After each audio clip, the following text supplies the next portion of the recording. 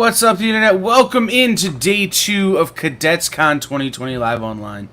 I'm your host, Kyle, joined as always by our wonderful co-hosts and artists. Right now we have Mike Travis, he's right there, and Sean Forney, he's right there because the camera's mirrored and I get it wrong every single time. And we can see Sean now. Hey! Woohoo! There's Sean right there. Directly below me. So guys, welcome into day 2. We've got a big day planned, but without further ado, I'm going to let you guys take over and talk about the really cool stuff Sean has to offer and his really cool projects. So, take it away, Mike. Thanks, Kyle. So I'm going to start off with all of the wonderful things that I can say about Sean, because it's very awkward to say these in person, but it's really easy to say them from the safety of behind a camera because I'm so introverted. So just a little bit about Sean. He is one of, and he and his wife are at the cons together a lot of times. Sean and his wife, Steph, are two of the kindest, most welcoming, friendly people you will meet on the con floor.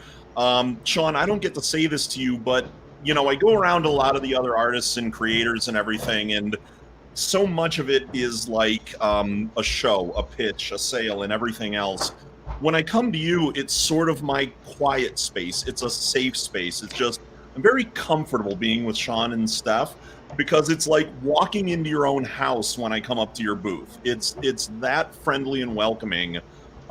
It's not a hard sell. You're usually working on a commission. Your art is hanging up behind you. If you're not there, Steph is. Obviously, as your wife, she's very knowledgeable about your stuff. And I want to let you guys know how much that's meant over the 5 years or more that I've been attending conventions now. You guys really are kind of a safe, welcoming space, and I want everybody else to know that about you guys first, because it really is a credit to who you are as an artist, who Steph is as your wife, and who you two are as a couple who attend the cons together. So I'm really excited for this opportunity to get to talk to you, because it's a nice way to start out in a very safe space for me again in my first day at Cadets Con. Mike, thanks so much. That means a lot. I mean, you're the first person to ever, put that forward and say that, so I truly appreciate that. For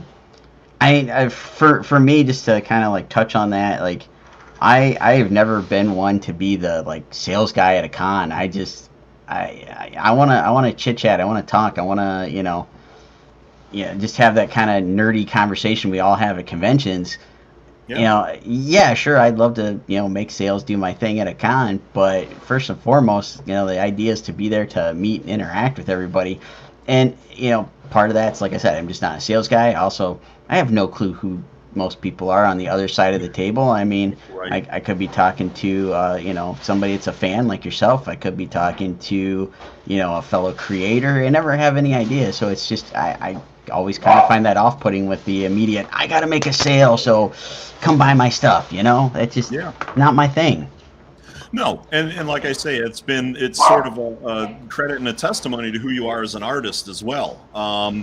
You've got a lot of projects right now going on. I've seen the work that you've been doing. I'm lucky enough to be a Facebook friend and fan, and why don't you start just sort of talking about some of the projects that you're working on in terms of comics first. Let's start there, because then we'll get into the stuff that you're doing, your live streams that you've been doing now, and also commissions and everything that you have available as we move through the interview. But let's talk about the projects that are going on right now. Sure.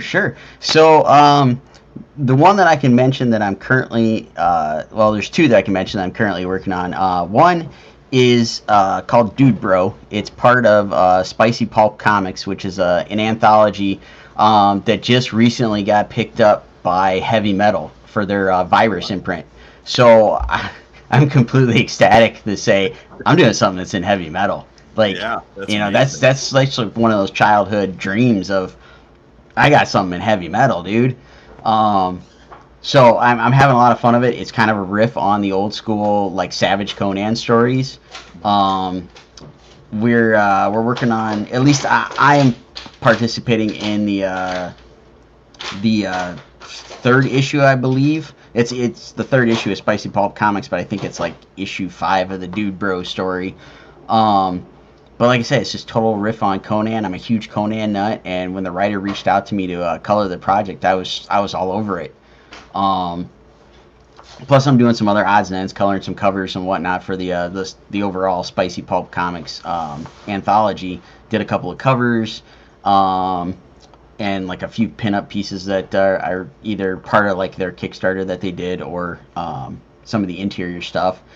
So that's one of the things I'm currently working on. Then I just started taking on a book called Megamorphosis that is it's available on Webtoons. So go to Webtoons, you search on Megamorphosis, should pop up. I've shared a couple links to it and whatnot so far. My first foray into doing a webcomic. Another project where I was invited in to color the project. First issue's out. We just started on the second issue, but a handful of pages into the second issue, it'll be like an every other month type of release. And I got a few other things up my sleeve that I can't quite mention yet, but some fun stuff. And recently, some stuff that was released. I've been very fortunate to get the opportunity to work with Brian Polito over at Coffin Comics, doing some stuff on Lady Death. And then what you can see on the other view here is, I've got my creator-owned property that we've been working on. Again, super fortunate to get the chance to work with Murat Michaels on like pretty much everything the guy does. Plus, I also get the opportunity because these are like my covers where I've gotten the chance to do my variants, my exclusives, and whatnot for his properties. Outside of just the stuff that he brings me on to do. And just the other odds and end things that pop up here and there that I get the chance to participate in. Yeah, and that's the stuff that people have you doing. The coronavirus has made things very interesting for artists. Yes. And I've become more and more aware through the opportunities to talk with all of you, and you're finding all of these other streams. So on top of streams for revenue, I should say. So on top of the books that you're doing for others, your creator-owned books that you've got there, as you said, you've dabbled in other areas now, and one of those was doing some live streams of your artwork. So talk to me about what got you to that and how that's been going for you. So what got me into doing it is like back, I want to say like 2015 or so, I was introduced to Twitch and the whole live stream idea. And I was like, okay, I'm going to give this a shot. I think this would be kind of cool to try to interact with people because, my daily work schedule is me sitting in my studio. If my dog feels like coming in and paying some attention to me and not barking at things outside the window, he's in here with me. But, for the most part, it's pretty solitary. So I started out the idea, I thought stream, get it to interact with folks and whatnot. And I kept it up for a good couple of months. But I found at the time the software that was available to me and what I had as far as a computer and whatnot, trying to stream while working in a pretty intensive system of using Photoshop plus trying to stream all at the same time, it puts a lot of wear and tear on a computer. And I kind of fried the one that I was working on at the time. Oh man. So I kind of set it aside because it was I spent quite a good chunk of money buying a brand new machine to work on, and I'm like, I'm not trying that again because the stuff that was available to me at the time just didn't make sense to try to go through that all over again. And I would do the rare occasional live stream on Facebook while working on a sketch or something during the day. And then like fast forward a couple years later, I was introduced, and I'll give a big shout out to both Murat Michaels and Steve McDonald, because Murat introduced me to Steve McDonald, who has his own collection group, and he does like kind of facilitating a lot of stuff at conventions where he'll go and pick up artwork or comic books or whatnot for somebody that can't make it across the country to get to a con. He's the guy that shows up and he's like, I need this, this, and this for this guy, and I'm shipping it off, blah, blah, blah. And so what Steve would do is he would come sit at the table and do a Facebook live stream and sell stuff at the con, live from my table. And I was like, mind blown. Like, whoa, This is a possibility. So since doing that, that was probably like 3, maybe 4 years ago now. We started doing that a little bit at cons, and so all this stuff kind of compiled, and I started seeing some friends trying to get on more frequently. And I was like, why don't I try to do this a little bit more with everything going on? Because we made it to C2E2 back in February, and then here on out everything's been canceled. Yeah. And I do count quite a bit on the income coming in from doing conventions and whatnot. So it's like, what can I do to, try to build on those ideas and get the word out about what I'm doing. So it started simply as, again, I'd like to have some interaction while I'm working during the day. So it's like, well, I'll try doing some sketches in the morning and put those on camera. And I'll do a quick shout out, say, hey, Amanda, how's it going? So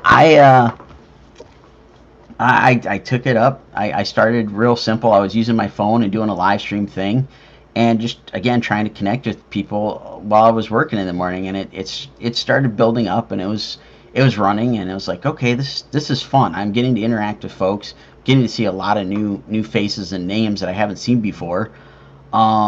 And I did that for probably a good couple of weeks. And friends of mine who have a podcast called Odd Musings, they invited me on to do their podcast. And it's like, well, with everything going on, we'd normally be in studio. We can't do that right now. But we found this thing called StreamYard. And I'd heard a little bit about StreamYard through stuff I listened to while I worked during the day. And they were like, yeah, come on, check it out. And so they invited me on, did the podcast with them. And I'm like, this thing is brilliant. I was like, I don't have to worry about that wear and tear on the computer and yada, yada, yada.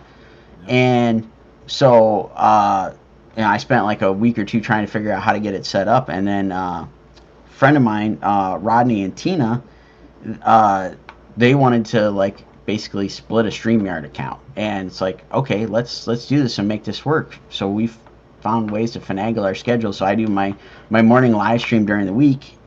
And we started up having fun on Thursdays and Friday nights, 8 o'clock. We jump on there. Sometimes we bring a guest on to draw with us. We draw. We sit there and talk all sorts of nerdy stuff. Just talk shop, talk about, what happened at this con or that con, the old war stories. Yeah. And we have a ball. We sit there and we goof around. We get, hopefully, most of the time we'll get, people coming in and chiming in with, yeah, this one time at a con I did this, or, I love this book or love that book or, whatnot. And we just, we just have some fun and just hang out. And here recently, we started it this past Thursday. We're now doing this thing. We go live, we get on for about 5 minutes or so, wait till the audience kind of trickles in, and we do a sketch off. We predetermine a couple of characters, and because we call it Thursday night throwdown and Friday night draw, playing on the wrestling theme, and we just kind of like duke it out with pencils on paper and draw a couple characters. And it came about because we kept asking folks folks kept asking us, like, the pieces we were working on, if they could buy them. More often than not, we were working on pieces that were already sold to somebody else.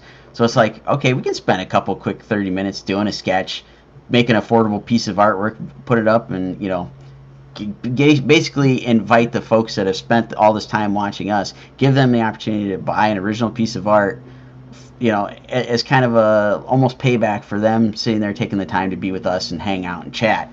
And the first 2 times we've done it, it's gone off pretty well, so we're going to keep trying to build upon that, have some fun, and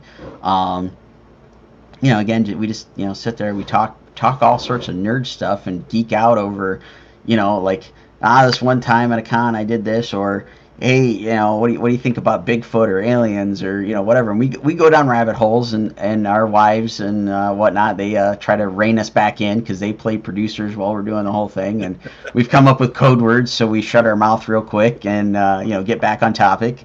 But it's been a lot of fun. Yeah, it sounds awesome, man. And for anybody who's listening and is interested, all of those links for Sean's stuff, the show, his commissions, everything else, all of his social sites and everything, all of those links are up on cadetscon.com under the Cadets Con links. So at any time, hopefully you'll do it after the interview, you can go and check all of Sean's stuff out. So that's really cool that you're doing that. I didn't even know that you were into all of that aspect of it. I've caught the Facebook live streams where I can watch you live sketch. And I think that's one of the neatest things for me. You know, my dad was an architect, so I watched Dad at his drafting table growing up, and you know, moving things around and drawing, and a building would come to life. Oh yeah. You bring beloved characters to life on your table, on your sketch pad, and everything is really cool for me. It takes me right back to my childhood and everything, and being around people who could draw, not being one of them myself. I didn't get Dad's art talent. So I've always appreciated artists just because of that. There is such a skill and talent to it in whatever end of the arts you're in.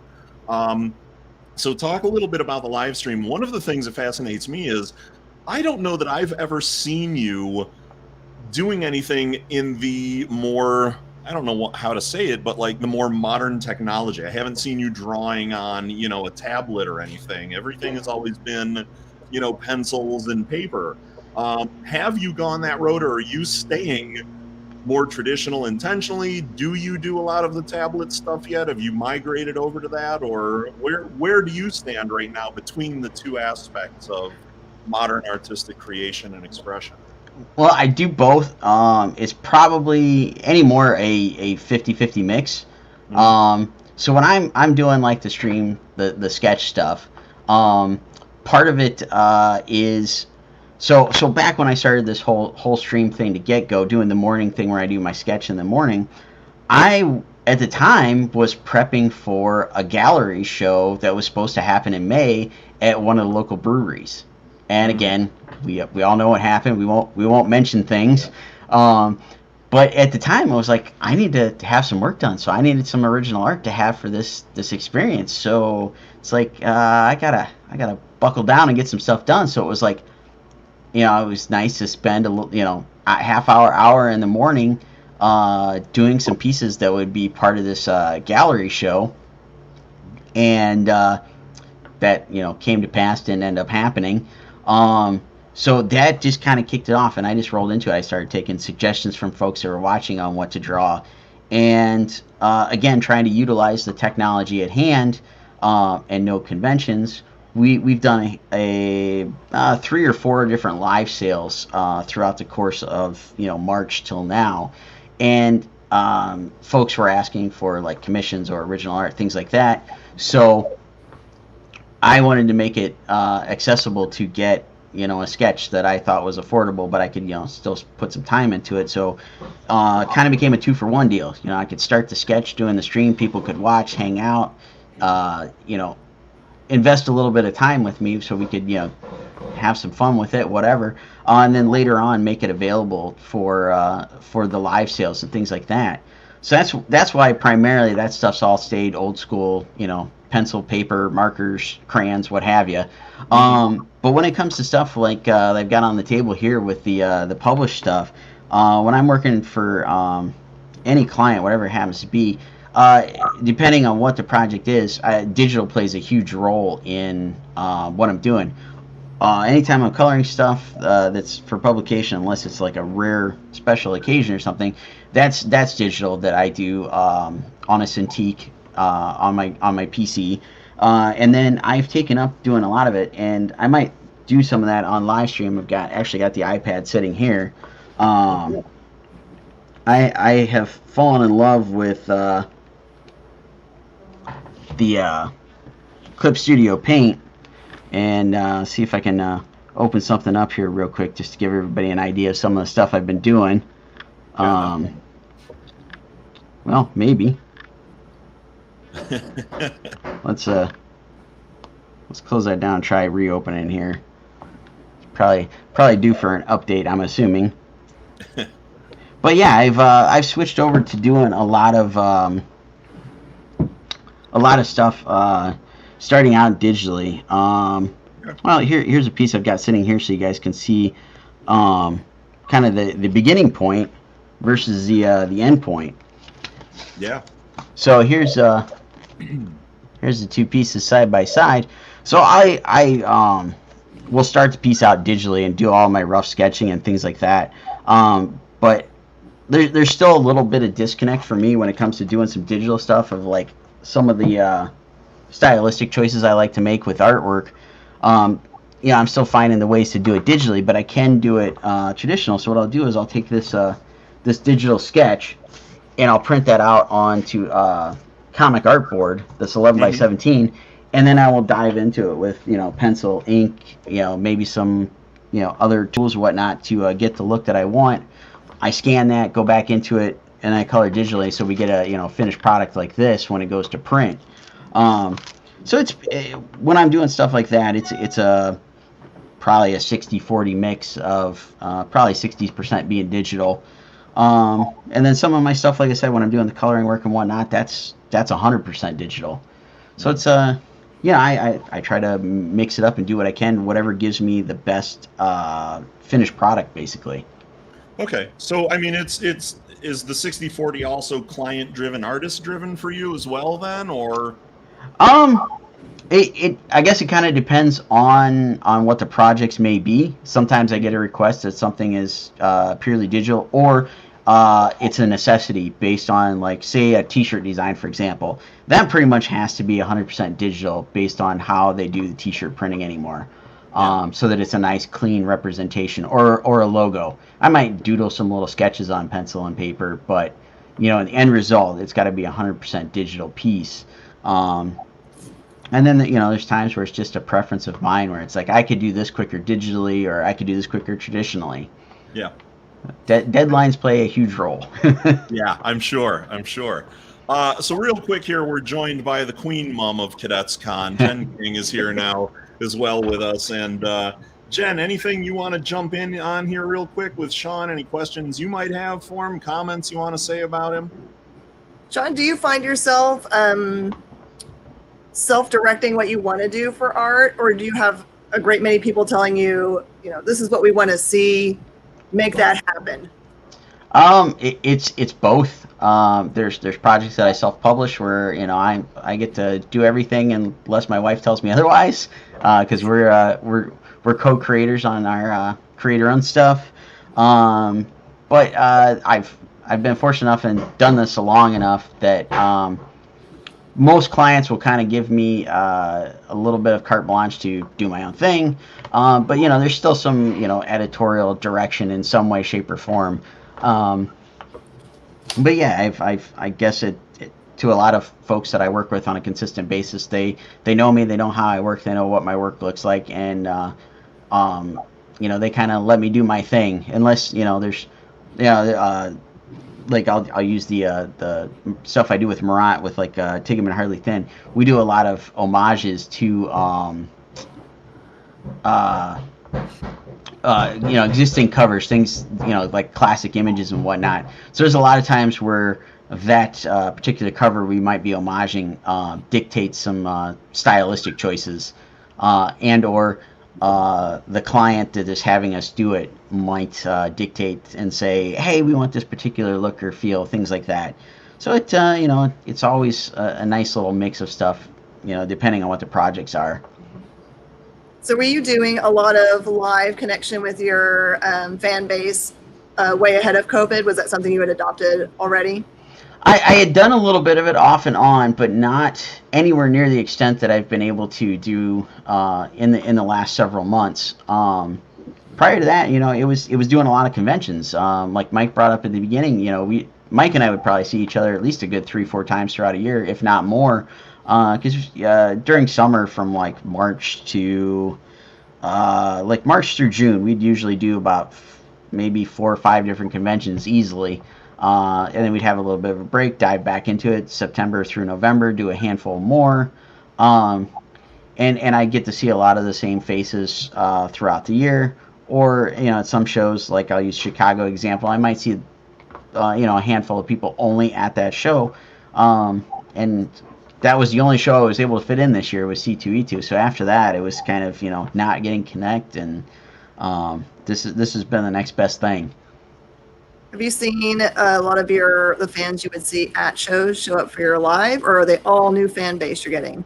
I'm getting a really good mix of both. I'm seeing a lot of guys that have followed me through a lot of this stuff that'll tune in, and then I'm seeing a lot of new faces that popped in, and what was really cool was yesterday I was speaking to one of these folks that have just started tuning in and watching me, and his experience was, I used to collect comic books, several years back, but got out of it, haven't been into it, and then I saw all you artists doing this stuff, and it's like it just brought it all back, and it's like now I'm hooked. I've got to do this, and my 7-year-old is watching along and wants to follow along with drawing and all this kind of stuff, and I mean that's amazing, and that was like probably the second or third time in the span of a week I had heard somebody say that exact same thing, and that just means the world. I mean, just seeing that, that's hitting people, and actually chiming in the comments is Danny. Danny's one of those people that told me that exact statement, that he and his kids have joined in, just watching, hanging out, having fun, and the kids have gotten so much into it that's made him dive into it so much more. So it's just, hearing things like that, seeing that, making those connections, it's fantastic. Do you find yourself doing any mentoring of people directly about like people are interested in entering the industry, or is that something that you find yourself with a proclivity toward? I like it. I haven't done so much of it here lately. I haven't had like requests or anybody asking to do anything like that. But over the course of probably the last 8 years, I've had 3 or 4 different kids that have been going to college or in high school that had the opportunity. They were able to do like an internship, and they've come and worked with me in the studio for like a semester or so. And I really enjoy doing that. And I do get the occasional, somebody that wants to get into doing this kind of stuff will, shoot me messages. I try to give them, anything that might help them, on that path or whatnot. But it is something I like doing. Just haven't had many opportunities placed in front of me to do it. Do you find any like stylistic or any kind of big changes that you've had a chance to focus on since you've been kind of allowed to hyper focus? Is there anything that's been a big change about what you do? Not so much. It's kind of just been doing my thing, and thankfully, a lot of people have hit me up for various projects that have kind of kicked off due to everything that happened. I was very worried at the beginning because I had one project that got put to the side, and understandably so, and another one that kind of had to wait on the fence. So then I was sitting there scrambling, and that's what brought a lot of this stuff into my right in front of me, of like, okay, well, how can I do this? How can I utilize these things? And thankfully, like I said, a lot of projects have picked up, so it hasn't really allowed me time to kind of dive in and do my own thing. So I do have the itch going on of like, just as like before any of this started, I had really tried to dive back into painting quite a bit, and so I've got that itch of trying to work in painting or wherever I can on different projects and things. Did you find a lot of pencil down statements, or did the people you're working with just say just keep working steadily, or so many self projects that didn't matter? There was one, like I said, one project that had to be set aside, and it was due to a variation of circumstances. So I had that happen. I had another one that was just kind of like, hey, I need to take a break just to make sure that I can keep this project going. And then everybody else kind of, like I said, just kind of dove in, and it's like, hey, we've got the opportunity to do this. Let's dive in and do it. And one of the great examples is this Tigumverse book. We knocked out the entire book in April. We I want to say in a span of about 2.5 weeks, we knocked out the entire book.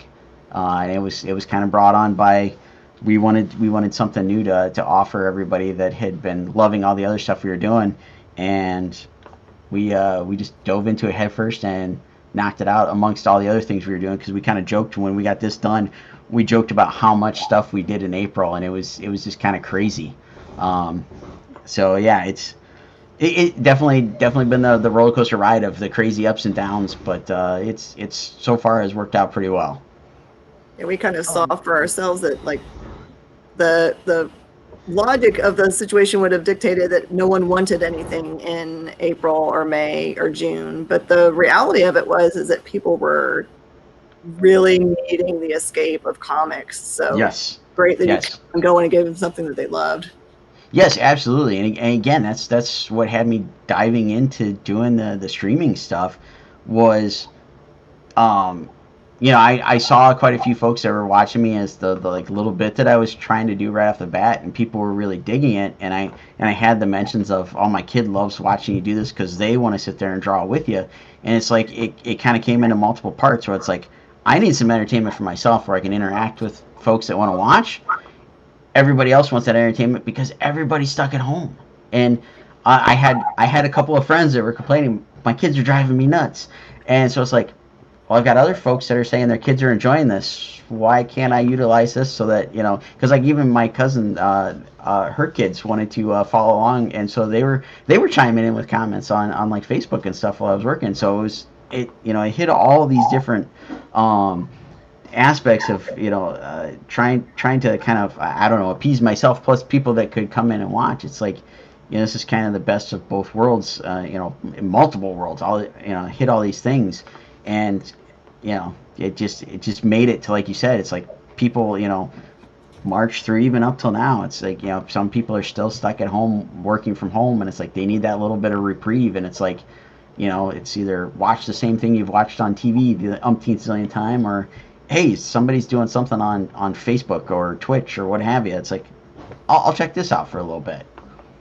Do the kids seem to have a favorite character of yours that they request over and over?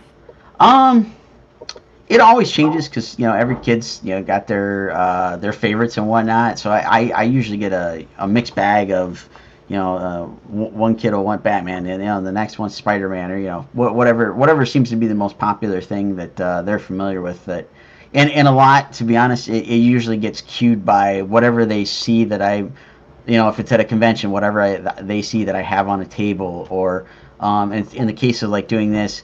It might be, they saw me the day before working on this, and they're like, oh, can you draw that thing? Or, whatever.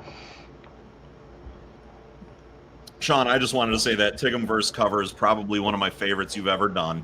Thank you. I absolutely loved it when I saw you put it up on Facebook, and unfortunately, I don't have the money to buy all of them, but I'm sure the time will come when I'm able to have it and reach out to you and grab a copy or something. Beyond all the artwork and everything else that you do, I just wanted to bring up one of the cool things that you and I got to be a part of that is a little outside of your usual artistic realm. I remember sort of the discomfort that went along with all of us in doing this, but for those who don't know, Sean and I were a part of a Masters of the Universe group at Columbus, a different con. And we ended up taking home. Did we get best group or best in show? Best group, and I was so upset we were denied best in show because most of the judges wanted to give us that, but there was some politics involved. There was. So Sean in this group was Ram Man. I was Beast Man. Our dearly departed friend Rick Marola got to be He-Man. And there were 14 of us in this Masters of the Universe group, and Sean's Ram Man costume was probably one of the greatest I think I've ever seen and will probably ever see. I don't know that anyone else will do Ram Man but Sean Forney. But off the page, Sean, how was that for you, bringing that together and tying into the group of us for a guy who we just sort of plucked from a table to join us? How was that for you? There are so many things running through my head that I got to try to get out because of that particular event. So it's all Rick's fault, like you mentioned. Yeah. And actually, he put it back on me because Rick and I were having like a Facebook conversation of some sort. I don't remember what it was. And He-Man came up, and I sent him a picture of the new Sideshow statue that had come out like a month or two before that I saw at Comic-Con. Mm. And he was like, we should totally do a He-Man group. And I said, if you do a He-Man group, that is the one thing that I will try to dive in and do something. And my specification was, I'm just not doing Orko. Yeah. And I see comments showing up, and there are pictures on Facebook. So I will try to get that shared. I gotta dig through and find that, because I think that was what was that, 2015, 2016, somewhere in that Yeah, ballpark, something maybe. like that. Those pictures, like a month or two ago, just started coming up Yes. again in Facebook memories for me. So you probably saw them as well. Yes, Yeah. yes, because so what happened was, like I said, I gotta blame our buddy Rick. So when this whole thing happened, and Steph just chimed in, I gotta also blame Jeremy and Mally. Mhm. So gotta do a little bit of backstory. I'll try to make this quick. It was December. We literally went and picked up Indy. We got him from the place we picked him up from. We came home. We stayed home with him for about 2 hours, and then we had to go meet Rick and Jeremy and Mally for dinner down in Columbus. And we met them for dinner, and we was like, okay, we got to make this quick. We just got a puppy. We got to get back home. And the whole conversation came up about the costume thing. And Jeremy secretively is just sitting there, just poking the bear, basically. Yeah. And he's like, yeah, you should focus on doing this. I'm like, but this helmet and this chest piece is so ridiculous. Like, how the heck am I gonna make it? And I'm like freaking out, because I know in my head that the Wizard World show that we did that at was immediately after I got back home from San Diego. Yeah. And I'm like, I don't have time to like focus to do this whole thing. Yep. So Jeremy kept saying, well, just focus on, making this other stuff. Make the smaller stuff first. And I'm like, you're nuts, And we keep having this argument. And so he finally kind of like leans over to Rick, and he's like, should I tell him? And I'm like, all right, what do you got cooking up? Pulls out his phone, pulls up pictures, and he had made the helmet and the big armor piece for the top of it. And I freaked out, because I just seeing the pictures, I was amazed by what he did to it. And I'm just like, holy crap, this is beautiful. Mm-hmm. So we got back home from dinner that night, and we made plans, because that was like early on in December. We knew we'd see them right around Christmas time, because we were going to go visit my folks, and my folks live pretty close to where Jeremy and Mally are. And I should give them a plug. Make sure you go check out Malme Studios and give them some love. So when we met up for dinner that night, they gave me the armor pieces and whatnot. So then we got to fast forward real quick to July, because I spent all my time focusing on getting everything ready to go to San Diego, which is just a brutal gauntlet to try to get through to get out there and do the stuff. That come back home. I take it back. I started like 2 days before we left. I finally finished up all my Comic-Con prep and whatnot. I started making all the little bits of the costume, the arm bracers, the belt, the tunic, blah, blah, blah. I started doing all this stuff, and then just had to leave it set for the week we were gone. We got back on, I think, Wednesday, finished everything by Friday, and then we did the contest on Saturday. Yeah. And I was still jet lagged. I was miserable at that con. We all were. I was up at Rick's house. I got in on like Thursday or Friday night in Columbus down at Rick's place, and had to build the entire harness for my Beastman. Oh yeah. That put shoulders up to like here with my head in the middle of them, and the horns and the fur. Oh, it was ridiculous, but so much fun. Such a great win. What an honor to be a part of that group. And Rick was that guy who got all of us together and was crazy enough to think that we could do it, and then prove to us all that we could. So he's very much missed, but I don't think his spirit's gone. I mean, with you talking about and Jen bringing up all the things that you've continued to do, who thought we'd be able to do so much during this coronavirus pandemic? We all thought we were going to be on lockdown, and here we are, all of us staying so busy, finding ways to create and stream and bring in the revenue and everything else. And when there's nothing else out there, there's still art, which is amazing to me, and people are anxious to get their hands on it and become a part of it. So it's really great.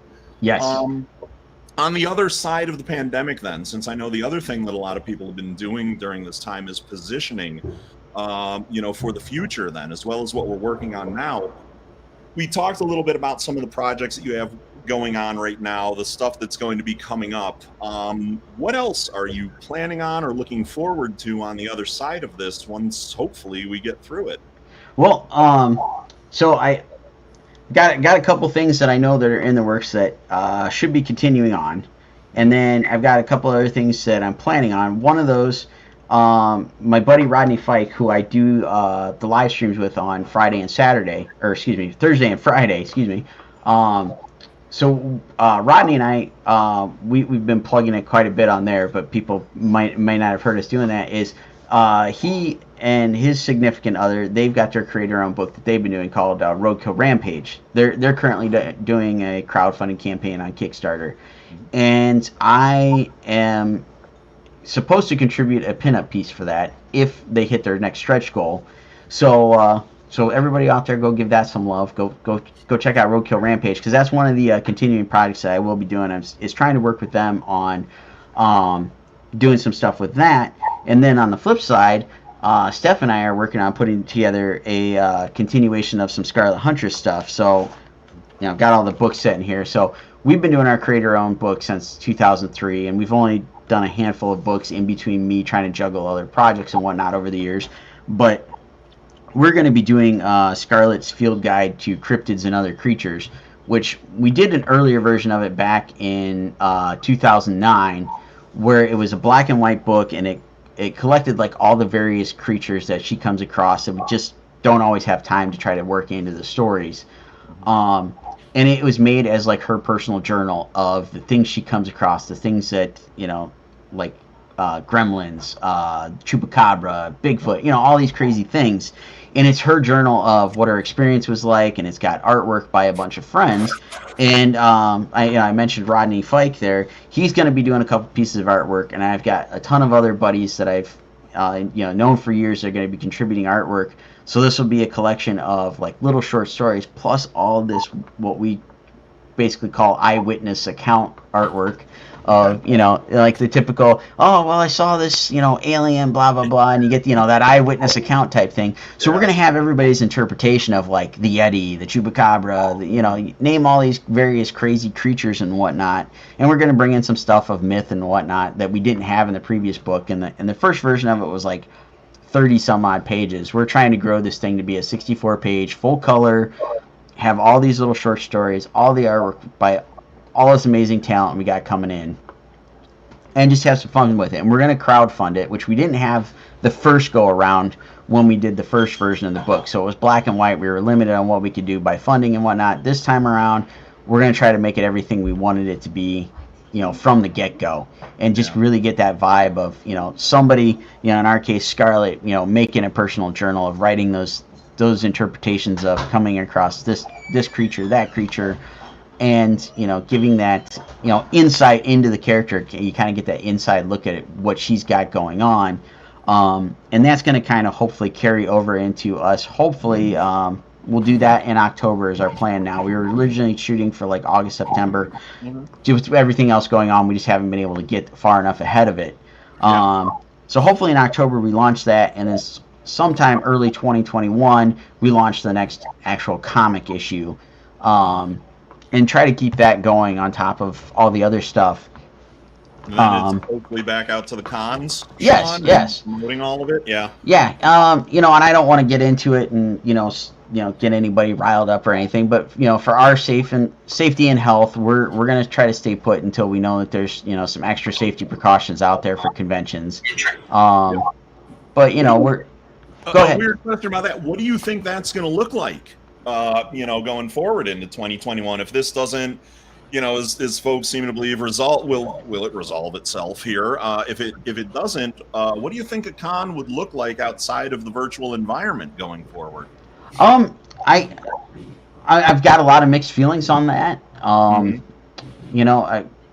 Comic book conventions are their own animal, as we all know. We've all been to them. We've all seen. It's not one particular group, and you can pick from any type of group you want of the socio-economic blah blah blah, all that kind of craziness. Right. It draws from everywhere. So I think you're gonna get a little mix of a little bit of everything at cons, but I think unfortunately you're more so gonna get a lot of, because I know a lot of creators like myself have decided until we know, it's a little bit safer to get out there and go to a con, we're not planning on attending. So I think, unfortunately, that's going to have some fallout of you won't see as big a numbers of fans going to the show because their particular favorite guest or whatever it happens to be won't be there. So, and I've even talked to convention promoters, and we had a really great conversation on one of our live streams a couple weeks back because I had Jesse Noble from Gem City Comic Con come on, and a lot of the folks that watch us when we do these live streams, they wanted to know because they're all itching to get out to go to a con, which I totally understand. I miss seeing a lot of my friends. I want to get out and go do them, but I want to make sure we can be safe about it because all the stuff that comes with the underlying health issues, blah blah blah, all that stuff. Right. I don't even want to try to dive into that mess. And I'll just put out there that like how many of us go to a convention and end up with the con crud after the con's over. Absolutely. And when we got all this other stuff floating around, I'm gonna play a little extra cautious, and so be it. Yeah. I wanna do what's right for Steph and I. And I know I'm probably gonna let down a few folks, but I'm hoping by doing all this, those folks that I might be letting down by not getting to see in person, hopefully they know they can reach out to me in various other fashions to fulfill whatever type of thing it is, whether they wanted a piece of artwork or a book or what have you. I'm trying to make myself available in other ways so that those fans that can't see me in person, we can do something virtually and hopefully meet that need or whatever you want to call it, so that they're not feeling left out. Yeah, and I'm sure everybody can appreciate that about you. I know that I do. My safety was always at the forefront. The last con I got to attend was up in Michigan. I did Astronomicon with some friends up there, and since then, everyone, despite the issues that folks may be having with finding their audience virtually, they're fine with staying locked down and reaching out via crowdfunding, via Kickstarter, via online stuff. And everyone, at least from what I've seen, my circle of friends, you included, everybody seems to be doing okay. As you've mentioned, losing sort of the con atmosphere and everything, and that bigger audience has obviously put a strain on things, but everyone's finding a way, and that's really great. Yes, Steph and Skip. Yes. These virtual ones are a lot of fun, and a great way to be able to interact with the people and get to speak in the comments about the things that you guys care about and say hi. You were talking about some of the people that from cons and everything. We're getting near the end of our time here, and I don't want to cut Jen off. I'm sure she has a few more questions for you as well. I just want to say a personal thank you for allowing me to meet Erica Fett through you. I remember when Erica was at your table at the one con and everything and was kind of barking for the Sean Forney artwork and creativity. So you've had an opportunity to collaborate with other artists in other areas, Suicide Girls, cosplayers, everything else. Is there more of that coming for Sean Forney? Any other collabs that you can see in the future? Is anybody reaching out for stuff like that? Would you like for them to be doing that? Where's the future in that, maybe, do you think? Is there a future in that? All the above. And like, I miss Erica. I haven't got to see her in quite a while because, both of our schedules have just been absolutely crazy. And that was prior to any of this happening. Yeah. Yes, like I said, to everything you said there, I hope that people reach out. I want to try reaching out to try to do some more stuff like I've done in the past with things like that. Both, the aspect of like the cosplay as well as just fellow creators. I do know, like I already mentioned, Rodney Fike and I have some plans with like, some crossover stuff as far as like us jumping back and forth, doing some artwork for each other's projects. But I've also got some stuff in the works with my friend Jalen Warner and my friend Jay Fife. We've got some stuff planned with our creator-owned books that we want to do some like crossover material. They're also jumping in doing stuff for the Cryptid book that I mentioned. And there's some other things that hopefully will come into play. And I always welcome anybody to reach out. Like you mentioned, like I would love to be approached about doing some more stuff like that. I love working in just all various aspects of this stuff. I do do want to try to see it happen, and I don't know how to make it happen, but I would love to see something where I could get some people to cosplay Scarlet. So I, put that call out there. There we go. Jen's got the idea. Yeah, there you go. No, wait, up there. Yeah. There it is. I got to figure it out finally. There's Jen. So yeah, I love to see stuff like that happen. Because it's always fun to bring in kind of the other mediums into this one and see how it plays out. So yeah, I know there's some other stuff I've got on the horizon, and I'm looking forward to kind of expanding upon that. I do know that a couple of things are wrapping up as far as projects, and I know I've got some stuff continuing, but I always like to try to stay busy and like to try to dive into whatever other opportunities are out there. So I guess I gotta kind of start doing that researching, putting stuff out there here in the next couple of months to see what we got going. Well, I'm just going to suggest it, and she already seems to have offered, but maybe a in-store signing where Jen shows up as, Scarlet might be something you could be looking forward to when things are safer to get down to Houston, perhaps. Oh, that'd be awesome. Yeah. That'd be awesome. And Amanda just chimed in that Kyle's going to dress up as a werewolf, so there we go. Yeah. I've played a werewolf before, I'm just saying. All right. But I found... You might not know this, but I've competed in the San Diego Comic-Con Masquerade for the last 20 years. Oh, no kidding. That's awesome. You have some professionals on board then already, Sean. I think this is starting to take form. I found awesome, something right? the internet wants to see. Okay. Oh, did you find Ram Man? There we go. There it is. Look at that. And then here is the group shot. Ooh, went too many. So there's there we Sean, go. and you see this blonde right back here? That's orange. That's Mike. Yeah. That was an impressive group there. You've got, oh God, so many amazing cosplayers. The Skeletor was Paul Spencer, who won the $10,000 prize at the last Columbus Wizard World they were able to hold in a country very similar to that one. Morgan Durfee over here, Nightingale Vixen as Sorceress next to Orko. God, who else is in there? We had Triclops, we had She-Ra, we had Evil Lynn. You can see up front. There were so many. We had a Stratos. We had Attila, I think. Yeah. I think we had Attila. And it's 14 people, and trying to remember all the costumes is just crazy. But and then the artist from the He-Man cartoon, Tom King, is that his name? Yeah, they were at that convention. Yeah. And we all went to the table together to go see him, and he was just blown away. So that was really a really neat event.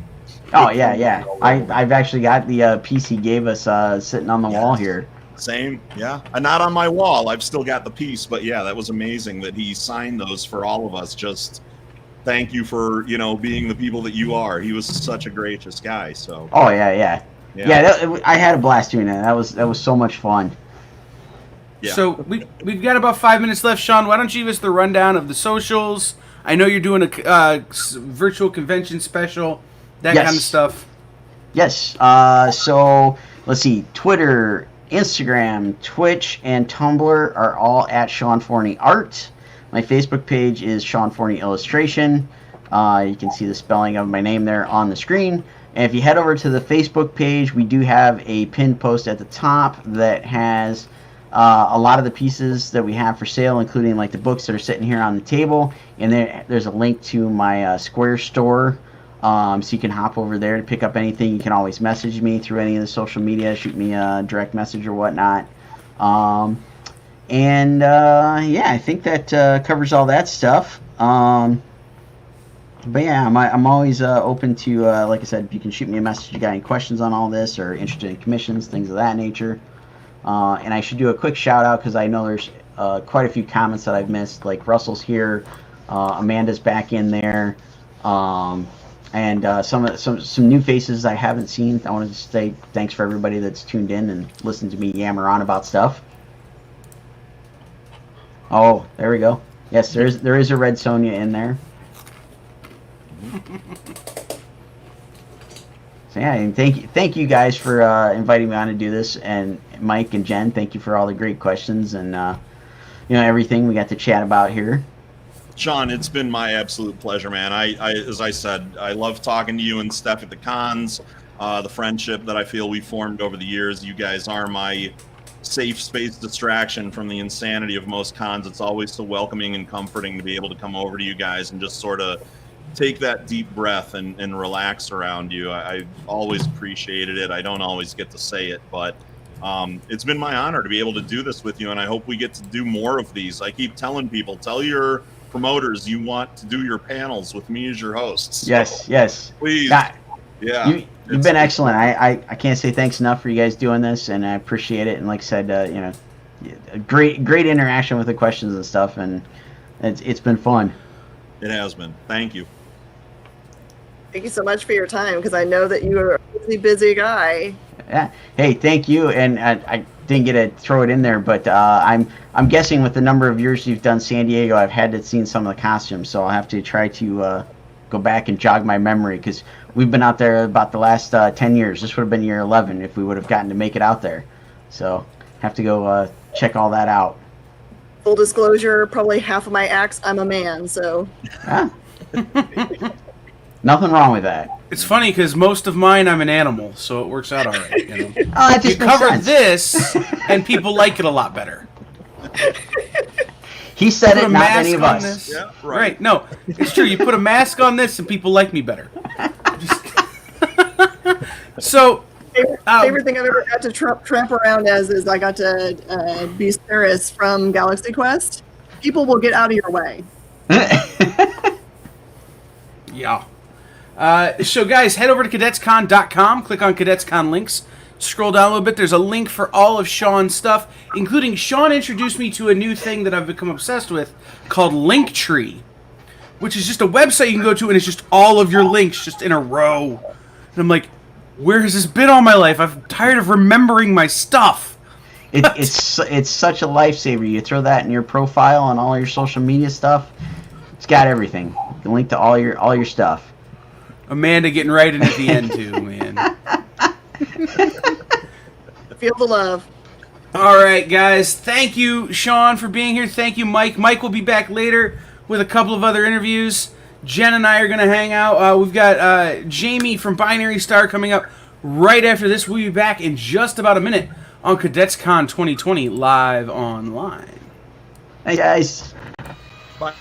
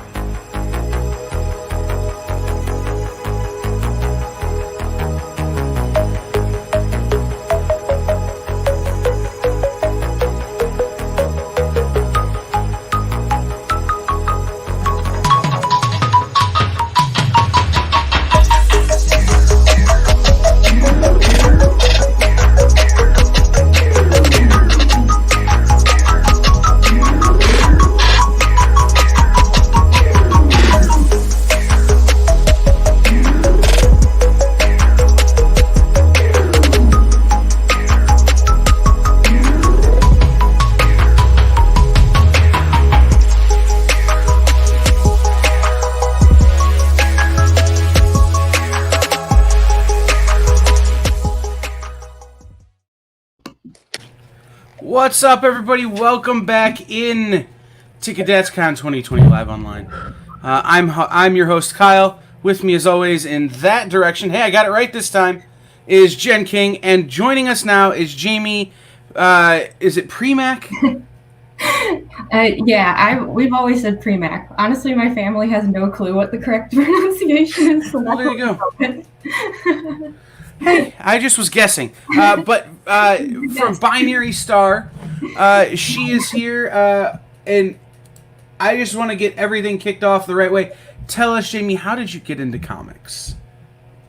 Boy, I don't know. I feel like it just like goes way back. My dad was like into comics. He was like was big into DC. Like he collected like Superman comics and stuff when he was a child. So I was like introduced to that at a pretty young age. And then I also had a lot of friends when I was growing up who were really into manga, Japanese comics. And so I was like really into that for a while. And I think that's when I started drawing more seriously. And then it all kind of like came back around again, where I started getting back into like Western comics. And then I became like really into like Marvel and DC and stuff, and now I'm like super into indie comics. So I've kind of like gone the whole range of genres. So and you don't know that I know this about you, but I know one of your teachers from the International School of Comics. I'm friends with Dan. Oh, so okay. Dan's amazing. Tell me about that, because I've never talked to anybody, one, who was Dan's student, because I don't believe he can teach, but two, knowing Dan, I think it's just him standing in front of you singing all day. But two, what is it like studying comics from people like Dan and Gene Ha and these guys who are actually making this stuff every day? It's been a very interesting experience because I was basically self-taught when it came to art. I wasn't like one of those people who like was taking art classes throughout like high school and stuff like that. So when I first joined the International School of Comics, and I was actually in their first class, like they'd never had a class before. At the beginning, it was just me and one other student, and then we started getting more. I thought I at least kind of knew what it meant to like learn to draw, but it turned out that like learning comics is actually kind of like a different thing. So like for example, like I know this applies to all art, but like I had no idea what perspective was. Like I know it sounds crazy, but like when they started explaining like, you know, you're gonna have to, you know, comics all take place in a real space. It's like a movie set. You know, you have to know how to draw things in a way that the eye sees is correct. But this was all news to me. I had never used like Photoshop, so I didn't know things like how to make word balloons and stuff. It's like a completely different art form, and so I was really lucky that I was able to learn a lot of this. You know, from people like Dan Doherty, Jill Thompson was one of my teachers, Douglas Plowba. So like, yeah, I kind of like learned from the best, I guess, which is good because I came into it like kind of seeming like I had no idea what I was doing compared to everyone else, which was true. But Dan is actually a great teacher. He's wonderful. He's the reason I know how to use like any Adobe programs. I was kidding. He's one of my best friends, and it's just one of those things that, you know, he always tells me, you know, I gotta like teach tomorrow, like because we're talking until like 2 a.m. or whatever on the internet, and I'm going, do you really? Yeah, I don't know how he does it. He's one of those people where it's like he has a band and he makes comics and then he teaches comics and then he's doing conventions and he's got 2 small children, and it's like, how? But like, right. I find it really inspirational. Like when I'm like, and he somehow manages to run a marathon every day. Like every day he runs outside, and I'm like, how is this possible? Right. But I try to apply that to my own life. I'm like, well, if Dan can do it, anyone can do it. Do we have things to say what would Dan do? We should have what would Dan do bracelets, yes. Oh yeah, honestly. I'll like put it on like my Fitbit. Like, what would Dan do? So I read Binary Star Volume 1. Man, when it came out, it was I picked it up. It might have been from Dan at a convention. But you have Volume 2 coming. Give people the pitch on Volume 1, and then tell us what we can expect in Volume 2. Okay, so Volume 1, I always like to say that the story is kind of like it's like Enemy Mine meets The Emperor's New Groove, because it's basically like, just imagine a scenario where a bounty hunter is going after an alien outlaw, and then they end up having to team up instead of like the bounty hunter just turning him in. and then shenanigans ensue. So it's got like a bit of that buddy cop feel to it. But yeah, like that's like the basic premise is just like, you know, when you have to work with your thank you. When you have to like team up with the enemy, that kind of story. But I think the thing that makes it kind of fun is that it's just like is that it's like a wacky space adventure. So like even though it sometimes has really serious subject matter, there's also like talking dogs and stuff. So but yeah, volume 1 collected chapters 1 through 5 because this is always run online as a webcomic series, even though I drew it like a printed book. And I was doing single issues, but then it seemed like there was enough demand to like make a trade book out of it. So that's why I did Kickstarter 2 years ago to collect volume 1, chapters 1 through 5. And now, a couple years later, we're doing a Kickstarter for volume 2, which we collect chapters 6 through 10, plus bonus content, of course. And I think that volume 2 is like really fun compared to volume 1. Like volume 1 is like really wacky. It actually, I should add a fun fact. Dan Doherty is kind of the reason Binary Star exists. Just give like a goofy little aside here, because you know he does the Beardo comics, and so he wanted us in the class to do like strip comics like that, like Sunday comics. So originally, Binary Star was actually like a slapstick strip comic of this like basically these various pratfalls of like when one bounty hunter is chasing an outlaw, but then every other bounty hunter is now coming for the same prize, and it just filled in ridiculousness. But then yeah, that got converted into like an actual comic. So thank you, Dan Doherty, for that one. And he encouraged me to turn it into a real comic too.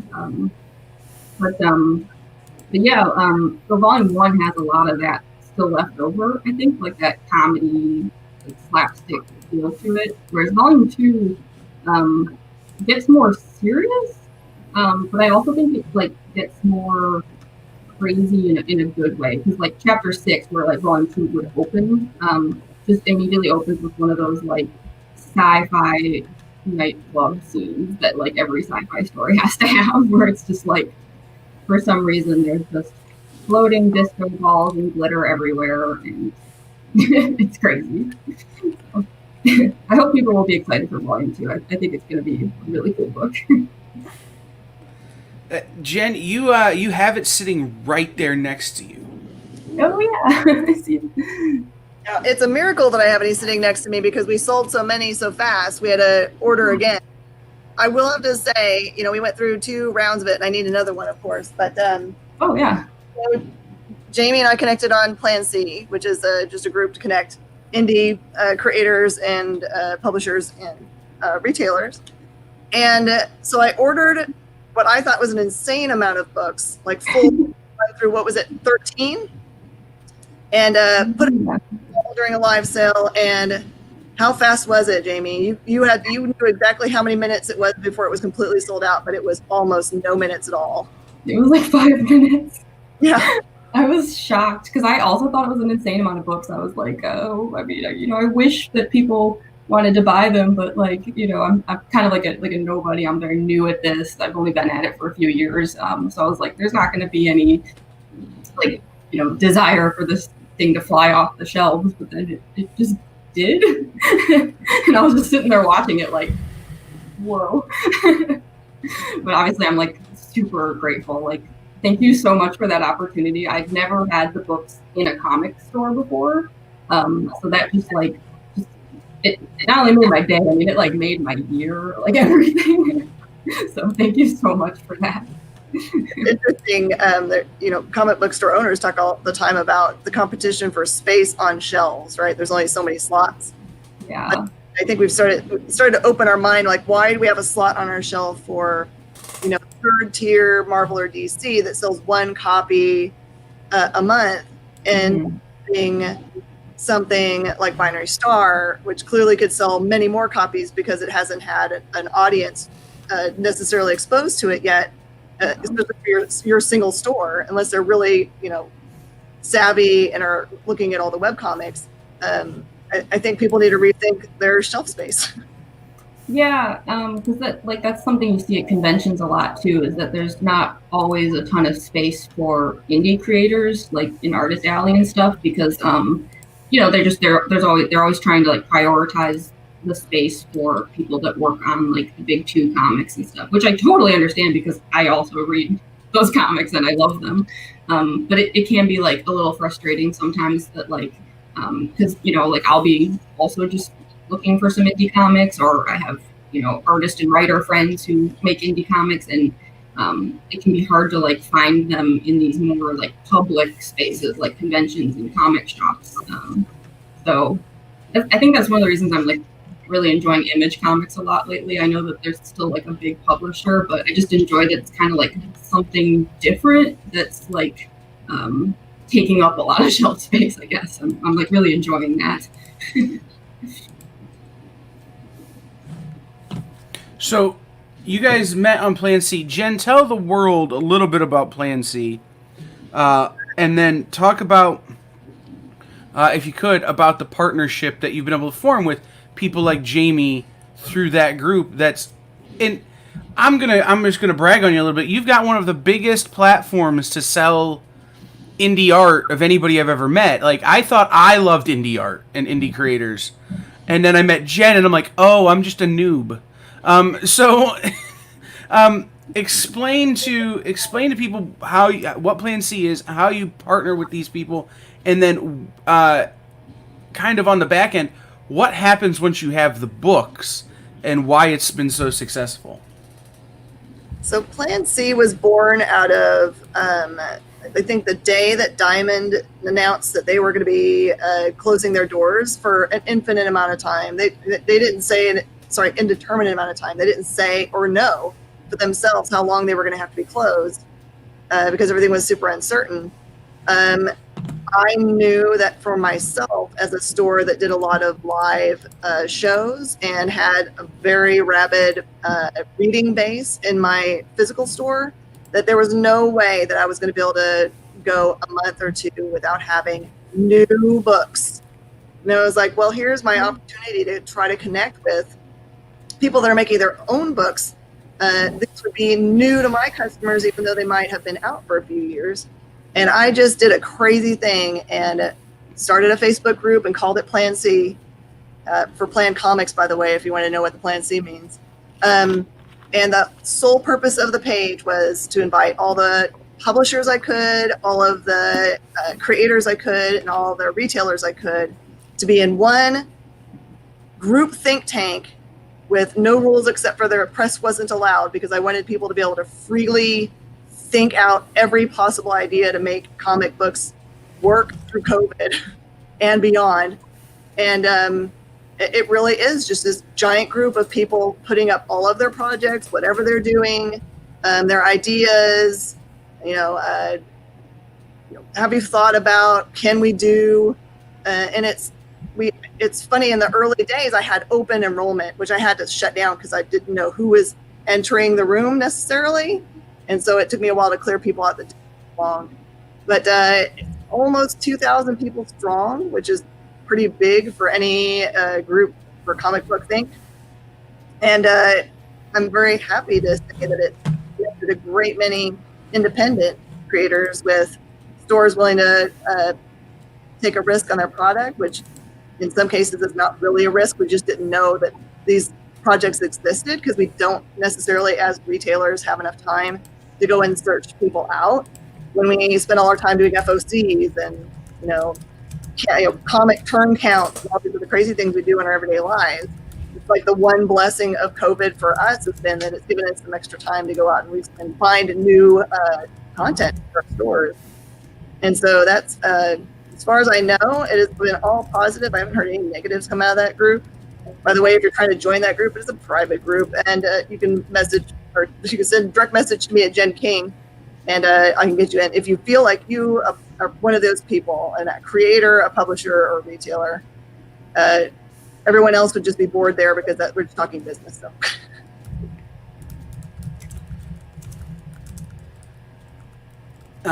So you go on there, and Jamie gets on there, and she posts up Binary Star, and you buy what you thought was a crazy amount of books, and what Jamie thought was a crazy amount of books, and then you sell a crazy amount of books. Then you have to order more books, and you sell all those, and now you're on your third. Jamie, what does that do for somebody like you who's relatively new? I mean, and you're probably hurting, not having conventions and stuff. And what does something like that, and knowing that people are still picking up the book, do for you and your creative drive? Does that influence you at all? It's definitely encouraged me to like work as much as possible. I was already that kind of person where like I was always like at home working constantly, but now there's like that feeling of like, first of all, I don't have an excuse, like I can't go out and stuff. So it's like, well, as long as I'm stuck in here, like make comics, make art. But yeah, there's also like this feeling of like you have to sort of pick up some slack. So you want to like make more things that people might want to buy in an online shop, or just do more promotion, because you're kind of losing that extra reach that you would get from doing the Comic-Con and the shows. The one thing that's a little frustrating though is just like, I feel like I'm able to pick up the slack as far as like my existing audience. Like I can, try to do as much extra work and put out as much content as I can for them. But like without conventions, I can't easily reach new people because I can't travel and stuff. Which is why like I'm so grateful for like opportunities where like I can have my book in a comic store. Like I'm in Chicago and you're all the way in Texas, because that's just something that I can't do for this entire year because of COVID.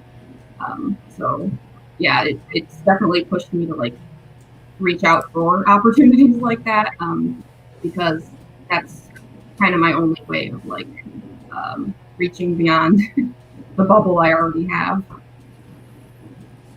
So guys, if you head over, that you were so surprised about how successful it sold. So successful. I was surprised that you didn't know that it was that good.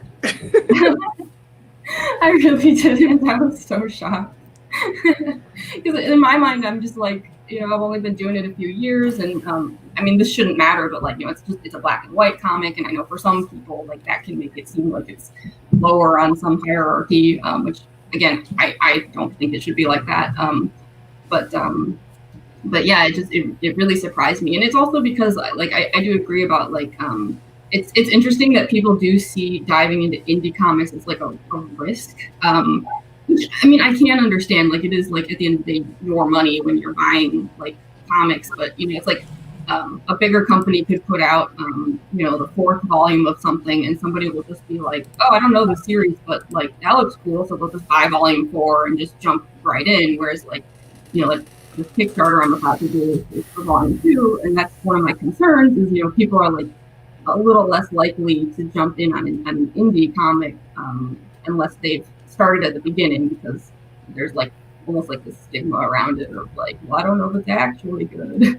So I think that's where like some of my surprise came from. It's like, oh, all these people like took a chance on this like black and white indie comic, and a lot of them, it wasn't even just like they grabbed volume 1 or like chapter 1. They bought like a bunch of single issues, which is a bigger risk. So I was really glad to see that. I mean, that's just awesome. There's if you head over to cadetscon.com and click on Cadets Con links and scroll down, there is a link on there to the preview of the Kickstarter for Binary Star Volume 2. Also links to social media for Jamie and Binary Star's page and all that kind of stuff. So you can go over there, you can follow it. That's another place other than Space Cadets where you can connect with Binary Star and with Jamie. As an independent creator, you have to work harder to get your name out there and get in front of people. What are some things that you've done that you feel have really paid off for you in doing that? I would say just grabbing every opportunity that you can, even if like sometimes it might seem like just like a small thing. Like I always say like you just you just never know what might come out of something further down the road. So like, you might do a small commission for somebody and then you don't even think about it again until that same person comes back and now they want an even bigger commission and now their friend wants a commission. Or like, I might go to a convention and it ends up being a really slow show and I feel like, oh, I don't know if I really reached out to many people here, but then, I suddenly start getting like messages from people who are like, oh, I saw you at that show. I loved your book. I just started reading the webcomic. So that's kind of been like just my way of doing this is just like, take every shot you can, grab every opportunity, try to find the silver lining. It seems like, you've never wasted your time, I guess is how I feel about it. Like you've never truly wasted your time. Because even if you like just got one new fan out of something like that still counts. So yeah, I've just tried to like, have a social media presence, which was like not easy for me. I'm actually like kind of a reclusive type. So that's been tricky for me, like learning to be more interactive. But I think it's great. Like it's fun. Yeah, I guess like just being available in general as an indie creator, I think is really important. Like you just always want to be creating content, like being on people's minds, going to as many shows as you can, like meeting as many people as you can. And yeah, just never assume that like something was a waste of time. I've had, certain opportunities come out of opportunities that I had, years ago where it's like, oh, I haven't heard from this person in years, but now they want me to like do some big project for them. So yeah, I would say it's easy for indie creators to get like a little like jaded sometimes, I think. And I just, it's like, I get it. Like it can be frustrating when you're at a show and you just can't seem to sell any comics and nobody's coming over, or you're putting stuff online and it's like nobody's looking at it. But at the end of the day, it's just like, if anything's wasting your time, being bitter and jaded, I think is wasting your time. So, yeah, I think indie creators need to just kind of like, keep their chins up and just keep trying, just keep making things. At the end of the day, if you've made something, you haven't failed. So one of the things I've been asking people about is their process, right? And you come at this a little bit different than just a tradition, someone who just writes or just draws. This whole thing comes out of your brain. So what comes first, the story or the art, or do they come together? And then how do you go about translating that onto a page? Yeah, so the story definitely came first in this case. I actually originally wanted to be a writer, like full time, because I just thought like my art wasn't like that great.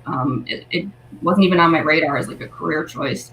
And so I had actually been working abroad for a while, and then I came back to the U.S. And I was looking to like maybe start a writing career, but it was difficult. And the whole time people kept saying like, you should do something with your art though. Like, why are you neglecting this one field? Which is when I started to realize like, oh, you know what combines writing and drawing comics? They're both. Why didn't I think of that sooner? So by that point I had already written like kind of like a book version of Binary Star, although it's like unrecognizable now from like what it's become. But that framework at least was there. Some of the like main characters had already existed in that version. So when it came time to like make a script, it wasn't as challenging as it could have been, just because at least I had something to work off of already. So I didn't have the whole script written. I'm not really like one of those types of creators where I need to know like exactly like beat for beat the whole story before I jump in. I feel like sometimes you need like a story to just kind of organically find itself as you go. But yeah, I definitely didn't start like drawing the comic or designing any of the characters until like at least a few chapters of the script were like pretty solidly prepared.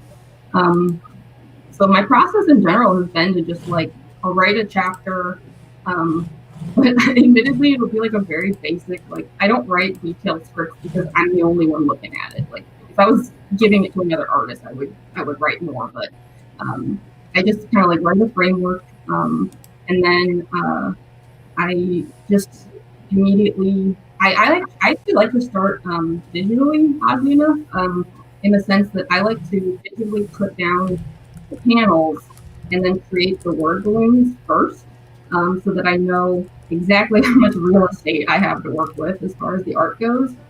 Because sometimes it's like, oh, I'll have written this particular page to have like 4 panels, but then when I actually lay it out, it's like a mess, and I'm like, this actually needs like 6 panels or something. And so once that's all figured out, then I just jump straight into the art. I don't thumbnail anymore. I just go straight into it. I'll have like some references pulled up for certain things, and yeah, I think because of the fact that Binary Storm's been a webcomic this whole time, even now, like this Kickstarter for Volume 2 is for chapters 6 through 10, but currently the webcomic I'm working on chapter 15. Like we're way ahead. But because of that, there is sort of this page by page feel to the process where I don't like write and draw a whole chapter at once. I'm kind of like working as the comic is uploading. So yeah, a lot of times it's like I'll do the like layout and draw and ink and then add the lettering to an entire page before I even move on to the next one. And by the time I'm done with that one, like the previous one is already online. So it can be a little bit of a grueling process. But yeah, Are you really doing practical art, or is it digital? It's all done traditionally. The only digital part is the lettering, because my handwriting is horrible. Because some people at the beginning were like, if you really want this to look indie, you should handwrite it, and I'm like, you don't want that, trust me. But yeah, everything else is done like on paper with pen and ink and all of that. I do it on like the comic board with the like border added. Yeah, I actually tried to go digital temporarily. Chapters like halfway through chapter 2 and then through chapter 5, I just wanted to try it because I was like, oh, it'll be faster. I can upload the webcomic faster digitally, which was true. Unfortunately, I just didn't enjoy it as much. And that's nothing against doing art digitally. Sometimes I'll do like digital paintings, but for some reason, just like the process of sketching and inking a comic in Photoshop was just like not enjoyable. It started to feel like I was like churning it out like a factory. And I asked some people, I was like, what do you guys think? Does it look different? And people were like, well, it's hard to tell that it's digital, but like there is a little bit of like a soul got lost in there somewhere. So by the time chapter 6 came around, I was like, I'm done with the digital thing. Like I want Binary Star to be a traditionally drawn comic, and I think that's why like volume 2, like chapters 6 through 10, like they look fun because I think I was just having fun. I was so glad to be like back to like hand drawing and inking. So yeah, the only part that's digital is the lettering. Your blacks are so good. Are you? So I dabbled in inking a little bit in the 90s. Are you a brush inker, pen inker, one of those pen brush inkers? What do you like? Yeah, I do a little bit of everything. When I first started out, I was definitely a like a brush inker, like India ink and brushes. With Binary Star though, because there's a lot of like strange little like sci-fi details and stuff, I started using a lot of microns to like really like get in there. So this drives people crazy when they watch me working, but I almost solely use the 005 micron, like the smallest possible one. Like people watching me work, it's like it fills them with rage. They're just like, why would you do this? But I don't know, it just became a thing of like, I can get these tiny little details, and then when I'm doing like thicker lines but still using that pen, now it's got like kind of like cool sketchy look because I have to keep like going back over it. So it's probably not the most like efficient way to get things done, but I like the way it looks. So yeah, I use a lot of micron pens, and then I do use like a Pentel brush pen for some of the like bigger areas, and a lot of that like star effect that I do, like that's like white ink with like a toothbrush. Like So I kind of will just use whatever I need at the time, and I just sort of adapt as I go. All those techniques are my favorite. Yeah, so fun. The star field. Mm-hmm. People are like, why do you do that effect so much? And I'm like, because it's really entertaining. Why change perfection? Had a good time. You have, there's a lot of negative space work in Binary Stars. There's a lot of, it's black, then it's bright white, and then you start to see the shapes more. Is that your style, or does that style come from that's how the best way you feel like the work should be? I think it's definitely my style. I don't entirely know where it came from, because even when I was first doing a lot of just like illustration instead of comics, it still had that vibe of like just tons and tons of black space. And I think it comes from like a combination of like, I don't know, like seeing like a lot of like, yeah, it's like those panels, like it's ink like on the paper, just like black.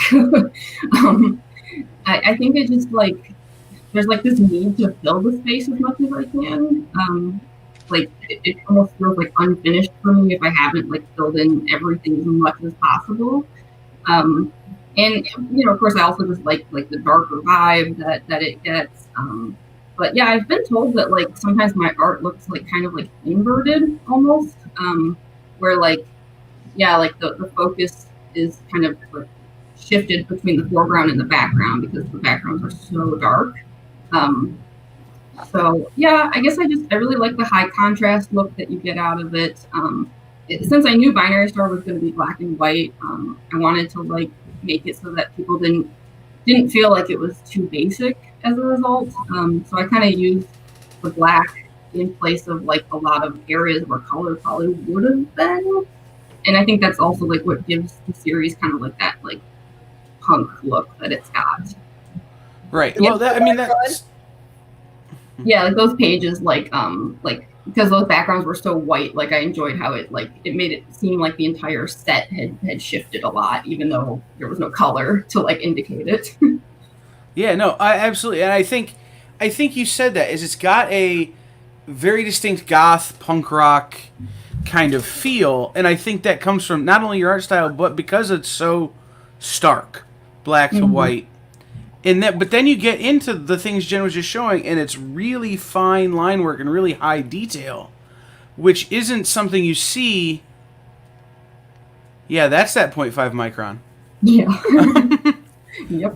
But that isn't something you see a lot of times in indie work, especially new indie work. Is a lot of times the detail comes later as they get more experience, but you started off with this really intricate work. How do you approach that part? Do you just go in and say, okay, I'm just gonna make this real detailed until I feel like it looks right, or do you do a pass and come back to it, and how do you approach that? Yeah, it's a little of both, I would say. Like I generally don't do thumbnails. There is a little bit of like a wing in it that kind of goes on with my art. So like recently I was working on this anthology and they wanted character sketches for me, and I had to like admit that I didn't have them because I just like went straight to the page and was like, I'll figure out what they look like as I go. Yeah, a lot of times like I'll have an idea in my head of like how I want like a background to look or like how a character should look. And as I'm working, I might start adding lots and lots of detail just because it feels right. But then yeah, sometimes I'll do that and then I come back and I'm like looking at the page and I'm like, this could have been more interesting though. So I'll add more detail back in, which I think is why like a lot of the characters just have like pretty pointless accessories and like jewelry and stuff, because it was just me kind of like looking back at it and being like, I'm bored, so I might as well make it just more to look at in general. You know, people don't look at a comic page for very long, so it's like I want them to kind of like get something out of it in that like 1 second that they're looking at it. And I think because I had a very like illustrative background, like that had a lot to do with it. Like I started mostly just doing illustrations, so I kind of approached comics the same way. So you've got your Binary Star Volume 2 Kickstarter coming out, and I'm looking at it, and it says Volume 2 plus Volume 1 second edition. So you're going back to press on Volume 1, huh? Yeah, it was a tough decision because, you know, from a money standpoint, it was going to like really raise the funding goal. But the reason I decided to do it is because in the first Kickstarter, you know, we printed tons and tons of paperback editions, and then there was only 100 copies of the hardcover, which had like this nice like foil on it. It was really cool. And I was just like, this is just like a limited thing. But to my surprise, they all sold like within like the first year. So, you know, I already had some people being like, oh, like, I'm kind of sad I missed out on getting a hardcover. You know, I wasn't around for the Kickstarter. Like, that's a shame. So when it came time to like be like, okay, we need to do another Kickstarter. We've got to get the second volume out. Like I realized, like, you know, people, you don't want to like gatekeep people out of a series. Like if they haven't read Volume 1, you want to make sure they have options in the Kickstarter to still get that book, so that they don't feel like they're just diving into Volume 2 of something. And I was like, man, like there's going to be options where they can get Volume 2 and I guess the paperback of Volume 1, but like that might annoy some people. Like I know I'm kind of like that. Like if I get the hardcover of the Volume 2 of something and I have no option to bundle that with a hardcover of the first one, I'm like, oh, like now they're gonna sit on my shelf looking uneven.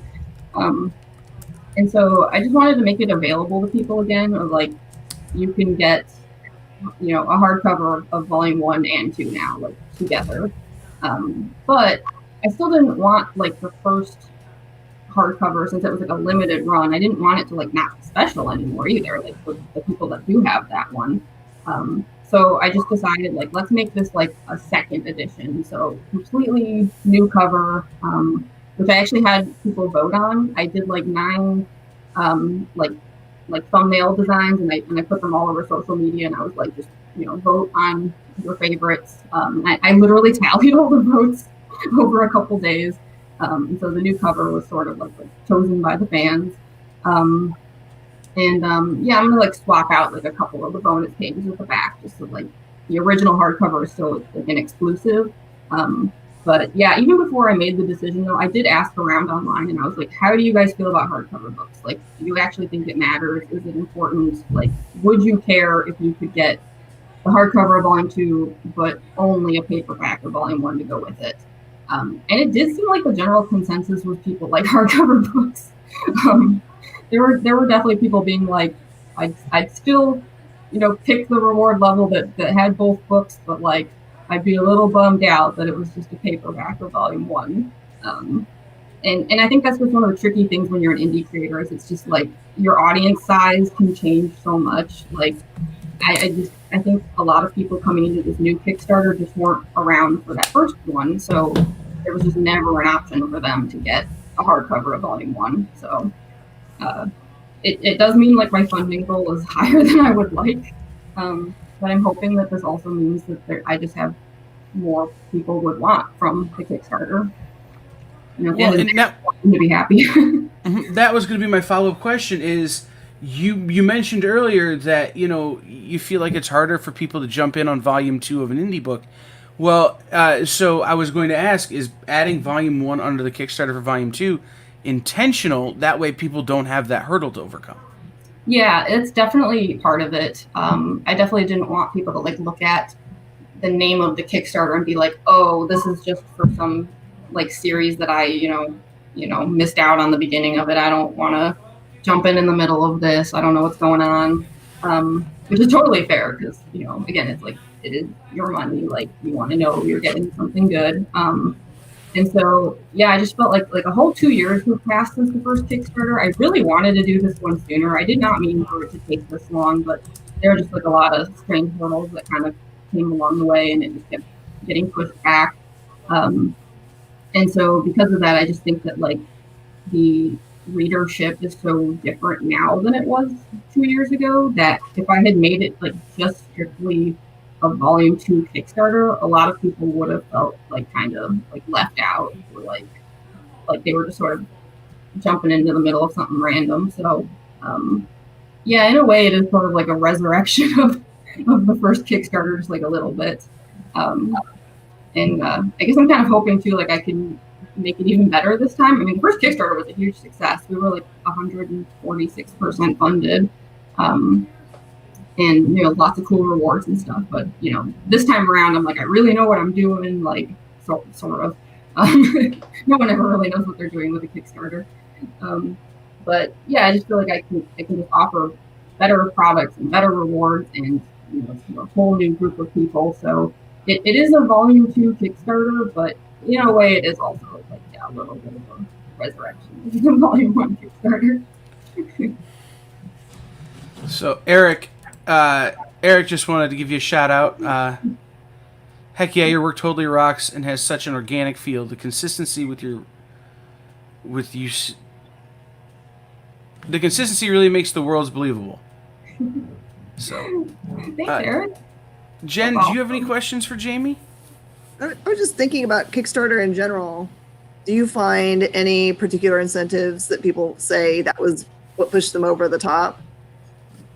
For me, it's always been commission-related things that like really draw people in. The last Kickstarter, I did this like character sketch level where it was limited to like I think 30 people could get like a hardcover book and a sketch, like an ink sketch of a character from the comic for only like $40 or something. Like it went like super fast within like a few days. Like it was gone. I even had somebody who like reached out to me and they were like, I can't pledge twice, but I wanted this for a friend. Like, could you just do like a little like extra sketch? And I was like, I gotcha. So that's been a big draw. So I'm definitely like including a bunch of reward levels like that in this new Kickstarter. There is like another character sketch. There's actually 2 levels for that one because I'm doing like an early bird version that's like a little bit discounted, and then after like 20 people, it's like you can still get it. It's just like a slightly like it's like $5 more. It's not even a big deal, but yeah, I'm not making it a fully limited thing because I kind of felt bad that after 30 people it got cut off, and it seemed like a lot of people were still interested in the sketches. Yeah, I included a lot more commission levels, including I'm actually offering commission levels in color this time, which was not at all available the first time. And I also have kind of a cool level where you can get any comic page, like the original page. So just, you can look through the whole archive of the comics, and if you're like, oh man, I really loved page 4 of chapter 6, like I'm like, it's yours. You can have the original. So I really push that outside of it, I guess. I mean, there's still like other like fun rewards like stickers and things like that, but the draw seems to be when people can get like original art from me, which I totally understand because I love getting original art from other creators too. How embarrassing if you have 2 people that want the same page. Do they have to like wrestle? Yeah, I actually make a mention of it in the reward description. I'm like, and if it happens that the page you want has been sold, like we'll try to get you your second choice. So I hope that doesn't happen. I'm hoping with like 15 chapters of material it won't happen, but it's always possible. That's really bad. Just as a reminder, guys, head over to cadetscon.com, click on the Cadets Con link or links tab, and scroll down a little bit. And there are the links to the preview of the Binary Star Kickstarter, where you can sign up to get alerted when it goes live, so you can be first. Everybody always wants to be first on people's Kickstarters. You can be first. Links to social media for Binary Star and to Jamie as well. Yeah, because that pre-launch page has that like notify me on launch button, so like you get like notified the second it goes live. Mm-hmm. And you're usually third. No matter how quick you are on the trigger, you're usually third. Yeah, it's amazing. Yeah, I don't know what happens. You always lose out to the person's mom and somebody else. So true. So, I like to ask people really random questions sometimes that they're not at all prepared to answer. So the first question I have for you is, if you could work on any existing comic property other than your own, what would you choose to work on? Oh boy, that's a tough one. Like any comic series at all? Anything. Oh, thanks, John. Gosh, there's so many of them. Well, I love Thor comics. I would like absolutely love to do like a short series of like any character from the entire like Thor pantheon for Marvel. Even the obscure ones. I would love to do some Thor work. And there's so many Image comics where like I'd love to do a variant cover for them. Like my favorite series right now is Glow. It's Greg Tokini's art. So it's like I wouldn't want to like take over because I love his art so much. So I'm like, man, I would still do like a variant cover for them. So yeah, that's a tough one because there's just so many comics. I'm like, I would love to get in on this. Okay, well, let's ask this question then. If you could work with anyone in the industry that you haven't worked with already, who would you pick?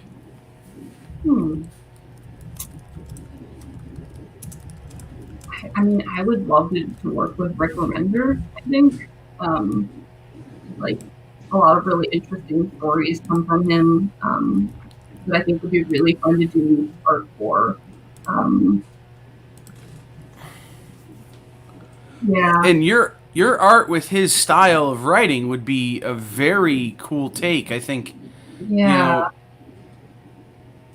He's kind of got on your Facebook. You describe yourself as a space goth, and he's kind of got that gothic. I think he's a low key goth as well. So yeah, I kind of feel that way. I think it would be a good fit. I really do. Yeah. I asked Declan yesterday, Declan Shelby, he's from Ireland, about his favorite Irish rock band. But I've been thinking about music and comics a lot more. So what do you, when you're working on your book, is there something you listen to? What do you put in while you're outputting your comic? I sometimes listen to music, and then sometimes I'll have like YouTube channels just running in the background. It kind of like depends on the sort of work that I'm doing. Like for example, if I'm like working on a script like on the computer, like I'll have like a YouTube channel pulled up because I can sort of be watching it as I'm working. But like if I'm working on paper, then I might just have music playing because I can't like look up to see anything. So yeah, I listen to a lot of like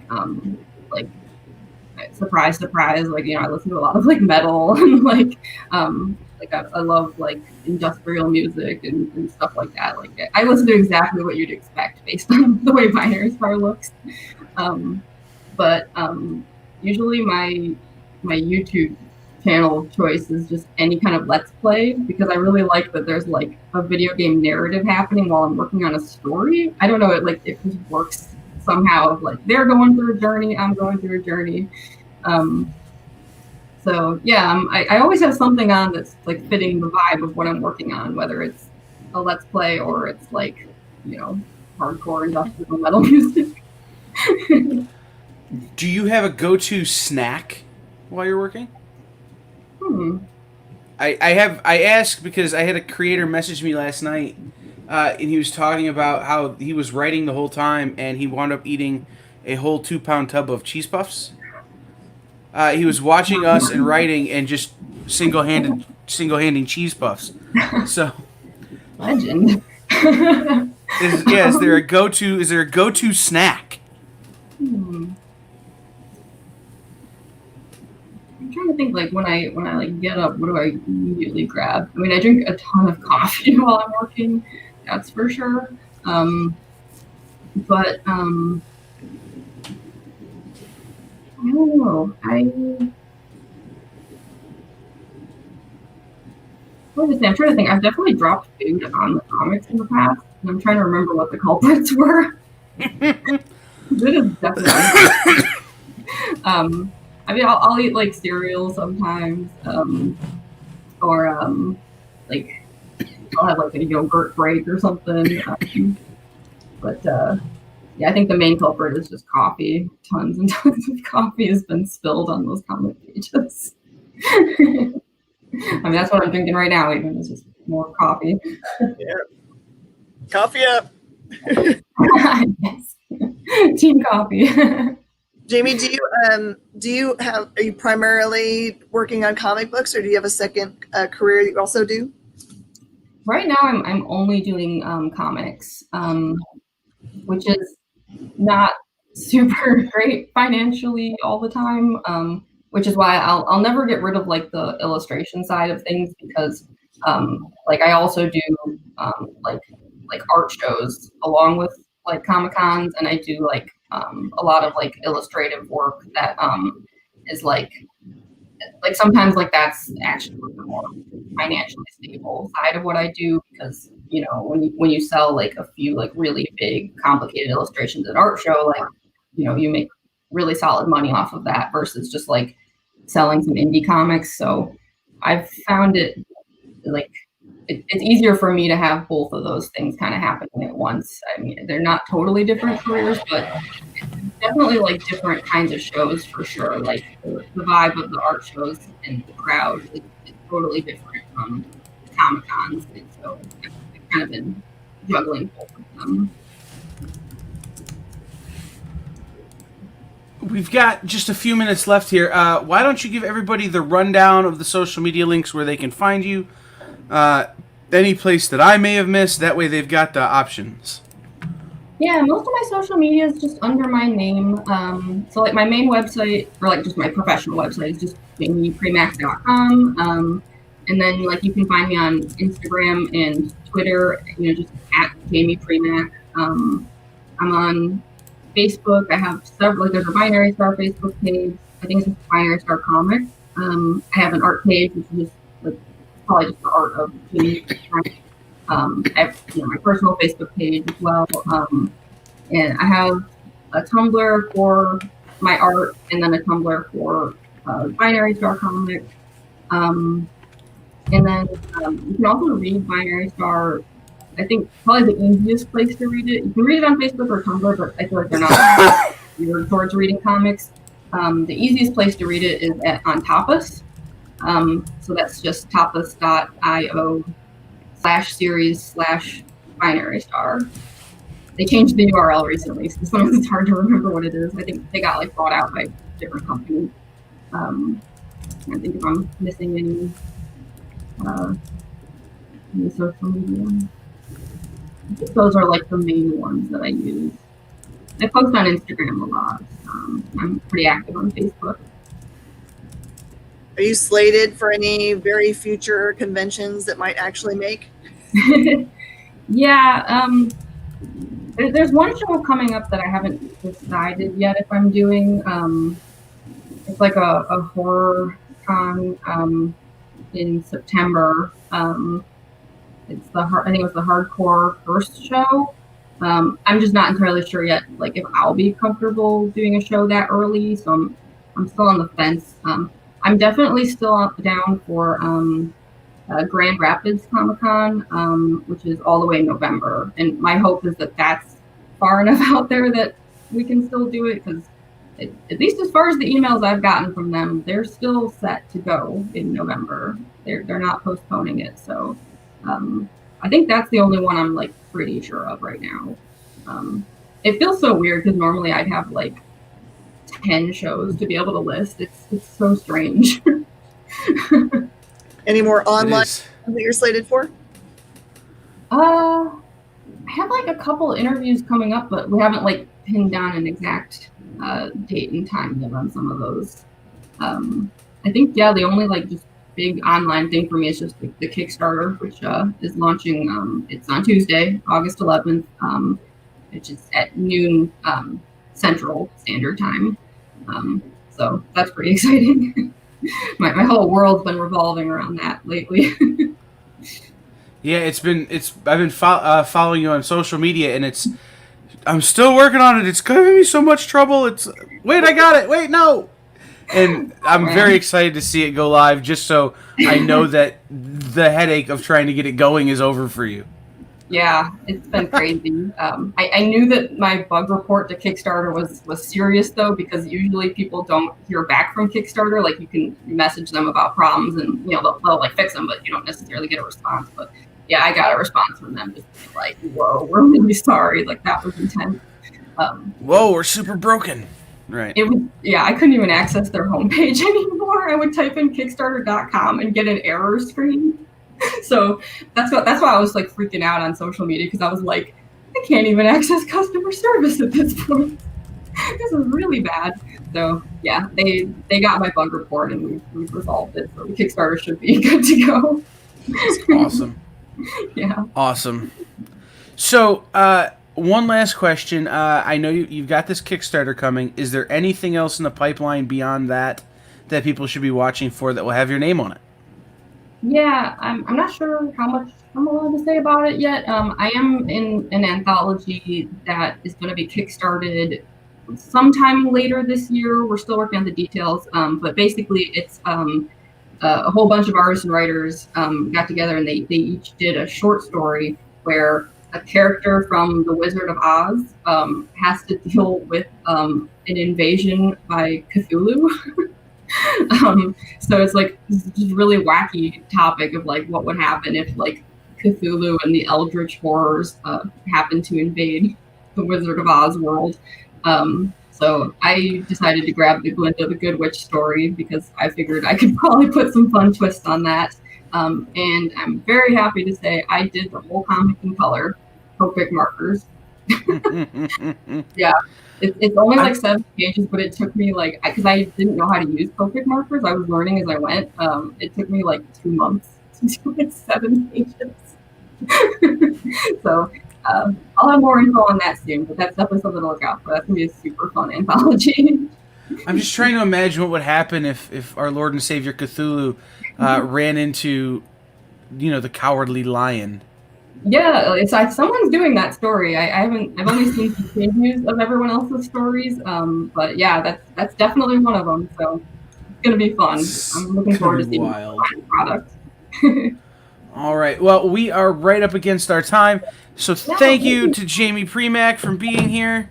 Go check out Binary Star all over the social medias. Make sure you go to the Kickstarter link and click notify me when it goes live, so that way you could be one of the first backers and you can get the cool hardcovers and all that kind of stuff. And if you want to sketch, you can get all that.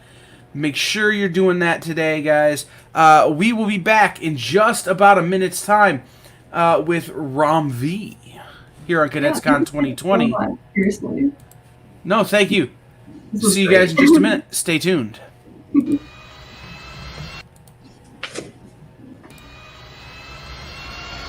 Why is my video not playing? There, wait. I don't know. Well, I'm just going to stay here and stay live because the video is not seeming to play. StreamYard is a little overwhelmed right now.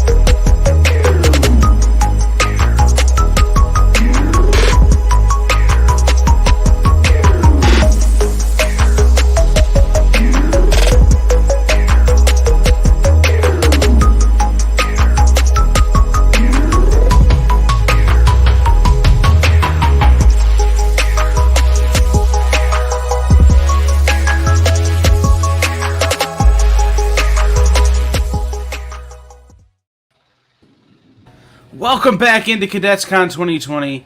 I'm your host Kyle, joined as always right there by Miss Jen King, and we are joined this hour by another of our international creators that we've been so lucky to have, Ram V, who is right there.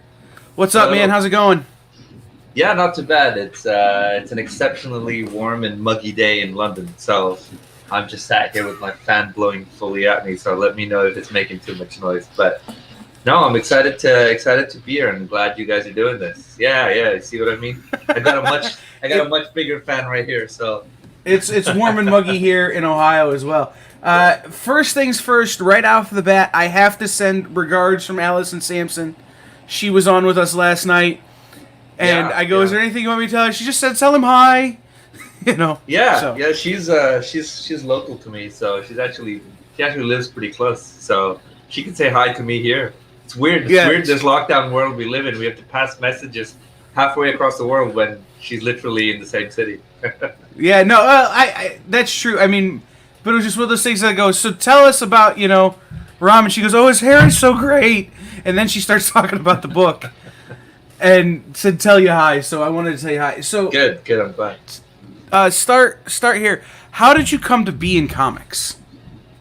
Well, I used to be a chemical engineer until about 2013, but I'd always had a hobby of writing, and I used to read a lot of comics as a kid, and I moved to the U.S. I lived in Philadelphia for about 6 or 7 years, studying engineering there, and a friend of mine. Hi, Nicholas.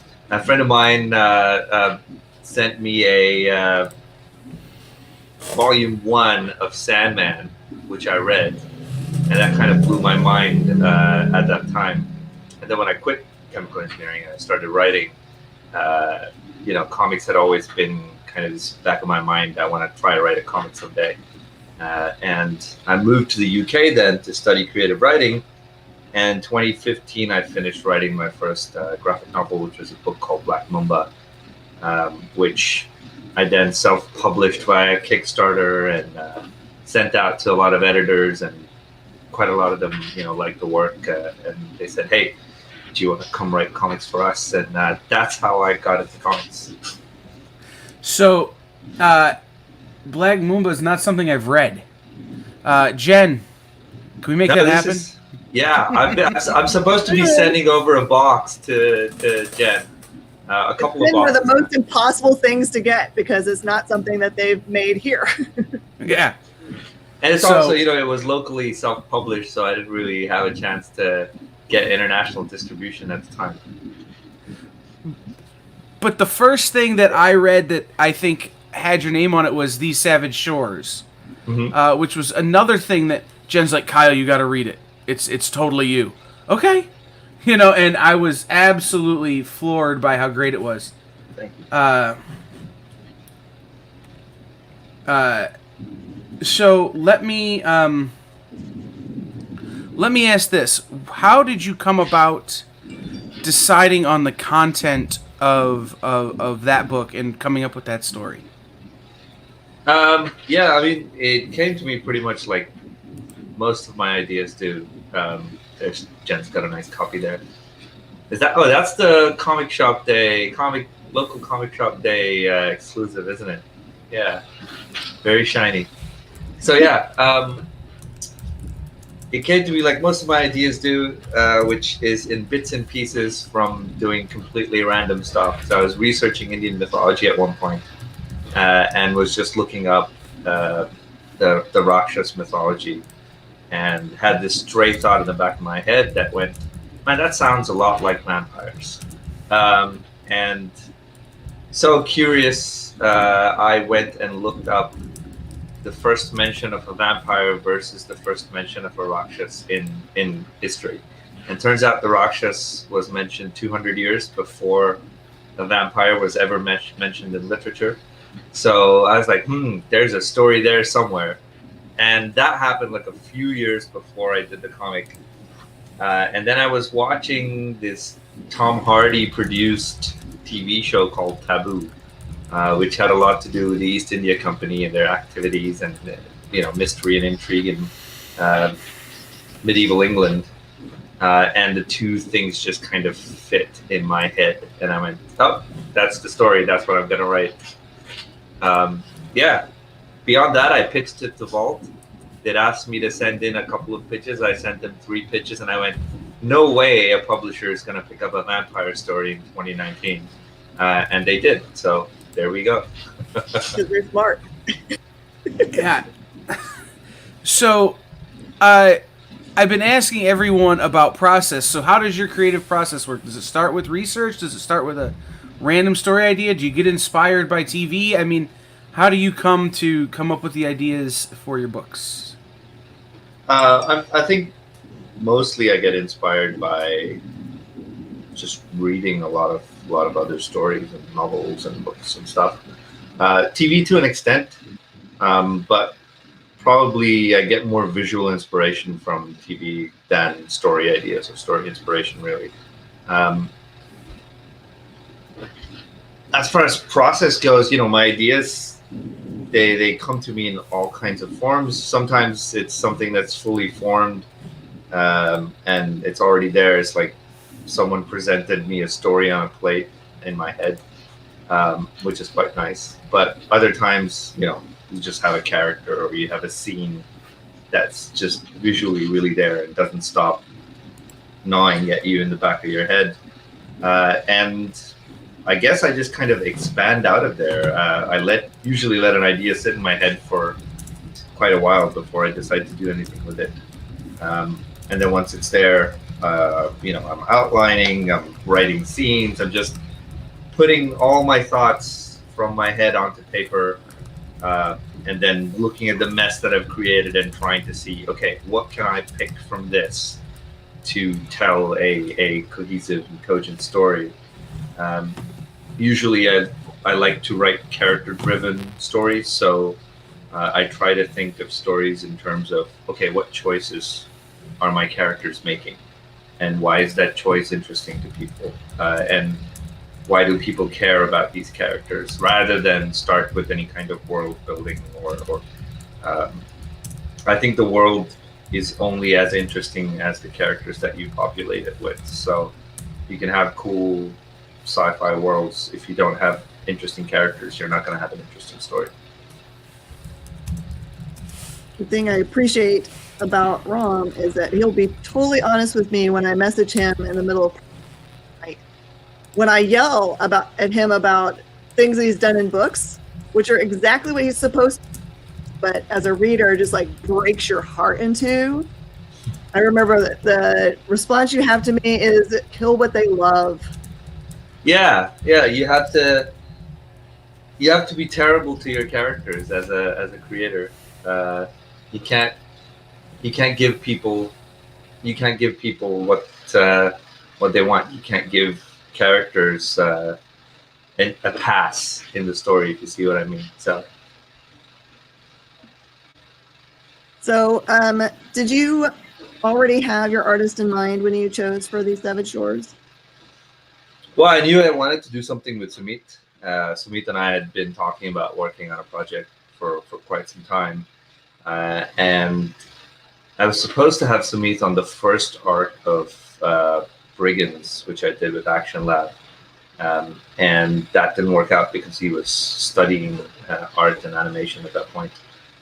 And so I worked with Nick Barber and Alex Diato on those books. And then came around, I said, hey, I want to do another arc in National Lab. We're like, yeah, we're happy to have you do another arc.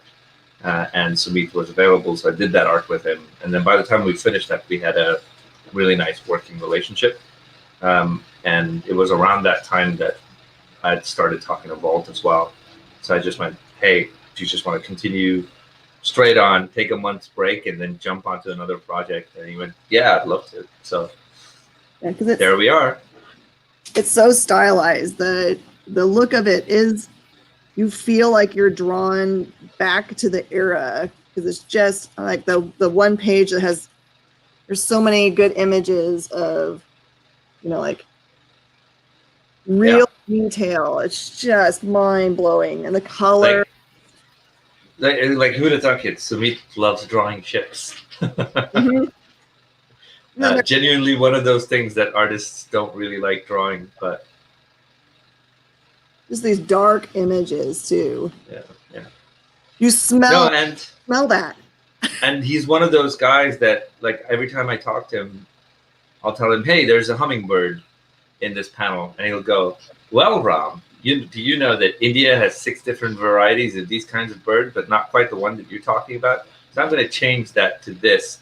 And so you realize he's the kind of guy who does his research, and he lives there, and he's been to a lot of the locations that we talk about in the book, and he's done his research. So you can see that authenticity come through in his work. I love this character, Bishan. It's just terrifying. Whoop. Yeah, that design was so weird too. Like, we had to create something that was modern, but not inspired by any, already existing vampire or werewolf stuff. So, yeah, we tried to push it a few different ways and landed on that one. So I started reading you for, I believe, Paradiso. Yeah. And I also do you have a lot of input in the colors, because I feel like your work, what ends up being your projects, seem very saturated for color, and I love those. Yeah, to an extent. I come to every project with some idea of how I want the book to look, and usually, like, I'll sit down with the artist and go, like, this is what's in my head. Does that mesh with what you're thinking? And then once we have that is when we try to bring a colorist on board, because I think it's equally useful to the colorist to understand and know that, okay, these guys that I'm working with, they have a specific tone, a specific idea in mind, a specific aesthetic to hit. A lot of my color choices are very informed by my, as Kyle was mentioning, by my taste in film. So I tend to look at how film has treated these kinds of stories before. Like, if you look at something like Blade Runner, the oranges in the desert when he walks through San Diego, which is turned into this abandoned city now. Just that kind of, it doesn't have to be blue skies and gray roads and green grass. You can just play with color in whatever way you want to. It feels prophetic right now. Yeah, strangely. Although I think we're a while off Blade Runner territory yet. We don't need a tinkerer yet. No. So yeah, I mean, Paradiso, we were lucky with Dervla, who did a lot of really good work in Volume 1, and then The Savage Shores, again, Vittorio was amazing. We sometimes, you go with someone and it doesn't quite work out, and I have a lot of trouble. I kind of keep trying new colors until I find one that fits the project. And with Vittorio, that was the case. We sent him a few pages and he sent them back, and it was instant. And that's always the way. Like, when someone gets it, they get it. And so you have no feedback to give. You're just like, yeah, this is perfect. So your projects that you're working on with DC, yeah, do you have any input into those, or is that more like a corporate, like you write and that gets handed off to the artist and they run with it? But to an extent, I suppose it's a matter of how much they trust your feedback on things like that. But I would like to think that I've demonstrated some measure of ability in terms of how I want something to look and how it fits the story. And so I do feel like my input is taken seriously when we talk about, okay, what artist do we bring on board for this? Or how are we going to treat the colors on this? What colorist would you prefer? And so, yeah, so my opinion is taken seriously, but equally, I also know that I can put my foot down on one of my projects and be like, no, I want to work with this person.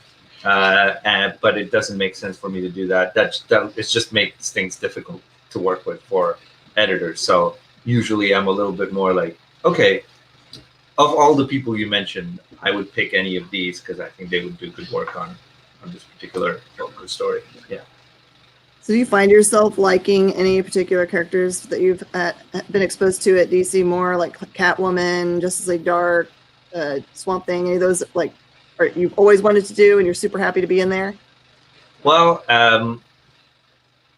I try to be one of those people who isn't tied into the idea of a character, more tied into the idea of telling good stories. So my sort of the people I look up to in terms of what they did with writing were people like, Alan Moore, Grant Morrison, Neil Gaiman. These guys came in and they took characters that were completely different and reinvented them entirely. And that's at least something that's part of the ambition for me. And so I don't think so much about characters as I think about stories. And so I have ideas for characters so if I did like a Green Lantern story, I would have an idea for it. If I did a Swamp Thing story, I would have an idea for it that I think would be new and exciting. That aside, I'm pretty much enjoying everything I'm writing because it's scratching all of the right itches for me. I love writing Catwoman because it's that street level crime aesthetic where everyone talks like they're streetwise and everyone knows everybody, and so there's that kind of old school crime aesthetic to it that I really enjoy, and it lets me totally push that sort of Brubaker-esque writing aesthetic, if you will. And then I love Justice League Dark because, as I said, my entry into comics was from that magic corner of the DCU with Sandman and Morrison and Ellis and Moore and all of that. So it's really nice to be able to play with those toys. And then I'm working on a couple of other projects that are more along the lines of, okay, Ram, here's this character.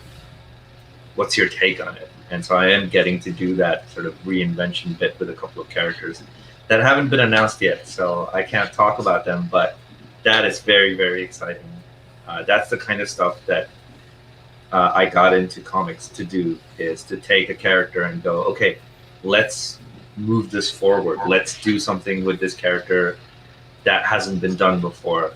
Kind of like what Al did with Immortal Hulk. And so kind of having the currency to do that and having the trust from your editors and your publisher to be given a toy and they go like, don't break it, but do whatever you want with it is pretty cool. For Catwoman, since there's like this overarching storyline that Tom King's been telling, did they give you a framework that you could do anything you want in this universe, just don't break this one through line that we're working on? There are a few through lines. So right now it's James Tynan doing the Batman book, and so there are a few events from that book that become the kind of framework for a lot of the other books in the Bat Office. But equally, I'm also the kind of guy who's like, okay, I have my take on this character. I'm going to write the character a certain way, and so I think it becomes more a matter of, okay, Ram, here's all the room you can do whatever you want with, but we need this tent pole to be here and then this tent pole to be here. Everything in between is up to you, and so that kind of framework is quite nice because as a writer, it's not constraining you. It's more of a challenge. It's like, hey, here are these 3 Lego pieces that need to be here. Now take all the other stuff and fit it however you want. So, yeah. That would be guys, if you head over to cadetscon.com and click on the CadetsCon links tab and scroll down a little ways, there are the links for where you can pick up all of Ram's books from Space Cadets, his website, and his social media as well. That way you always know what's up. When he does announce these characters he's not allowed to talk about, they'll be there, I'm sure. I mean, and it'll be soon, so keep your eyes peeled. So Graffiti, I think, is the most recent one that dropped for us, and it has lots of fans in our store. I think Nicholas had a question about whether that was based on personal experience, like any of those characters were from real life. Yeah, totally. Some of them are my personal experiences. Like there's a scene there where one of the characters helps his grandmother take out like dried sago cakes from the sun, which is something my grandparents and my parents used to do in summer. They'd make this little really spicy, salty sago paste, put it on plastic sheets and leave them out to dry on the terrace in the really warm Indian sun. And they would dry up, and they would be about half dry, so they would still have some flexibility to them. And me and my sister would go up to the terrace and just peel them off the plastic and start eating them raw.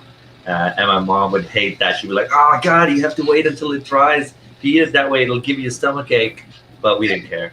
And so stuff like that comes from personal experience. I've also, my parents were not very rich when I was growing up. And I saw my dad go from being kind of struggling to being quite well-to-do by the time I was in my 20s.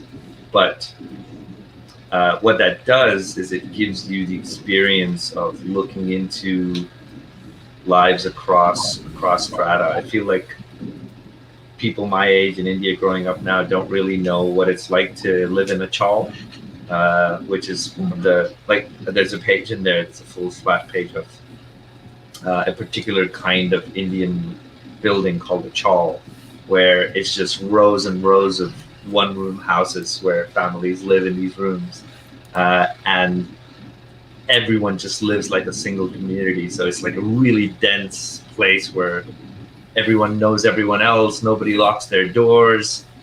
Sometimes the houses are connected, so you're running through someone's house into someone else's house. And so I've seen and had friends and lived in places like that. So a lot of it is from personal experience and living in Mumbai. Yeah.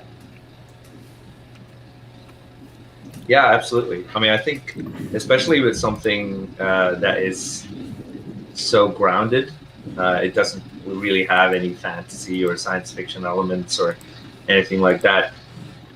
You still want to engage the reader in terms of their curiosity. Is, oh my God, what is this thing? And I think when you see someone who knows the curious bits of living in Mumbai, those become almost fantastical elements to a story. We had another question from Will Holland. If you could be drawn into a book that you wrote, what kind of character would you want to be? Oh my God, this is going to be really funny. So Ryan O'Sullivan, who's also a writer who wrote Fierce Cape, a really good friend of mine, has this contention that every one of my books has a character that just looks like me. And it is not untrue because it has been proven. Brigands had the main character, Stillian Dassault, who looks like me. Paradiso, Jack, the main character, kind of looks a little bit like me. When I had slightly longer hair, Bishan, there were similarities between Bishan and me. So it's not intentional, but I'm already there, Will. I'm already there. I wanted to ask specifically about one of the pieces of art you sent me for your graphic.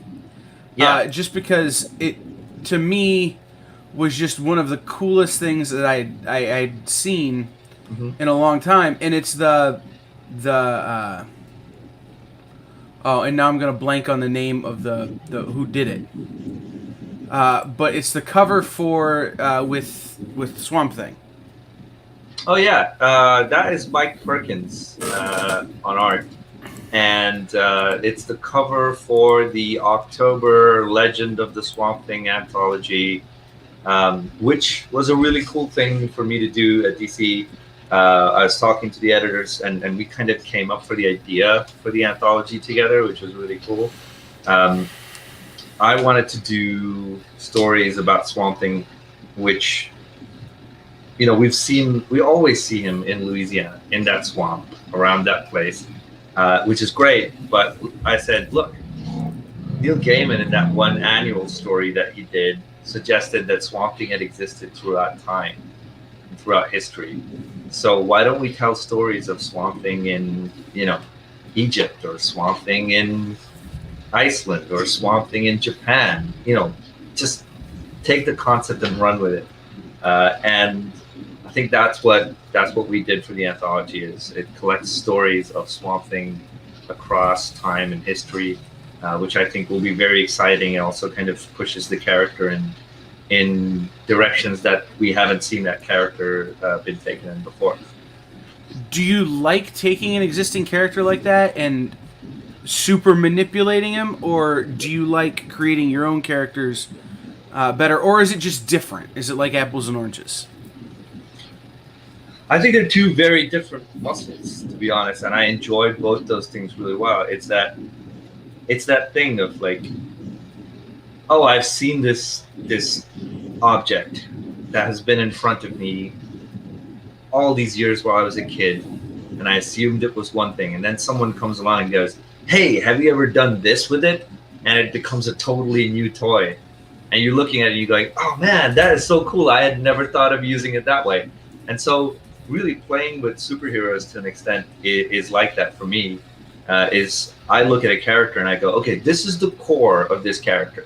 This is why people love Superman. This is why people love Batman, or this is why people love Hulk, whatever it is. And then once you've kind of nailed down the real reason why people care. People don't care because they've got a lot of muscles or because they fly around. People care about what these characters say about being human, about being us, right? And once you've nailed that down, you can really have fun with just changing everything else around and turning it into a completely new kind of toy. So yeah, I think that muscle is a very different one and an equally enjoyable one as to just building something from scratch.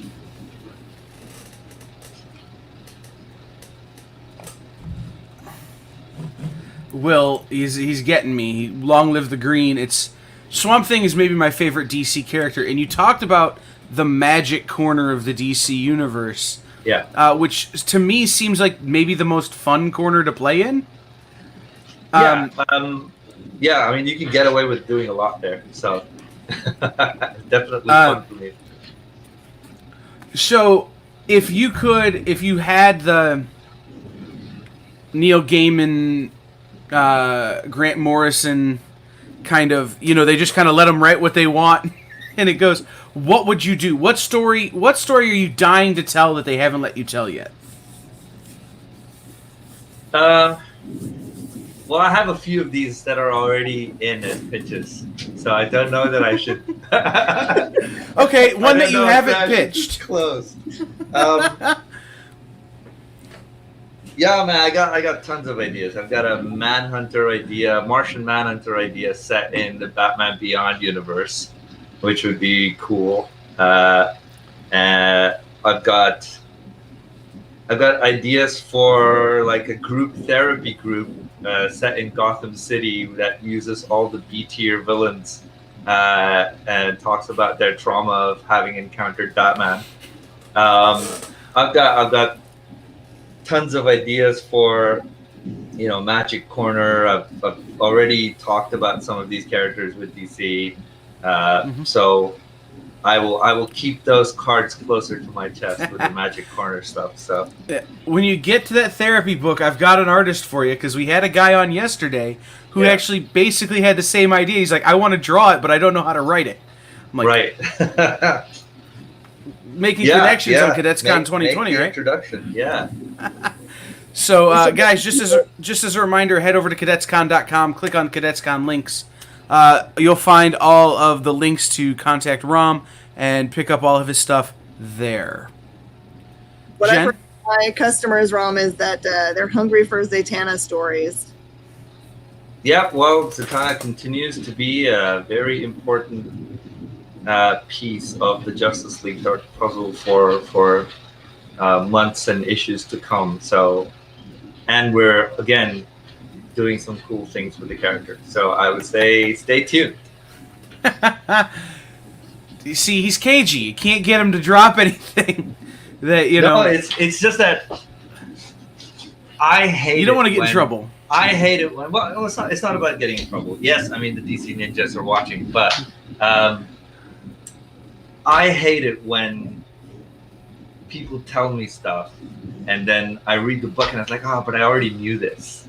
Right. So That's I fair. would much rather people turn the pages and look at it and go, oh, I am totally surprised by this. So yeah, Absolutely. there will be things announced that are certainly new looks and new interpretations of characters that I think people will really enjoy.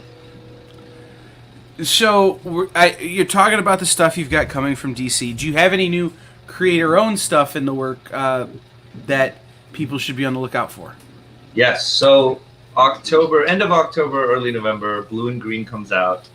Blue and Green is in previews now, so definitely call up Jen and ask her to order lots of copies. I'm already doing it anyway. Good. It's a noir, horror, jazz combined graphic novel. It's a one-shot graphic novel, which really looks at the horrific depths of the pursuit of genius. Like the story centers around a semi-failed musician who's discovering that his long-lost grandfather might have been a jazz genius, and it pushes him into taking more risks with his own life, which starts out well for him and ends up in a really terrible place. It's beautiful. The art is by Anand Radhakrishnan, who did Graffiti's Wall, but you can go on my social media and look at the art, and it looks nothing like Graffiti's Wall. I'm very excited to put it out. Lots of people have said lots of very nice things about it, so that will be out at the end of October. Apart from that, I'm working on creator-owned projects for Vault and more Image stuff, and also books at Dark Horse and Boom. So stay tuned for announcements. This is the year where I discovered what my limits are in terms of how many books I can do. So we'll get there. Some of these they're kind of running behind schedule, but understand they need to be written. So the only company I don't hear you mentioning is Marvel. Is DC cornered your market?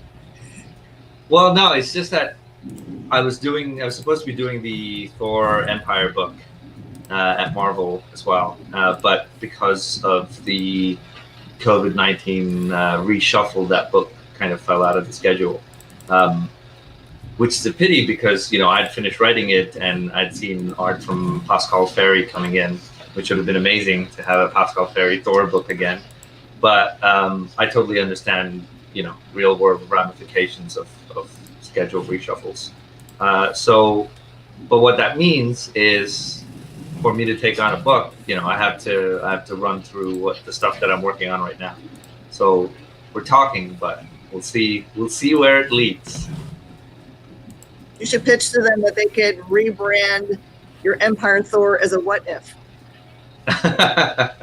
Well, I would love them to publish it any way they can, but I imagine the books with them, they'll make their choices, they'll make their decisions.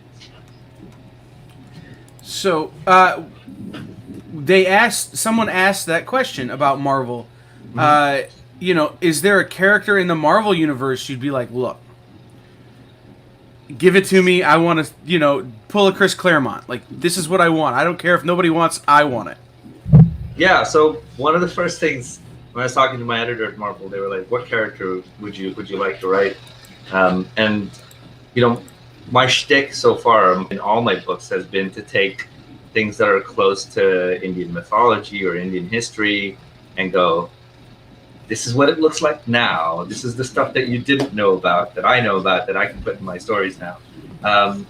And so I've always thought Doctor Strange was a character that was close to my heart in a lot of ways, because he gets his powers from Kamartaj, which is in Nepal, which is close to India, which is a place that I've visited several times over. I know what that culture and people are like. I know the magic that supposedly gives him his powers and all of that. So I think there's a lot of interesting stuff to be done, mythological stuff to be done there, which has never quite been explored. So yeah, that's certainly something that I would enjoy. And then Warren Ellis's Moon Knight was one of those books that really pushed me into Marvel stuff. So again, Moon Knight would be a character that I would enjoy. I can totally get behind that concept of Moon Knight. How has, you talked about the scheduling changes and things like that. How has this COVID pandemic affected your ability to create? Is it harder because you can't go anywhere, or is it easier, or are you more focused? I think definitely it felt like it should be easier at the beginning. I was just like, oh, well, I can't go anywhere, so I'm just going to be sitting at my desk writing all day. But it didn't quite turn out to be that way, because you still need change and stimulation and visual stimulation and physical changes, walking around, going to places to keep your brain healthy. And it did get to a point where, right at the peak of the lockdown, I mean, things are easier now here in London, but right at the peak of the lockdown, there was a week where I was just like, man, I can't be bothered to do anything. Like, what's the point?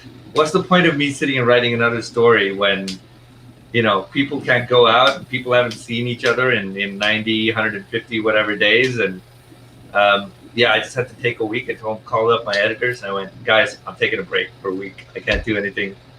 Everything I write is just going to be, you know, draws right now. And then the lockdown eased up. Then I went to a cafe and I sat down, and 2 hours, boom, 9 pages come out in 2 hours. And I'm just like, oh, yeah, I totally needed that. So, yeah, my productivity has gone back up. I go sit down in a cafe nearby that has like a sum total of 4 tables in it right now. But I occupy one of those tables. I order a coffee every hour, and I sit down and write. I spend about 4 or 5 hours there. So that's a good way to do it. I like to ask people questions that maybe they're not expecting to ask. Like, I see a PlayStation controller behind you. What's in the PlayStation? No, it's Ghost of Tsushima playing right now. Nice.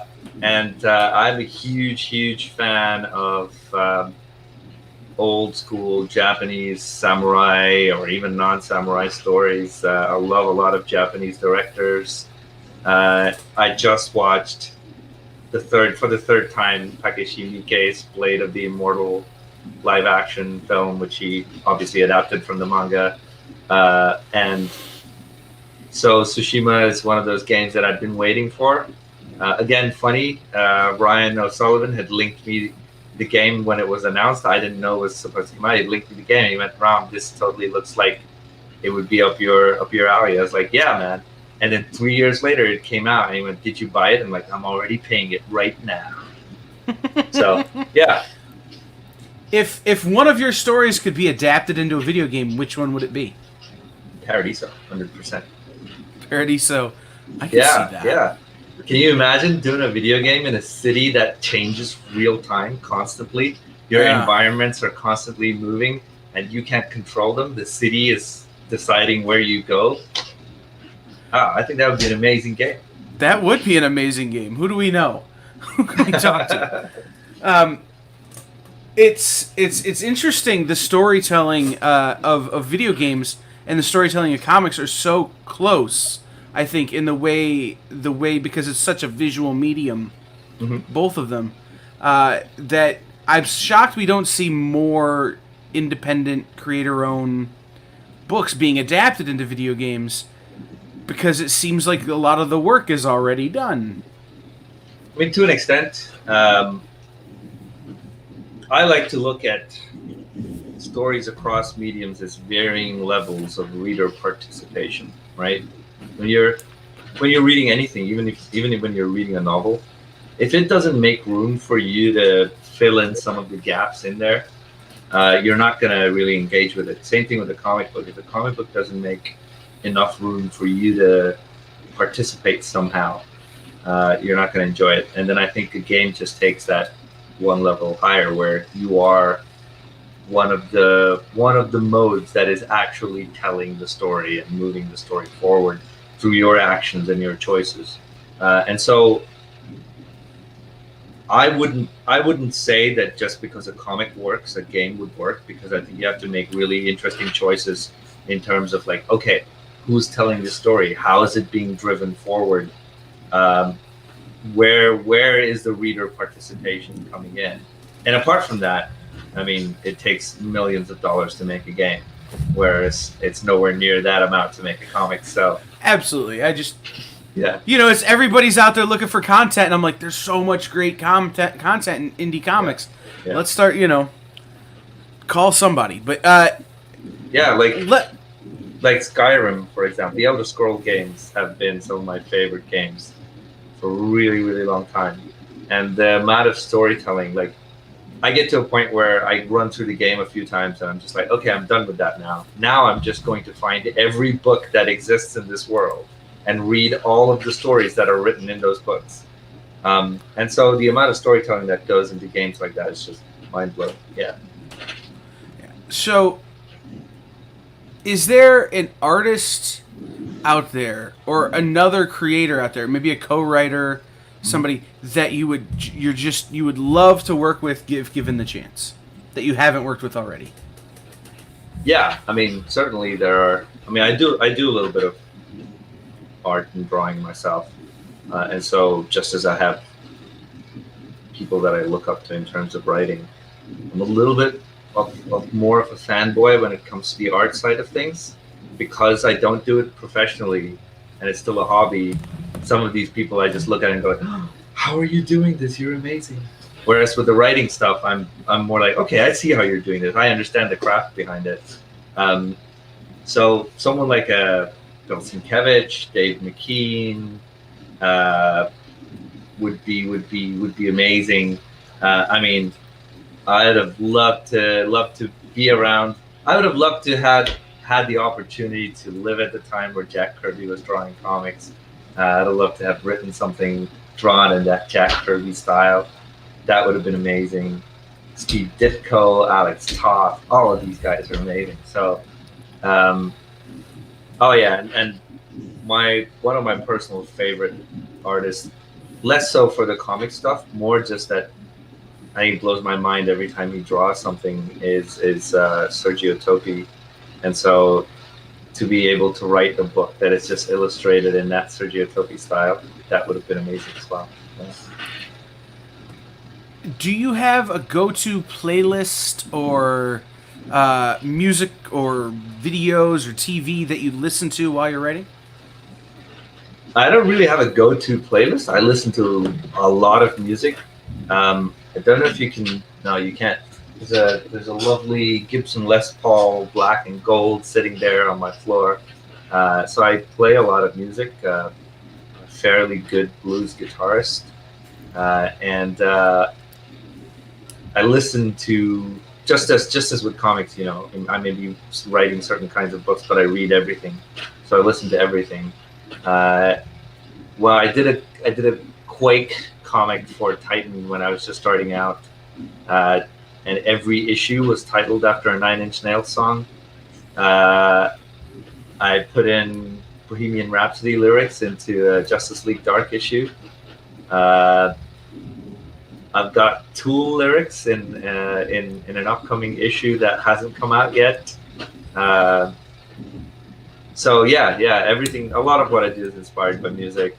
I mean, my debut Catwoman issue with the new run is based on a style of music and dancing as well. So yeah, music's everywhere in my comic. Blue and Green is a jazz-themed horror novel. So you can't look at my work. You look at my work and realize everything is about music in some way. So. It's true. I really dig that's something that I really dig when I can read a comic and be like, wait a minute, why all of a sudden they're quoting Nine Inch Nails or Tool, and like they're not even always A-sides, they're deep cuts. I'm like, yes, this is a fan, I like it. Yeah, and I really like the idea that fiction has layers, you know? Mm-hmm. Like, I love discovering stuff like, okay, you read Graveyard Book, Neil Gaiman, he loves Rudyard Kipling, and then you realize that, oh, wait, Neil Gaiman's written this whole book as a series of short stories, just like Rudyard Kipling wrote Jungle Book as a series of short stories. Then you start noticing the similarities between, oh, wait, the vampire in Graveyard Book is just Bagheera the Panther from Jungle Book. And you realize, oh, the characters are all paralleling each other too. And so I just think it adds a layer of interest and discovery. So when you start looking at comics and you go, I wonder why this lyric was put here, and then you realize it has meaning beyond just quoting a band that you like. It's because the song and the story have some kind of resonance. That kind of stuff always blows my mind, so I love doing it in my books as well. Do you have a go-to snack that you munch on while you said coffee? Yeah, I drink a lot of coffee, and this is terrible, and you don't try this at home, folks. I eat a lot of ice cream, which is not great. I know a lot of writers who are really into ice cream. Must be something there. Coolant for the brain, sure, we'll call it that. Yeah, you get a brain freeze and it reboots, and you're like, "Ooh, that's an idea I need to write." Yeah, it's like a fan circulating liquid through your CPU, right? So, Jen, do you have any more questions for Rom? It kind of blends itself naturally to it, but are you guys putting together a playlist to kind of release with Blue and Green? Yeah, there'll be a playlist to release with Blue and Green, certainly. A lot of the titles, lyrics, and song references are in the story itself as well, so you could pretty much pick through the story and go, oh, he's listening to this song. You could play that. They're all jazz songs. They range from 60s to modern day jazz, so I think that would be of a lot of interest to people who love the music. Also, on a similar note, my next book at Vault is going to be a title called Radio Apocalypse, and it's the story of the last functioning radio station on the planet. And the way I pitch it is, the idea came to me when I asked myself, hey, if the world were to end next week, what would I put on a playlist? What would I put on a mixtape?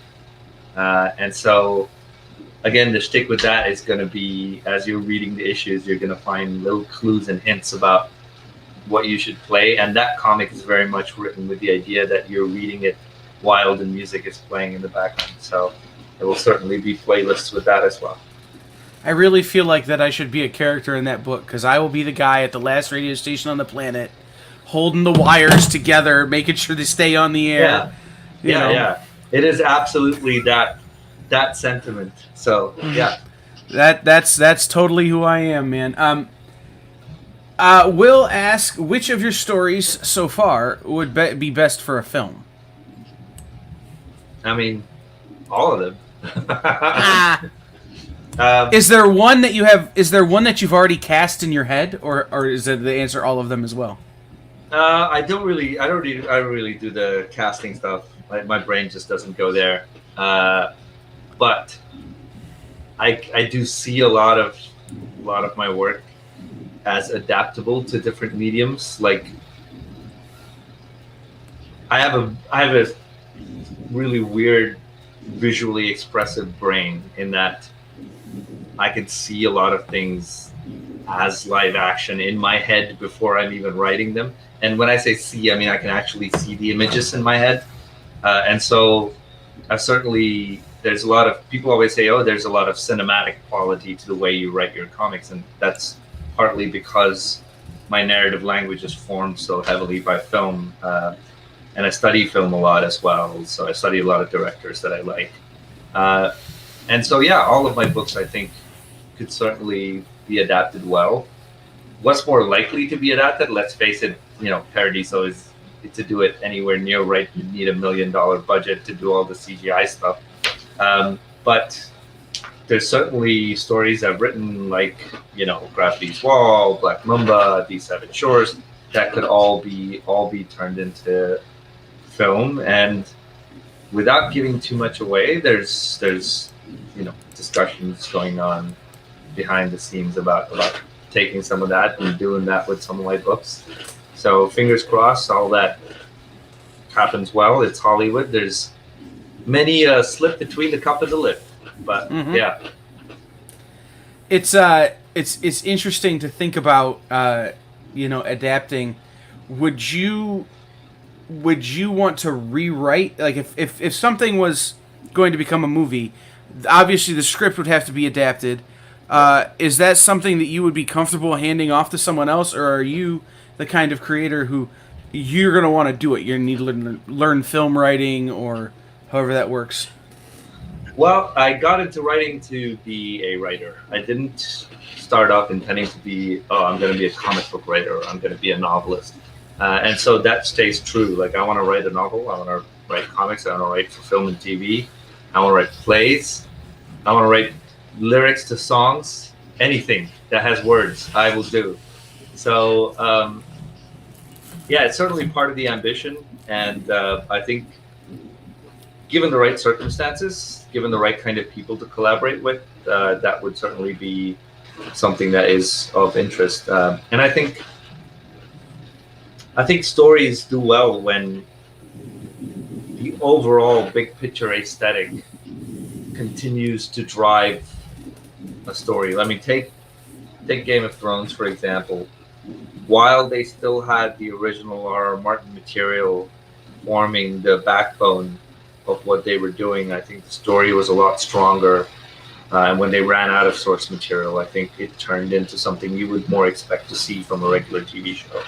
And I think having that kind of the original author's involvement is very good for the property, regardless of who I'm talking about, me or anyone else. So, yeah.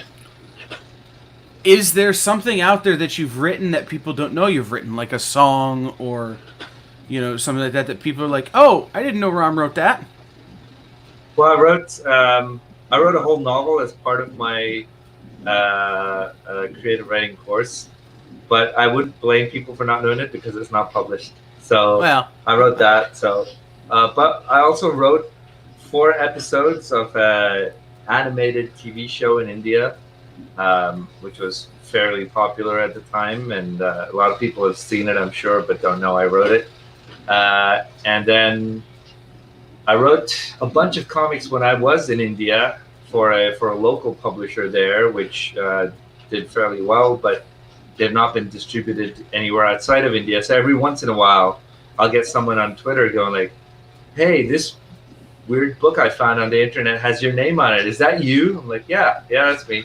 I wrote that before I moved to the UK. Yeah. It's real interesting. 2 things is, like, I just came across a collection of, I think it's pronounced Inderal comics, which were published by the Times of India back in the day. And it's like, this is really great work from these creators that I've heard of, but I never knew they were doing stuff for that market. Yeah. And then I just learned Shel Silverstein wrote hit songs for a band called Dr. Hook. Yeah. Like, and I know Shel Silverstein is a poet. Like. Yeah. Yeah. So and I've had these discoveries every once in a while too. Like, maybe you didn't write it, but Michael Chabon had ideas for X-Men rejected multiple times.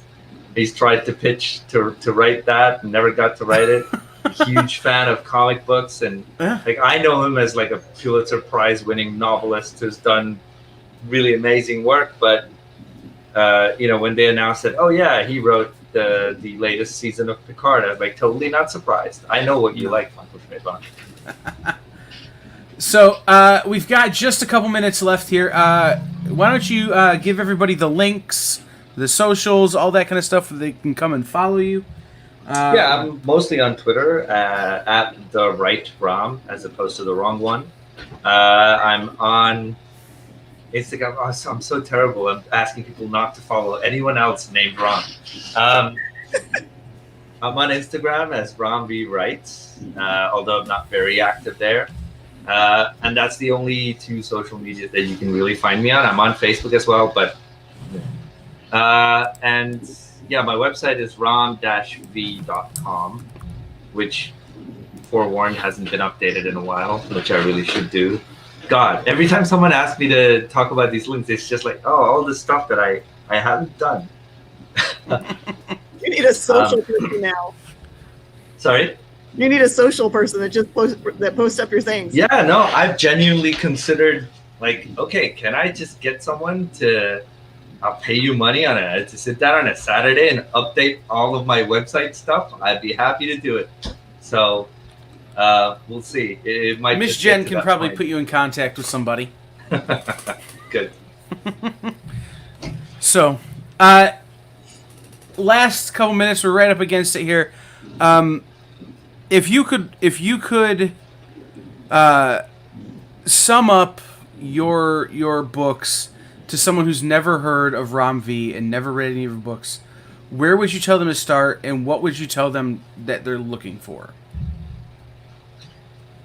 Well, I mean, I suppose this is really for other people to say more than me, but if you're looking for character-driven explorations of new ideas and new mythologies, and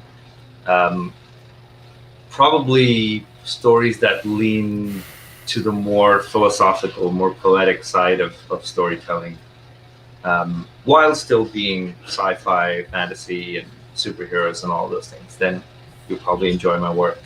As for where to start, I imagine Paradisa is probably a good place to start. It's the first of my books that is widely available.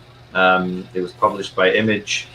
It was perhaps quite ambitious for creators that nobody knew at the time, but we did 8 issues of that as first-time creators.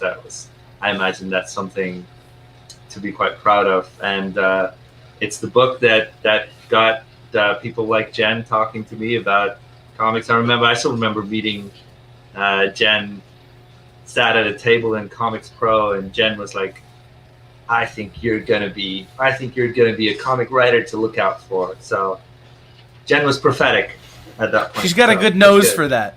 I think I specifically said, are you fully ready for the amount of love you're going to get for your work? Yeah, you did. And I hadn't even written These Savage Shores at that point or anything. So I always tell Jen that I'm just working really hard to make her prophecy come true. So Well, we are right up against our clock. I want to thank you, Rom, for being here. Guys, head over to cadetscon.com and check out the links for all of Rom's stuff. There are also links to where you can pick up his books from Miss Jen. And then when he sends more, we can flood those links and crash your eBay trying to buy all the stuff that we need. So we will be back in just about a minute with Charlie Stickney from Scout Comics. So we will see everybody in just about a minute. Thank you again, Rom. We'll see you soon, man. My pleasure. Yeah, thanks for having me. Absolutely.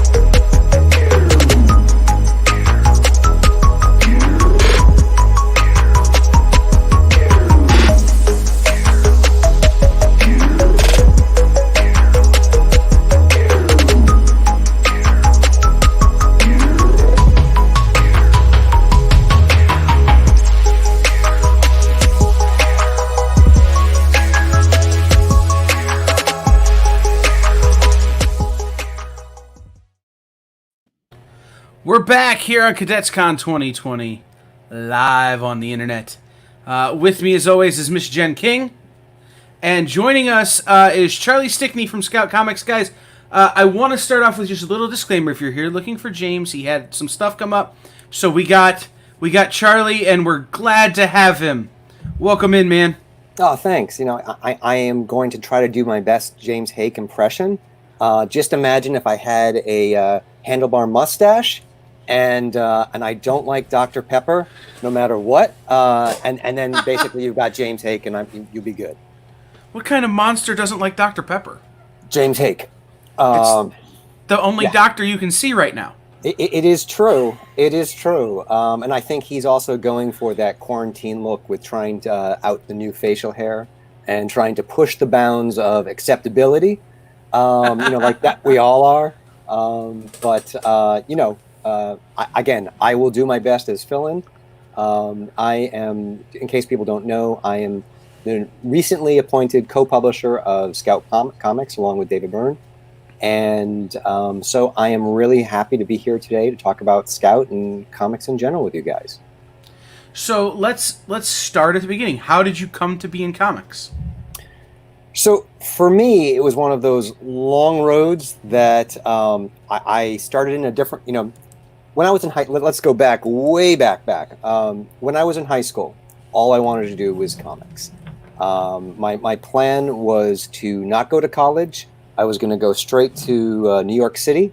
I was going to be an inker and a writer at Marvel. And then my dad said, nope, that's not what you're going to do. You're going to go to college. So I took a slight detour to college for a little bit.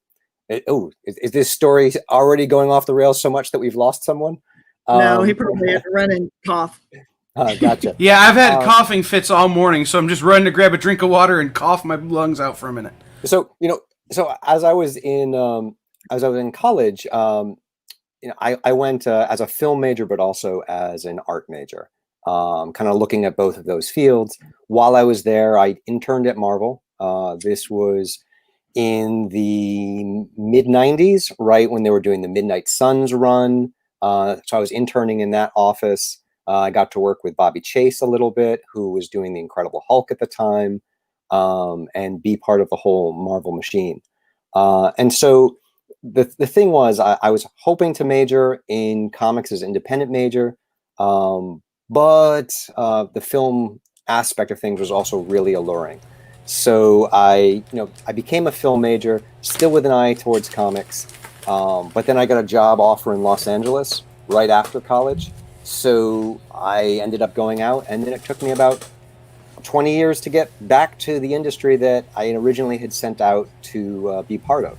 And along the way, I worked in animation, I worked in independent film, some feature film, both as a writer, a producer, an editor. So I've done the Hollywood thing for a long time, but now I am back firmly in comics, the medium that I love the most and that has the best people.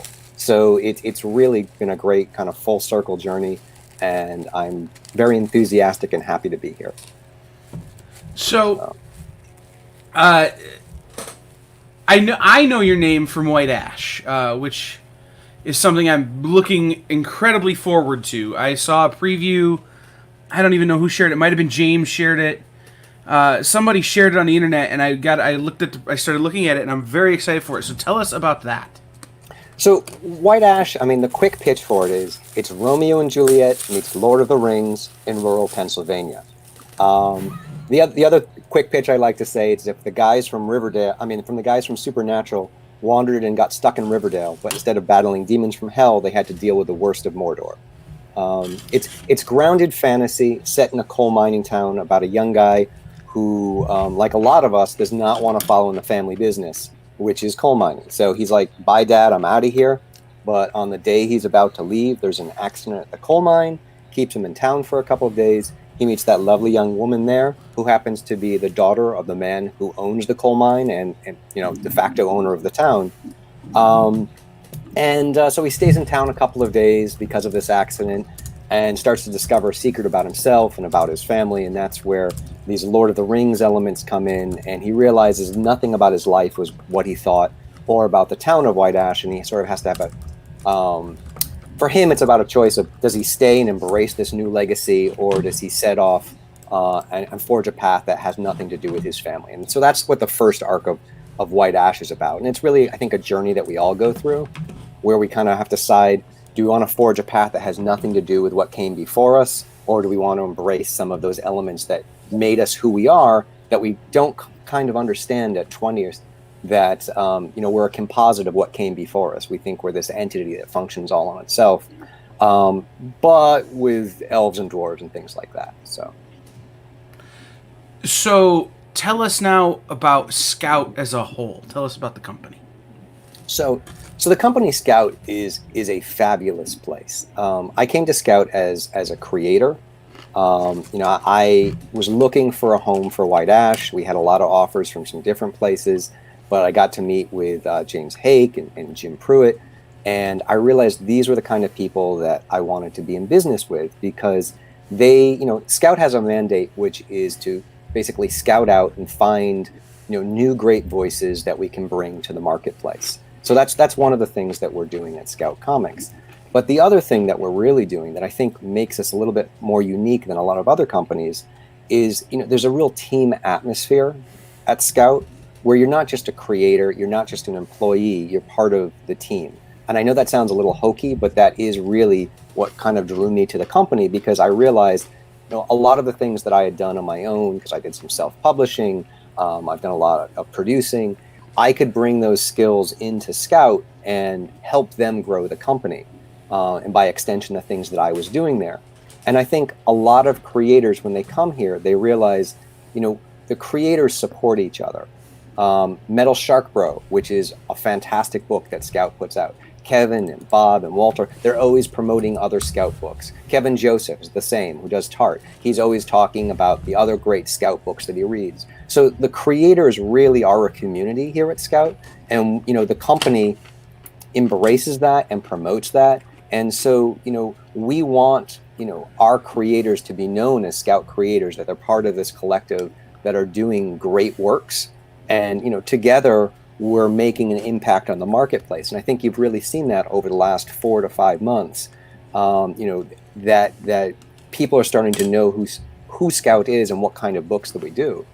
And in terms of what kind of books that we do, we're basically doing everything but superheroes and zombies, though we do have a superhero and a zombie book coming out later this year. But that's specifically, those genres are not ones that we're looking to do. But we're looking for great books that are exceptional in one way or another. Either they have fantastic art, or there's a concept that's just so killer that we can't turn it down. And we get a lot of submissions right now. There's a board of 6 of us that go through every single one, and just try to find books that we think are perfect for the company. And in that, there's a lot of good books, really good books that we have to say, this isn't quite right, because it's not fitting. It's not bringing something new. It's not bringing something exceptional that we can help grow. And we also want the creators that we're bringing into the fold to be good people who will want to be part of the team and help, build the other creators. So what I've noticed a lot as a retailer is that I feel like across the board for creators that are working with Scout, the creators themselves are very likely to be very hands-on with connecting with their fan base and with retailers too, because that's really how I met you, Charlie, is that you reached out personally to me as a store owner. It made all the difference in my understanding of who your fan base is and what you're heading for longevity of your titles. It has made a big difference in my relationship, like for Stabby Bunny, with Rick Sure. Rivera. It's just like there's a lot of things that are different about, I feel like, the creators at Scout that exist certainly for some other companies, but it's like very distinct for Scout. Well, we try to make the creators understand that it's an ecosystem and how important the retailers are to what they're doing. And, we understand that at Scout, that it's a partnership and that we need to be there for the retailers. And if we're there for the retailers, they'll be there for us. And so we try to tell the creators that, because I think a lot of creators think, oh my goodness, I'm published. That's the end of it. And, even at a place like Marvel or DC, they don't spend a lot of time promoting the creators. They don't spend a lot of time, unless it's the biggest creator, and then they're using their name to sell the book. Or supporting the retailers, like they'll give you the solicits, and maybe, there's some incentives that will help you push issues, but they're not trying to send their creators to your specific stores. And we tell our creators, hey, here are a bunch of great retailers that support Scout Comics. Go support them. Follow them on Twitter. If you live near them, we try to find out, go, this is a shop near you. These are shops near you that sell Scout comics. Go see if they want to do a signing, because that's going to help your book. They're going to want to order more. And this was something that I learned, again, when I was talking to you. And, you know, because, again, I had done a lot of self-publishing, which is a different ecosystem, but it's all the same tools and techniques that you need. It's about outreach. It's about building a community. It's about having an infrastructure in place where you can distribute your books. But the infrastructure for publishing is through the direct market, is one of your biggest selling places. And so you need to get the creators to understand they need to connect to that. So personally, you know, when I was looking to put White Ash out, I called about 350 places to reach out to stores and to see how receptive they were. And I would ask them, do you guys carry Scout comics? Because I wanted to know, to be able to mark that down, you know, to tell the company, hey, look, this is a shop that carries Scout already. Let's see what we can do to support them so they'll want to carry more Scout. And so we're building lots of, like we just actually, you know, it's long overdue, but just yesterday we sent out our first read before you order. I don't know if you saw that email, Jen, but it's now going to be a monthly feature where we're sending out to retailers preview PDFs of every book that are currently in previews that month. You know, and some of it was getting our infrastructure into a place where we could start doing that on a regular basis, and we're there now because we want the retailers to know what's going to be coming out, so you're not just ordering off a cover. We want you to be able to see the whole book when you go to order it, and, you know, give you the best chance to order the Scout titles that are going to do the best in your shop for your clientele. So, but it's really a dynamic, and I think creators, you know, whether you're self-publishing or whether you're with a publisher, you need to understand how this ecosystem works. And when Jen is looking through previews and she has 100 titles or 150 titles or 200 titles to, you know, work through that month to figure out what to order, reaching out to her so she knows, can put a face, can understand the quality of your book, that's going to make all the difference. And I mean, I think in terms of supporting independent creators, you're one of the best out there. I mean, people see that, and, you know, I think that's why also your store is starting to grow, because, I mean, well, your store is huge now, but I mean, like, it's getting even bigger just because people appreciate that and they pass it on to their friends. And again, your ecosystem continues to grow because the creators tell other creators, you know. So I just think that if you look at it as we're all part of a collective, you know, we'll all grow together. Yeah, it's a lot probably to do silly things like this, but I feel so strongly about it that I know that James understands what Space Cadets is about for supporting independent books. And I've given him something I've never, ever given anybody else, which is a no-look deal in which he okays print runs of books that are specifically for Space Cadets without even having to ask me. Oh, that's wonderful. And I'm glad that you have that faith in what we're doing here. Because again, we want to support you. And I think like you know who the good publishers are to you, you know who the bad publishers or the less good, let's just say less good. We also know the stores that support us, and we're trying to give back as much as we can to make sure that they do well. One of the things I wanted to ask about, and feel free to tell me if you haven't been there long enough or if you don't, whatever. Sure. But when the mall hit, that was the first Scout book I carried in my store, and I read it, and I'm like, oh my gosh, this is the television I was watching when I was growing up. You know, that it felt to me vaguely like, Saved by the Bell. Yeah. And some of that. And that book took off. Yes. And was a huge seller. And then it felt like almost immediately Stabbity Bunny comes out, which is a very big departure from the mall in terms of style and content. And that book took off. And since then, it feels like Scout has been, you know, a boulder rolling down a hill that's just gaining speed and getting bigger and bigger and bigger. And then I tune into our friend Jesse's show on CBSN the other night, and it's 30 minutes of frenzy over Scout books. What is it like to watch the company that you're a part of just explode like that? Well, it's really exciting. It's also, you see all the work that you've put in starting to pay off. I will say with the mall specifically, that was a title I picked up when I was considering getting involved with Scout, the first issue anyway. And Don Hanfield, who wrote the mall, along with James Haick, lives in Los Angeles. And so he and I had a meeting to discuss, me coming on, joining Scout Comics with White Ash. And again, it's that team atmosphere and that aspect. I knew I wanted to be part of what he was doing, and he wanted me to be part of what what Scout was doing. And I think you're right. It is. It's that boulder rolling that's gathering moss, and it just gets bigger and bigger, because the more quality books that you bring, the more hits that you have, the better creators that it attracts, and you can be a little bit more picky about what books you're bringing into the fold. To go forward. What you have to be careful is not to expand too quickly. Because again, at the end of the day, we're in this crazy pandemic time where everyone's trying to figure out the best way to do things. We are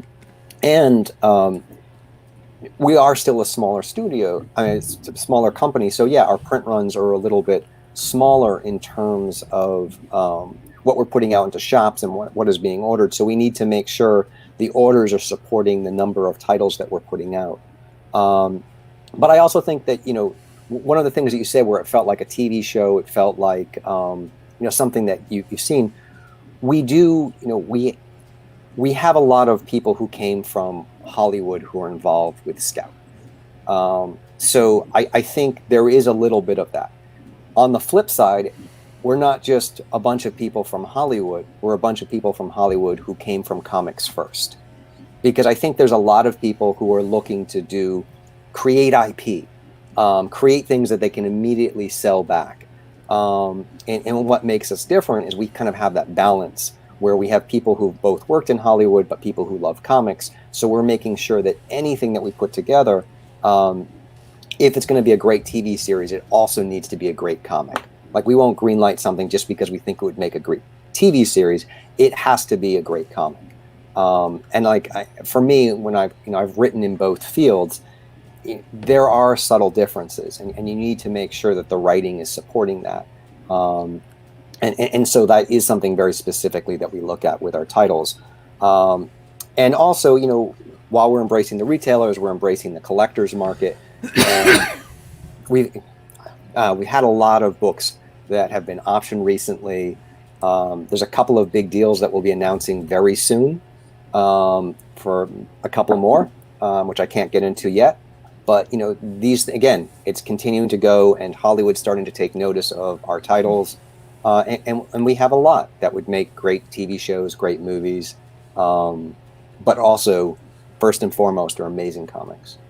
Well, and I brought that up because, to me, I was a small store owner, much smaller than Jen, taking a shot on a publisher because I have a passion for independent and small press books, and I open this book and it feels comfortable, and it felt like home, because it was something that I could so relate to and so understand. And again, with Stabby Bunny, it's like, oh, I know what this is, because I'm also a big fan of oddball horror and oddball action movies and that kind of stuff, and I felt it. Yeah. Go ahead. Go ahead. No, go ahead. And I just wanted to ask, you talked about, you just mentioned it, the Hollywood but comics first, and now, focusing on that. And John brought it up, that one of the most successful parts about Scout, he believes, is that the properties coming out are so varied. Is that intentional, that you just you have a very broad perspective, and do you purposefully go broad, or is that just kind of the way things are going?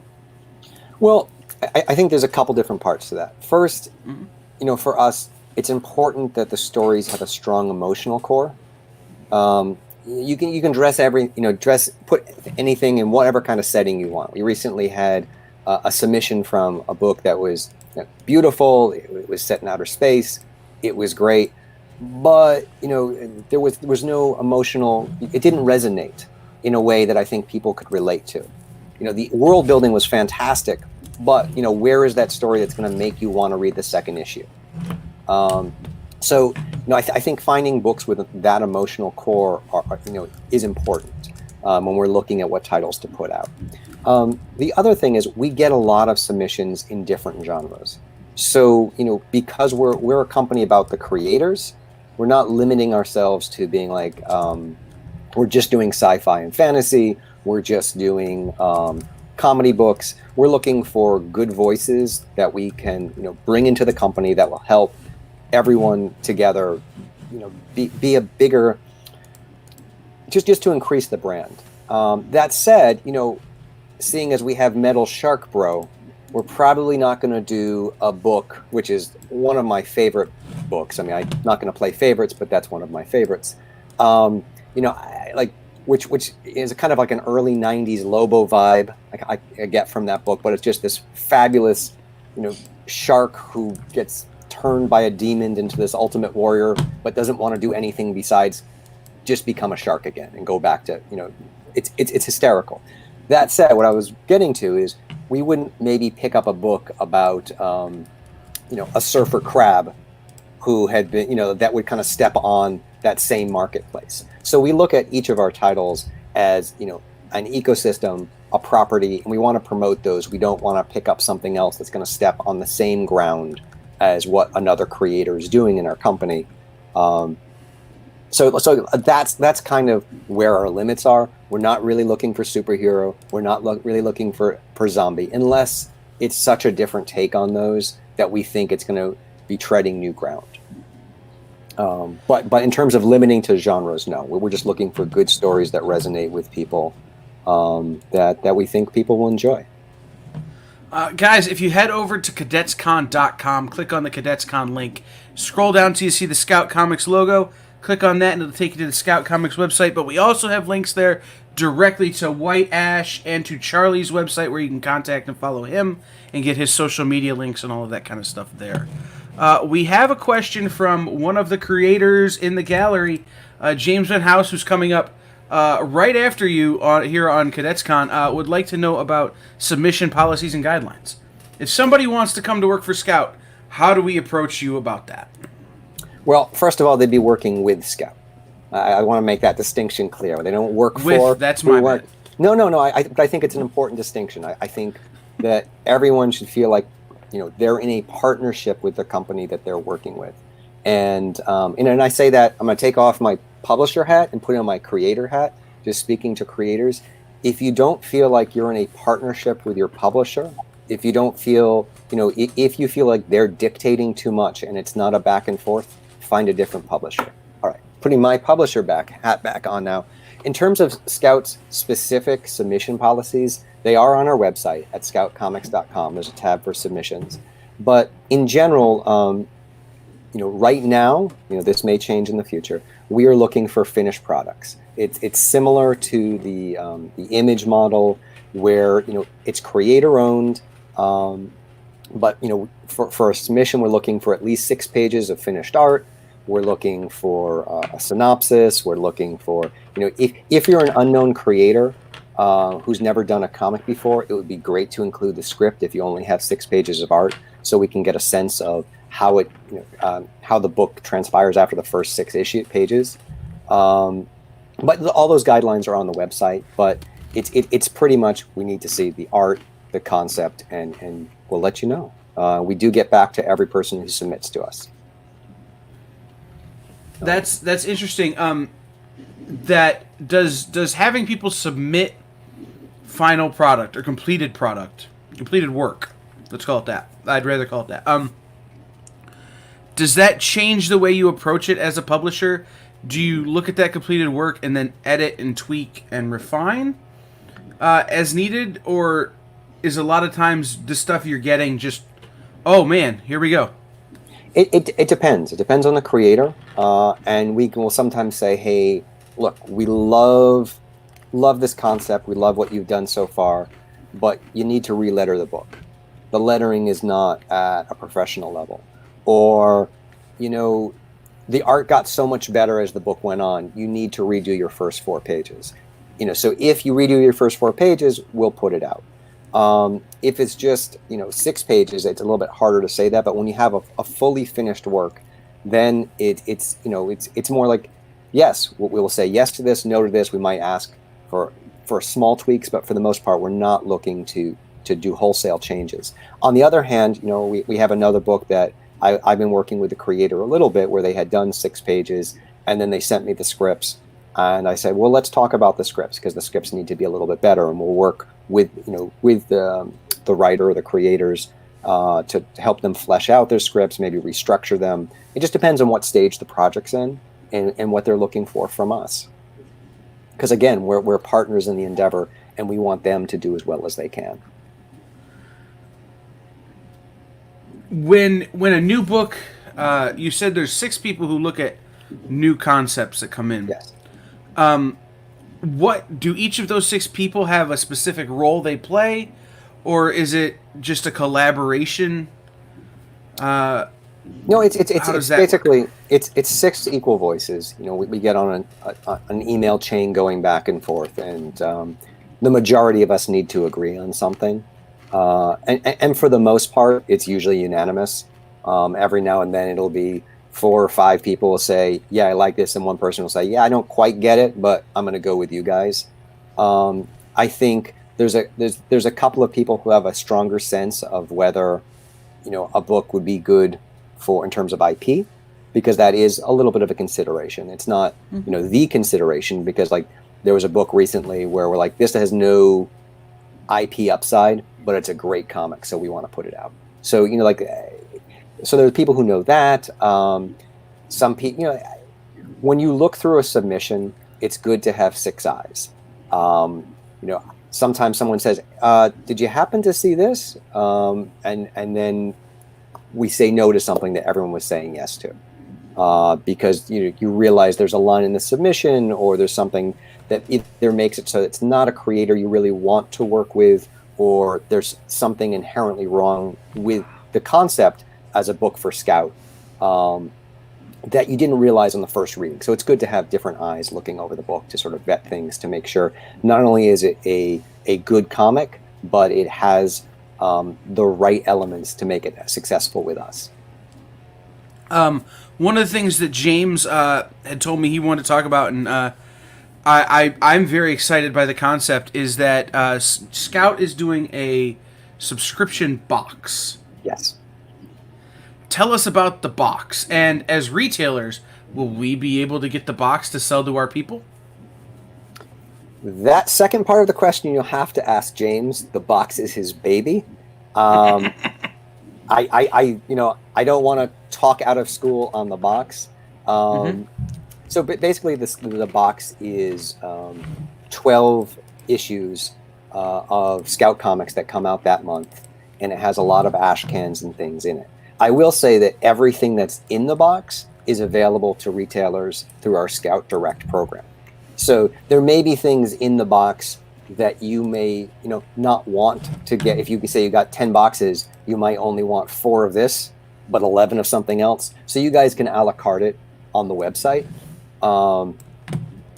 with your either through the Scout Direct Retailers program, or individually. We always give retailers wholesale codes so they can order anything off our website, because we don't want to put anything out that's not available to retailers, because again, they are our partners. But it's a monthly subscription box, which has 12 titles. Some are full titles, some are limited edition ash cans. Usually the retail value of that box is somewhere around $50 a month, in terms of like the variant covers and the ash cans that you get in it. But it's basically, in terms of the regular issues that are coming out every month, if you want to kind of get hooked on Scout, that's great. And then if you want to go find back issues for those titles that you need to catch up on, like say this month, I believe White Ash number 5 came out in the box. Then you would go to Gen, so you could get White Ash 1 through 4 and catch up on it. That's the other thing that we want to do. It's introducing people to the Scout comic library. And people often might just want to do that box for a month or 2, find a title they like, and then they can go to you guys and say, oh, put this title on my pull list. I want to make sure I get this. I want to get all the back issues for it. So just remember, guys, head over to cadetscon.com, click on the Cadets Con link page or tab, and scroll down until you see the Scout Comics link or Scout Comics logo. You click on that, it'll take you right to Scout Comics website. There is also a link right there for White Ash directly, as well as Charlie's website. One of the things I want to ask you about, and I've talked to 2 other publishers we've had on here about this, you deal directly with comic book stores. Yes. You can order direct from Scout Comics. What does that look like for you guys? Why was that a decision you made? And how has that affected the business model? So I think, it's something that we've been looking to do. We're very fortunate that Scout headquarters is in Florida. So even though there's COVID going on, because Florida seems to have no rules, we're able to keep, mailing things and having production going very smoothly because no one seems to care about regulations there. That said, it lets us make sure that we can continue with an uninterrupted distribution network. So our mandate, our goal is to make sure that comic book shops can always get our titles. And we want to make it so comic book shops can get our titles in the way that's easiest for them. So we're trying to be available on all the distribution channels. So we're on Diamond. So if you just do your big order through Diamond, that's great.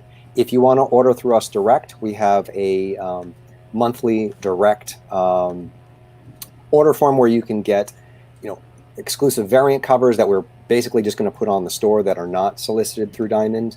And all our other titles, including catch-up packs. We do these catch-up packs, which are even more discounted than the normal wholesale prices. So say you missed out on White Ash or North Bend or Yasmin, you can get 1 through 4 of those at a discounted price, so you can introduce those new titles to your customers. But again, the goal is just to offer as many different ways as possible for retailers to be able to get our products, so then in turn the customers can have them in your shops. Jen, do you have any questions for Charlie? I will say that I think that it's the catch-up packs are a brilliant way to help us, because it feels like in the past, whenever I'm trying to get people into titles, sometimes the availability of one piece of it is not available, say number 2 or 3. It's really, really hard to get people to buy into a line if they either have to do trade or they have to have holes in their collection. So the idea of having it be so easy for us to carry an evergreen catch-up pack for our customers is brilliant. They're well packaged, and it was a brilliant idea. I don't know who came up with it, but they should get a giant raise. Well, at the end of the day, what we're looking to do is just find ways to get our comics to everyone and just make it as easy as possible. And I think, the catch-up pack is great. We're going to be doing a new thing going forward with our new number 1s that are going to be coming out, and we'll be making an announcement for this for the retailers. But I'll just tell you personally, Jen, right now, because we're here, it doesn't make a big difference if you're ordering direct from us.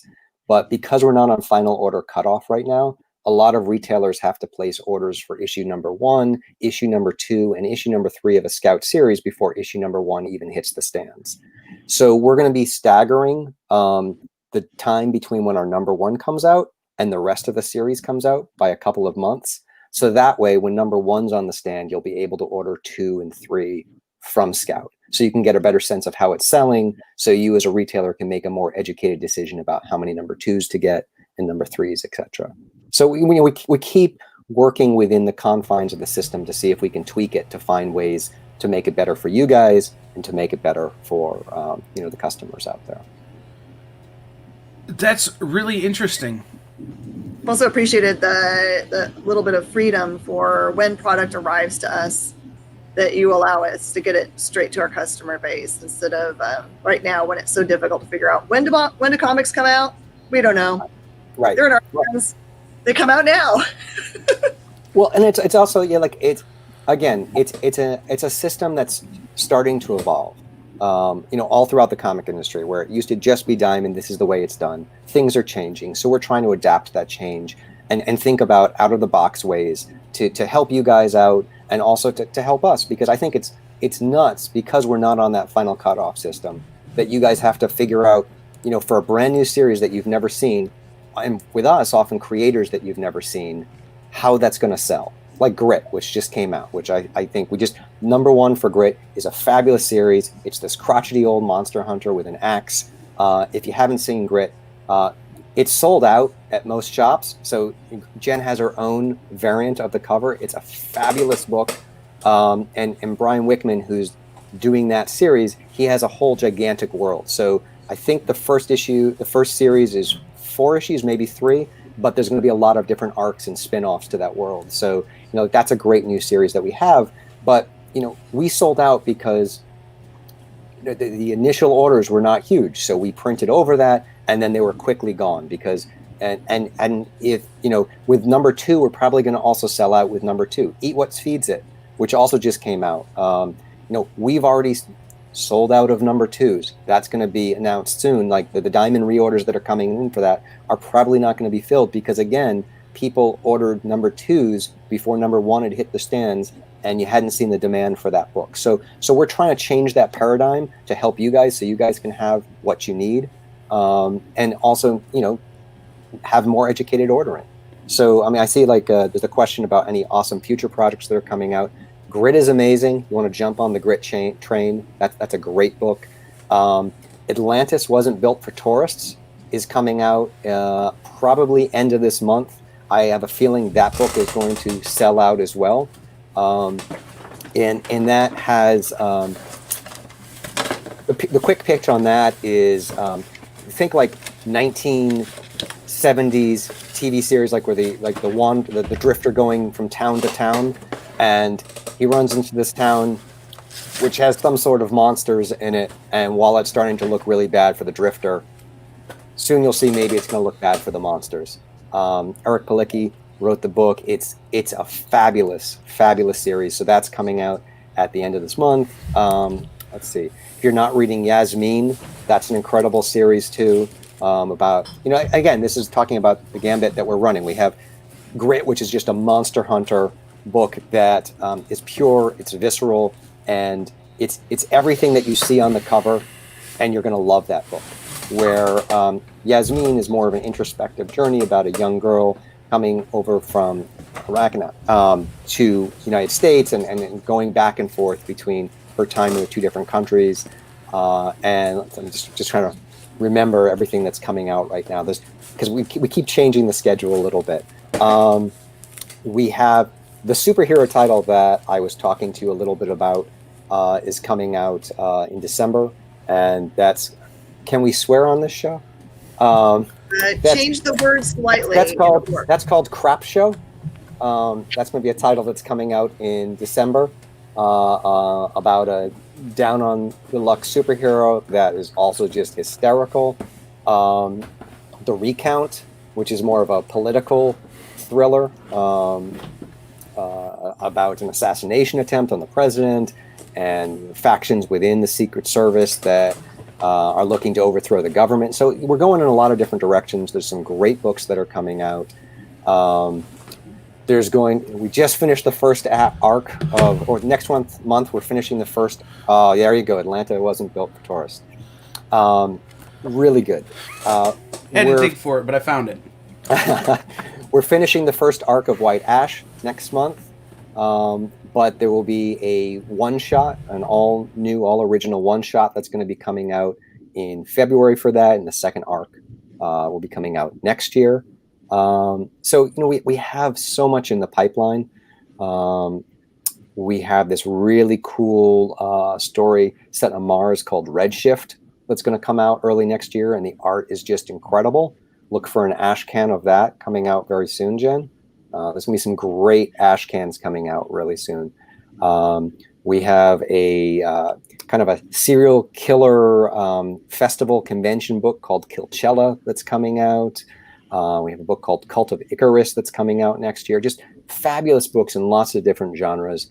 The art is amazing. I don't know if you like. There's one called By the Horns about a young woman whose job is to hunt unicorns, because in this world unicorns are horrible.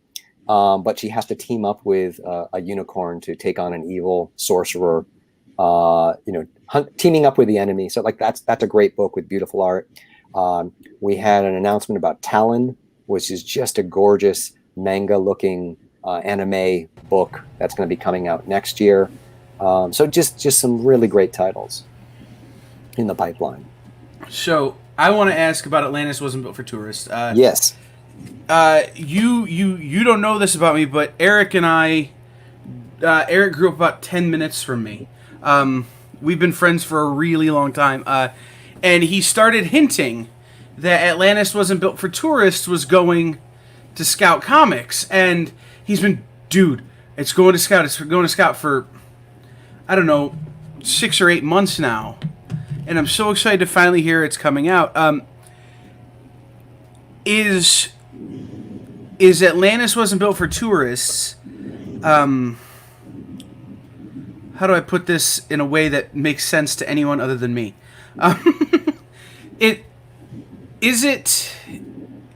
Is something like that, a book like that from somebody like Eric, who's a little bit established, who's worked with other companies, is once you have a creator working with Scout, does something like Atlantis Wasn't Built for Tourists help them to get more books with Scout?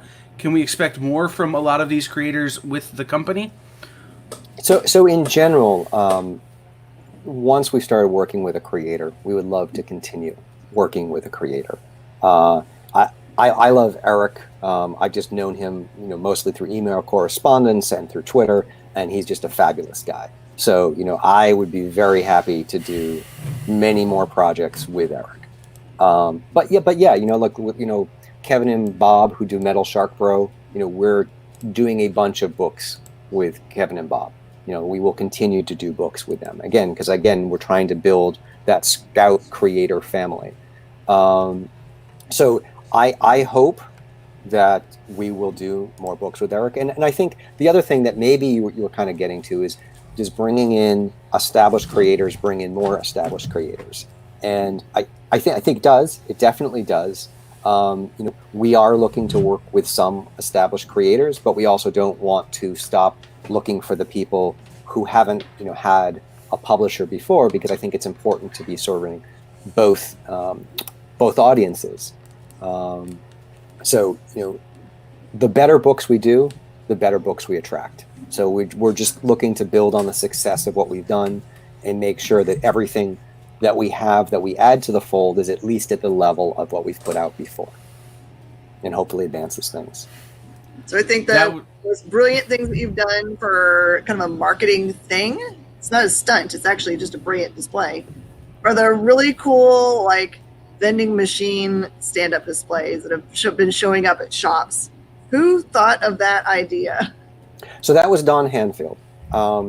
Because at the end of the day, it's hard as a smaller publisher if your titles get lost in on the shelf with everything else.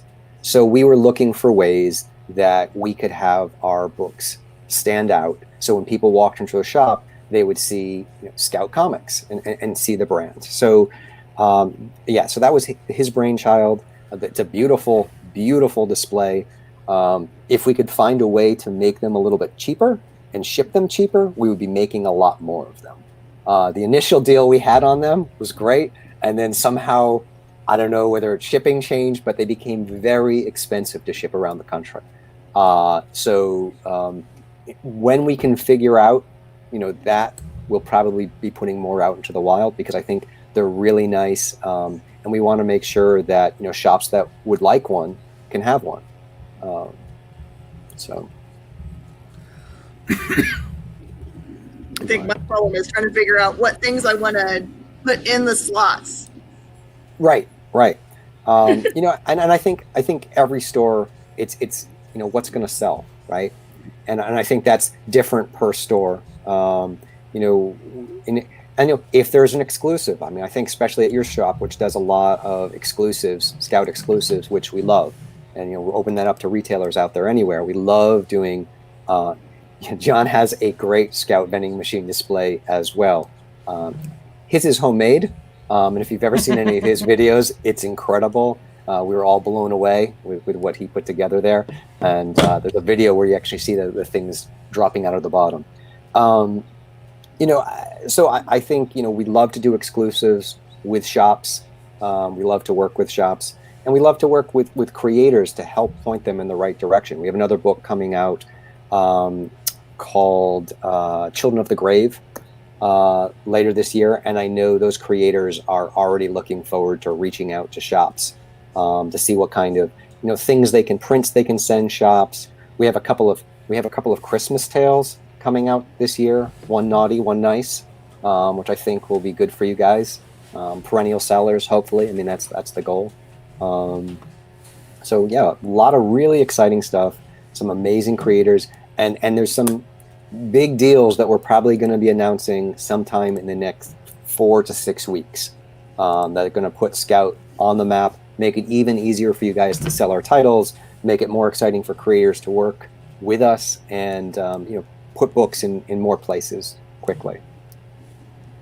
So that was going to be my next question. Being a smaller company, in the marketing of the vending machine, I love it so much. I just wish I had the my location to put it in.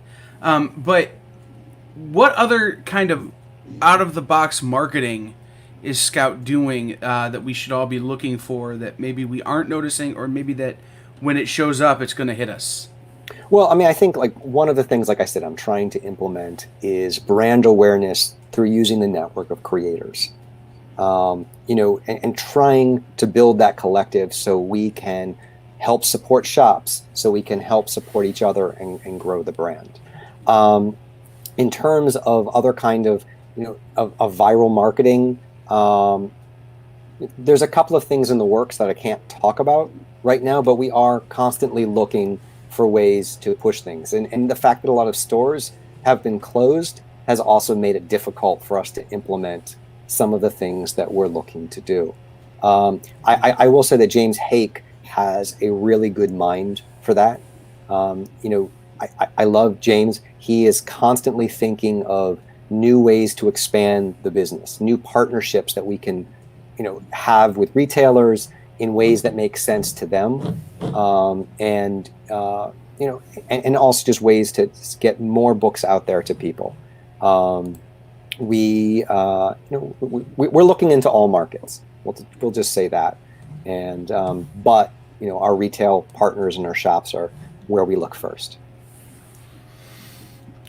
So we've talked about what's coming from Scout. Does Charlie, the creator, have anything in the pipeline following White Ash? Well, so White Ash is going to be a long, ongoing series. So look for many years of White Ash.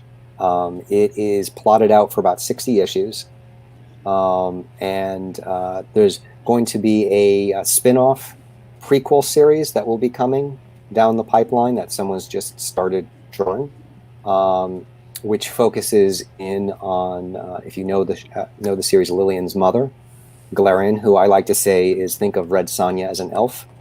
And that mini-series takes place 3,000 years ago in Elfheim, and also in 1970s New York City, and goes back and forth between the two, and a young woman who's having visions of being Galarian from 3,000 years ago, and we'll eventually see how those two stories come together.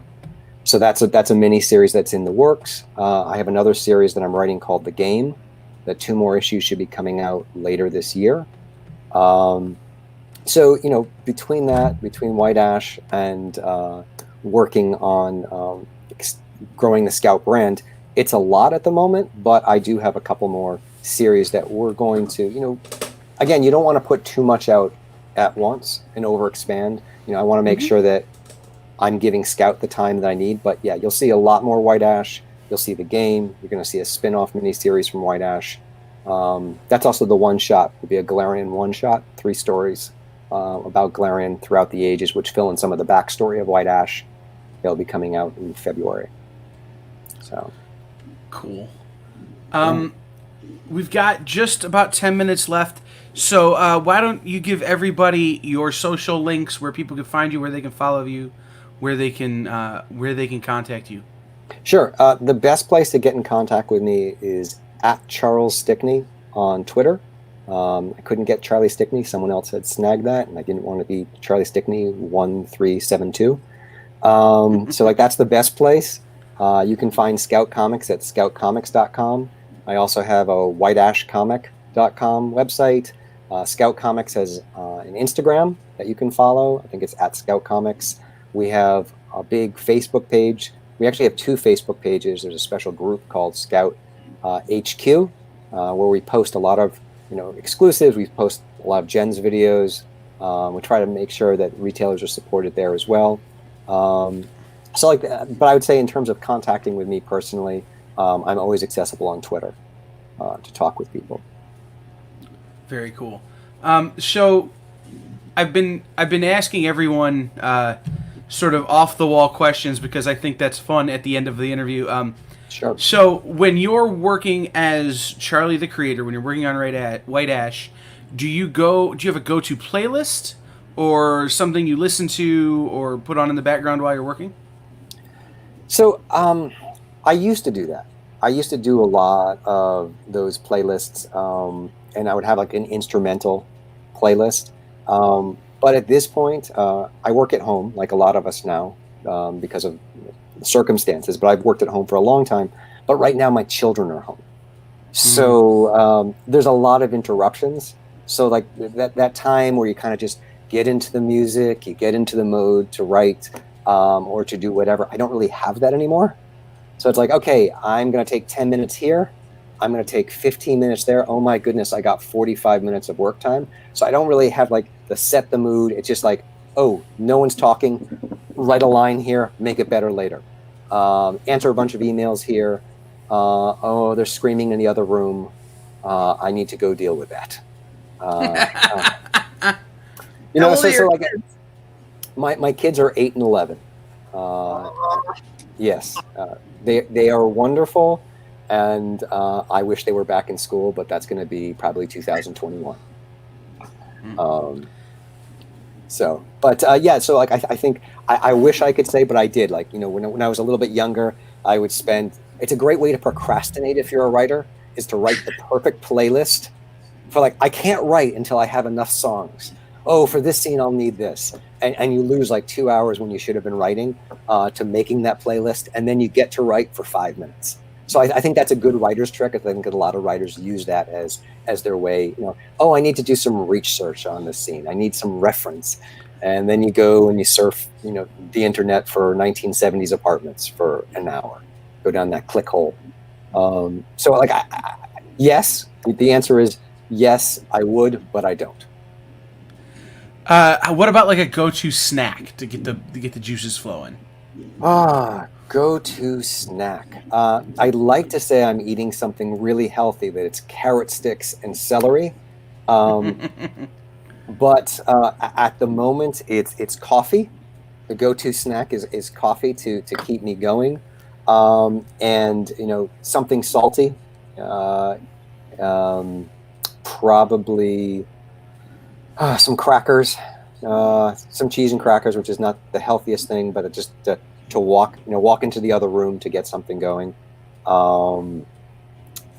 Trader Joe's has way too many unhealthy snacks that I can leave within reach. So that's been happening a little bit too much lately. So like I would guess maybe this is deadly. Trader Joe's now has their own version of Pringles. Don't know if you guys like Pringles, but like it was always great that Trader Joe's didn't have those, because it doesn't seem like a lot of chips, because it's that just tall, skinny thing. There can't be that many calories in it. And then, then they're gone. So Trader Joe's now carries those, so I find those very dangerous too. All right, and then quickly, Ultimate Nerd Garage. In your nerd garage, you can have one of the cars from pop culture and one of the spaceships. What's in the garage? Oh, what's in the garage? One of the spaceships. I would have to say the Millennium Falcon has got to be the spaceship that's in there. I mean, there's so many different areas in the Millennium Falcon. It's like having several different spaceships, and there's so much history there. I would say, so it's definitely the Millennium Falcon. I can always hide in those compartments if someone comes looking for me who needs some work done, like children. So that's what I would use those smuggling compartments for. In terms of the vehicle, what vehicle would I like the most? I mean, I guess the easy go-to is the 1960s Batmobile, because I think that's the most fun version of the car. I like, and as I'm getting a little older, you want things labeled with those big cartoony labels so you can read them easily. Like the new high-tech Batmobile, I'd be pushing the wrong button. I'd be trying to hit like the rocket jets, and I would hit the ejector seat. But with the 1960s Batman, everything was clearly labeled for the television audience, so I'd know exactly what to do. Well, we are just up against our time here. Yeah. Thank you to Charlie for jumping in at last minute. I know this was this was a last minute thing. We're thinking about James and his family right now. Yeah. As they deal with their family health emergency. We're sending him all the good vibes we can. Thank you so much for being here, guys. Head over to cadetscon.com. Click on the Cadets Con links tab. Scroll down till you see the Scout Comics logo. Click on that, and it will take you everywhere you need to go. Thank you, Charlie.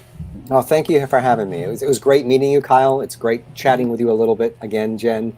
Always a pleasure, and we love your stores, and thank you again for having us on. We will be back in just about a minute here on Cadets Con 2020 Live Online with James Venhaus of Night Owl Society, and we'll be joined by one of our other hosts from yesterday, Will Holland. We'll be back in just a minute.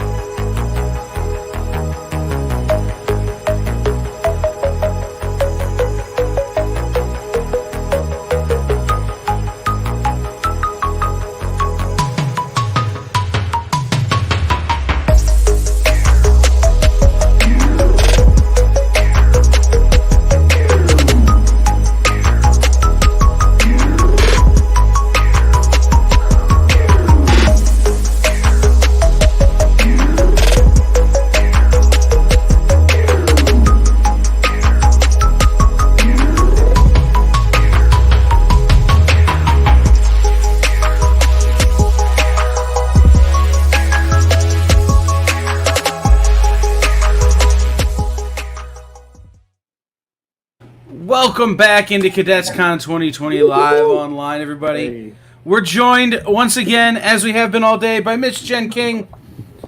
We're joined by one of our other hosts, the great Will Holland, Will K. Holland.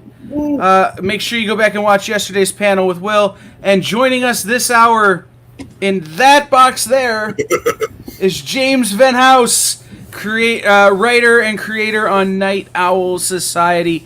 James, welcome in. Thanks for having me.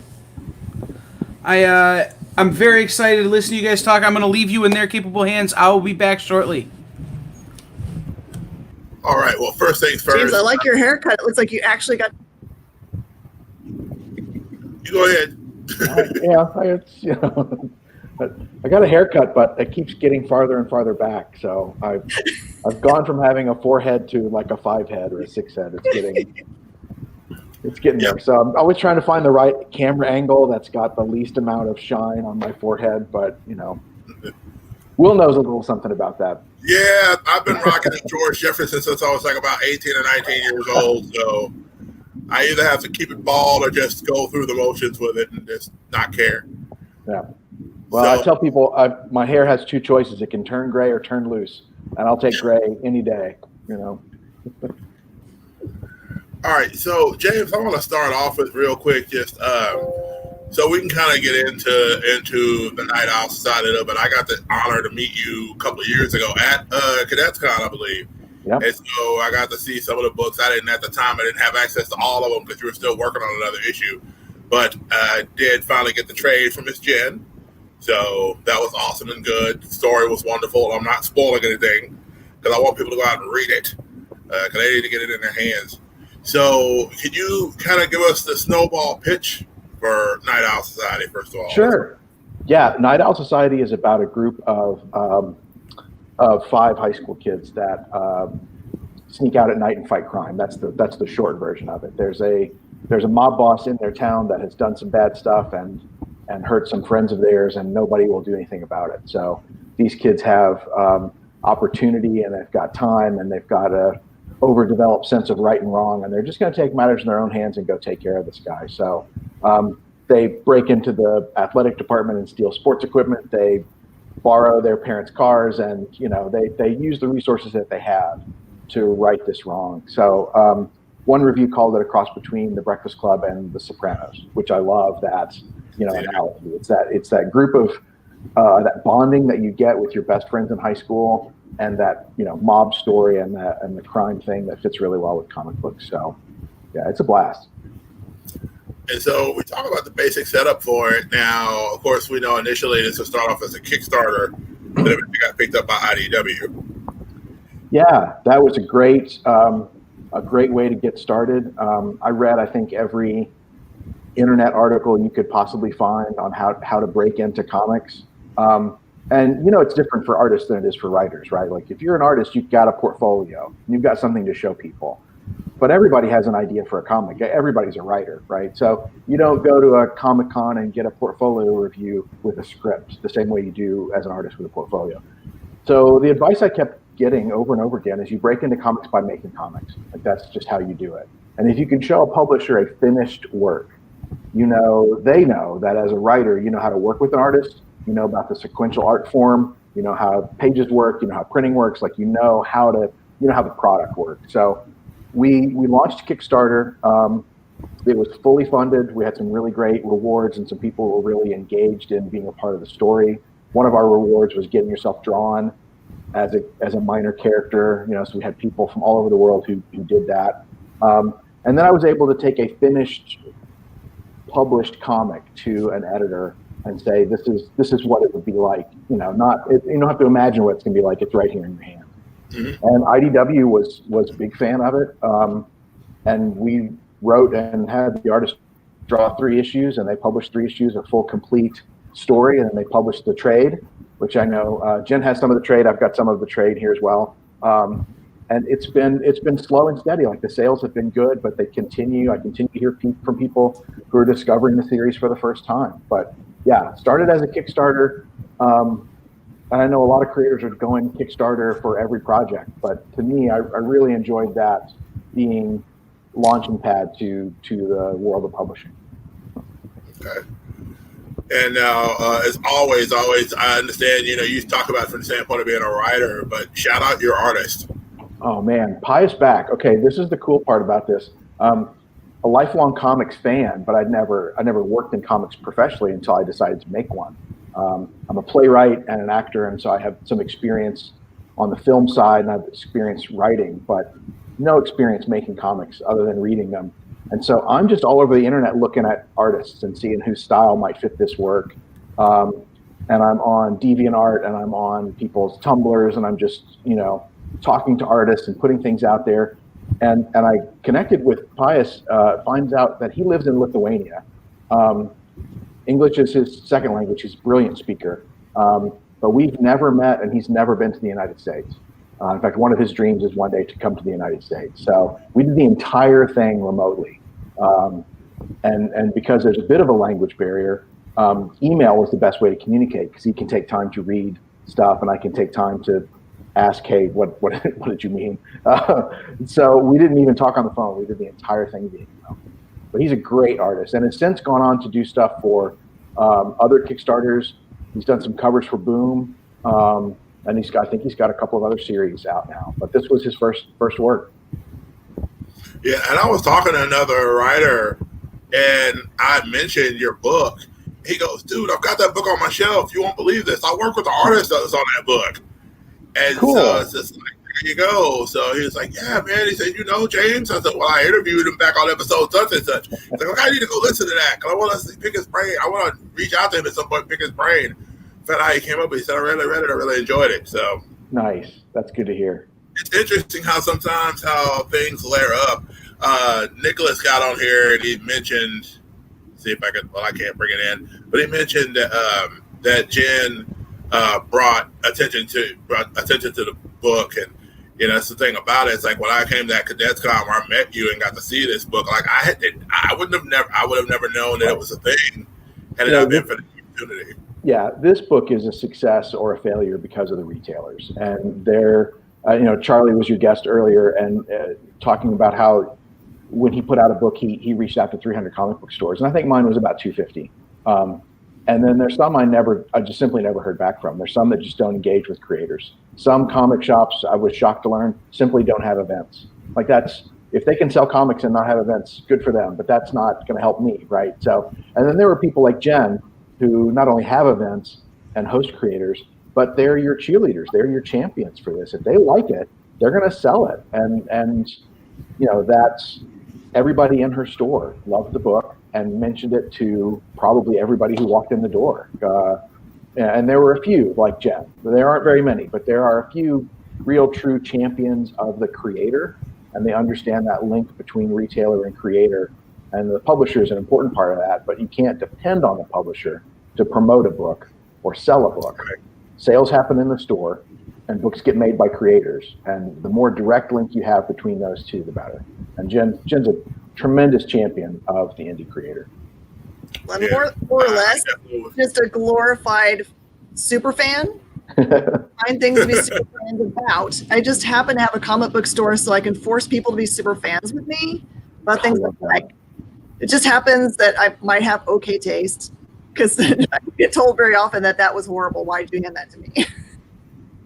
But just like creators find their fans, retailers find their customer base. Like somebody who doesn't like anything that Jen likes is eventually going to shop someplace else, and the people who like what Jen likes are going to come back to her store. So you have a fan base, Jen. Like you have our customer base that's loyal to your brand, which is your taste in comics, right? So.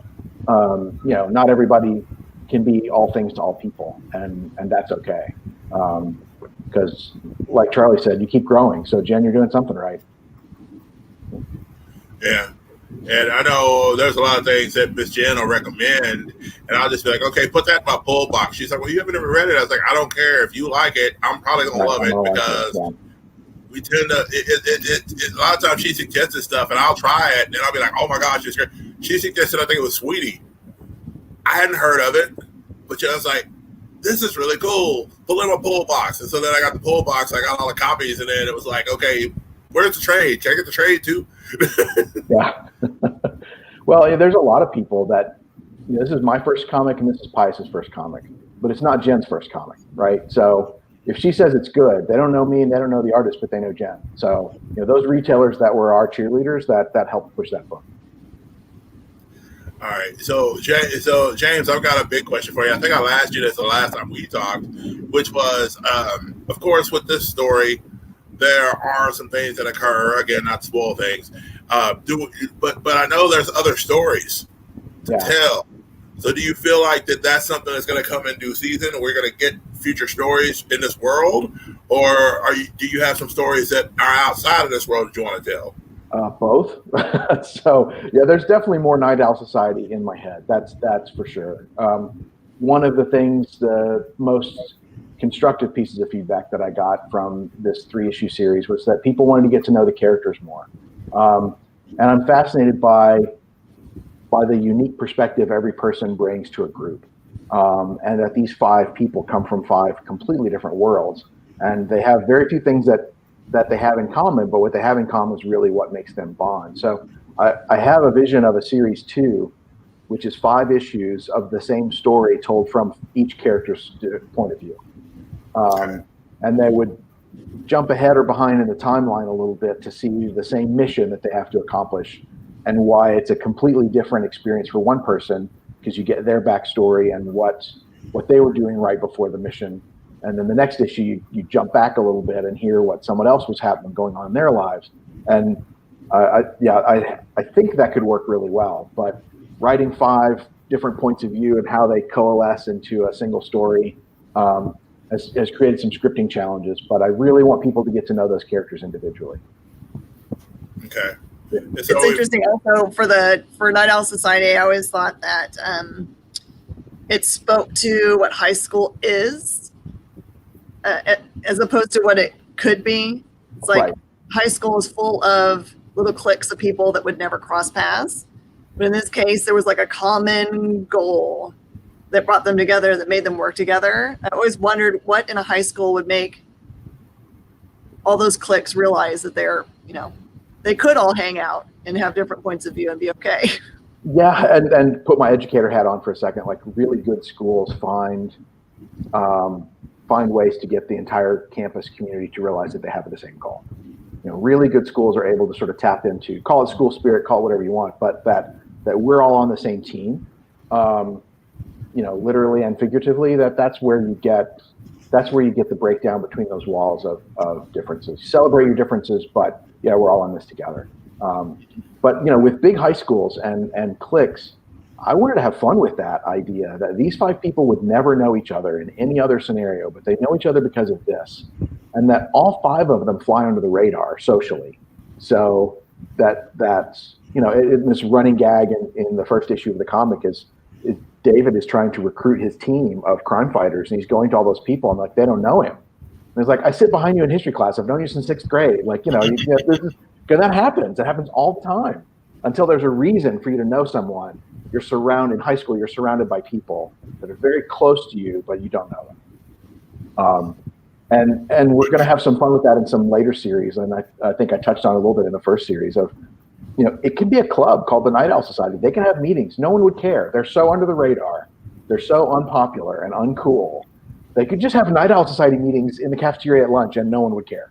So that's you don't have to have a secret identity if nobody cares who you are, right? So that's their perception about themselves. So in series 2, you look at what happens if they do get known. What happens if people do start to care who they are? Like, that's, flying under the radar you can use that to your advantage. So there's tons of stories in that universe that I would love to tell. Okay. And Night Owl, yep. Now, it would translate really well to screen. So if you could cast a Night Owl Society movie, do you have any people that you would have in mind to fit in those roles? So yeah, this comes up a lot. I love the unknown actor, young actors. Like, I don't want a team full of celebrities. Like, I would love for people to get to know the character and not the actor. But maybe the big bad in series 1 could be somebody that you would know. Bryan Cranston comes up a lot, and although he's kind of done this kind of character before, and again, not to spoil it, the bad guy is very bad, but he also is really tortured by it.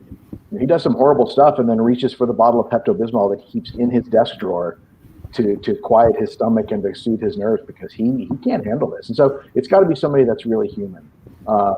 So I think Bryan Cranston could do that. I think Gary Oldman could do that. I think there's the people that play bad guys, but you really want them to be, in a way, you want to root for this guy. So that there's all kinds of possibilities. One thing I don't want is 25, 30-year-olds playing high school kids. Like, that's the worst. I want high school. I work with high school kids all the time. They're insanely talented. There's some. You get a 16-year-old to play a 16-year-old, and it's going to be great. So. Yeah, I think the Kissing Booth was on Netflix. The new Kissing Booth sequel is on Netflix. I was watching part of it, and I'm just going, dude, this looks like a college. This is like a college pavilion area. Some of these people look like professors. Like, this was in a high school setting. Right. Why is this middle school kid shaving? Like, what's going on? Yeah, I never liked that. Sometimes they get it right. For Umbrella Academy, the part that's played, I forgot the character's name all of a sudden. Yeah. A 16-year-old is actually 16. Right. I was like, I'm going to look this guy up and he's going to be like 30. But no, they actually cast someone that makes sense in the part. And you have to look harder. And it's the same thing with diverse casting and representation on screen. There was and I forget his name, but the first African-American man to win a directing Emmy in his acceptance speech said, people say there are not enough, can't find African-American people to direct. He said, you're just not looking hard enough. They're there. And I think that was 20 years ago, but that comment really stuck with me. Like, if you're looking for true representation, whether it's age appropriateness or racial diversity or different kinds of people, in Hollywood or in casting, the people who come across your desk all the time, you're going to have to look deeper than that. You're going to have to go deeper and find, because they're out there. People are out there and they want to work and they want to create and they want to be great. And, then go ahead. I was just going to say, James, you mentioned diversity. There's a story you shared with me as it relates to the young man that's the football player. And you kind of talked to me about some of your experiences with that in your teaching, and so how that kind of shaped that character. Yeah, so for those of you who don't know, Night Owl Society takes place in a private school. And one of the things that I liked about that format was I teach at a private school. And it's kind of loosely based on my experiences teaching at other schools in the past, where the kids had a lot of free time and a lot of resources and not a lot of supervision. But, especially at religious schools, a really strong sense of right and wrong. And so if you had a ton of money and a ton of time on your hands and you wanted to go right some wrongs, you did little to no parental supervision and the black Amex card, like you could do some stuff, right? Like you could do that. And then you're looking at who you would put on your team. And you want a brainy guy, and you need a computer expert, and you need somebody who can get you into places that nobody else can get into, and you need muscle. And I thought about the kids that I have taught before that are in private schools, usually on athletic scholarship. They're bright, they're incredible people, but certain assumptions get made about those students because they are black, because they're there on scholarship, because they are athletes, and that that puts them on the outside looking in a lot of times. And it can be this really odd dichotomy that you can win the state championship in football because of this kid, but he's not invited to the party to celebrate the championship that he won, right? Like it gets to be very weird. And the story I think Will might be thinking about is the kid running back wins the state championship. The parents are getting together for a party, and everyone assumes his mom is the help. Like literally people are handing her a plate and like, can you put this away for me? She's like, no, I don't work here. Like I'm you. And they just don't recognize that because they're not used to seeing it.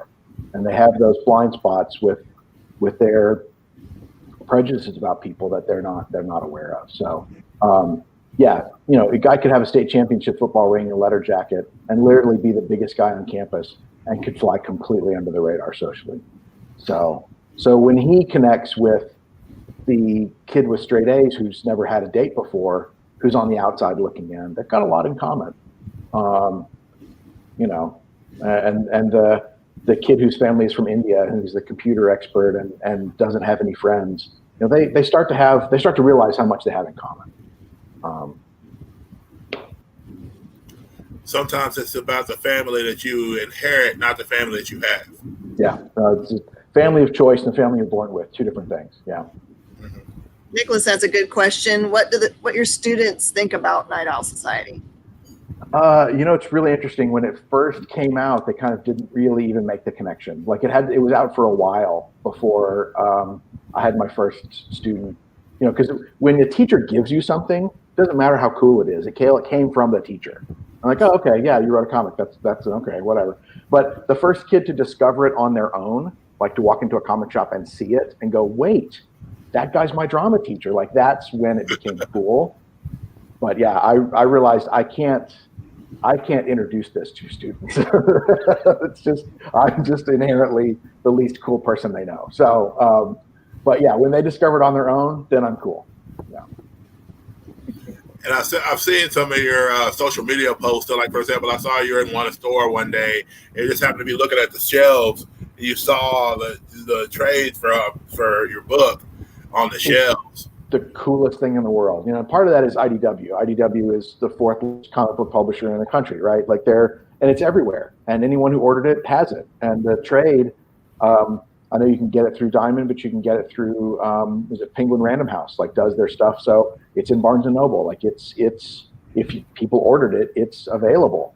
So yeah, I tend to go into a comic book store to get my regular comics, and then also like go check and see if they've got mine, and sneak a picture.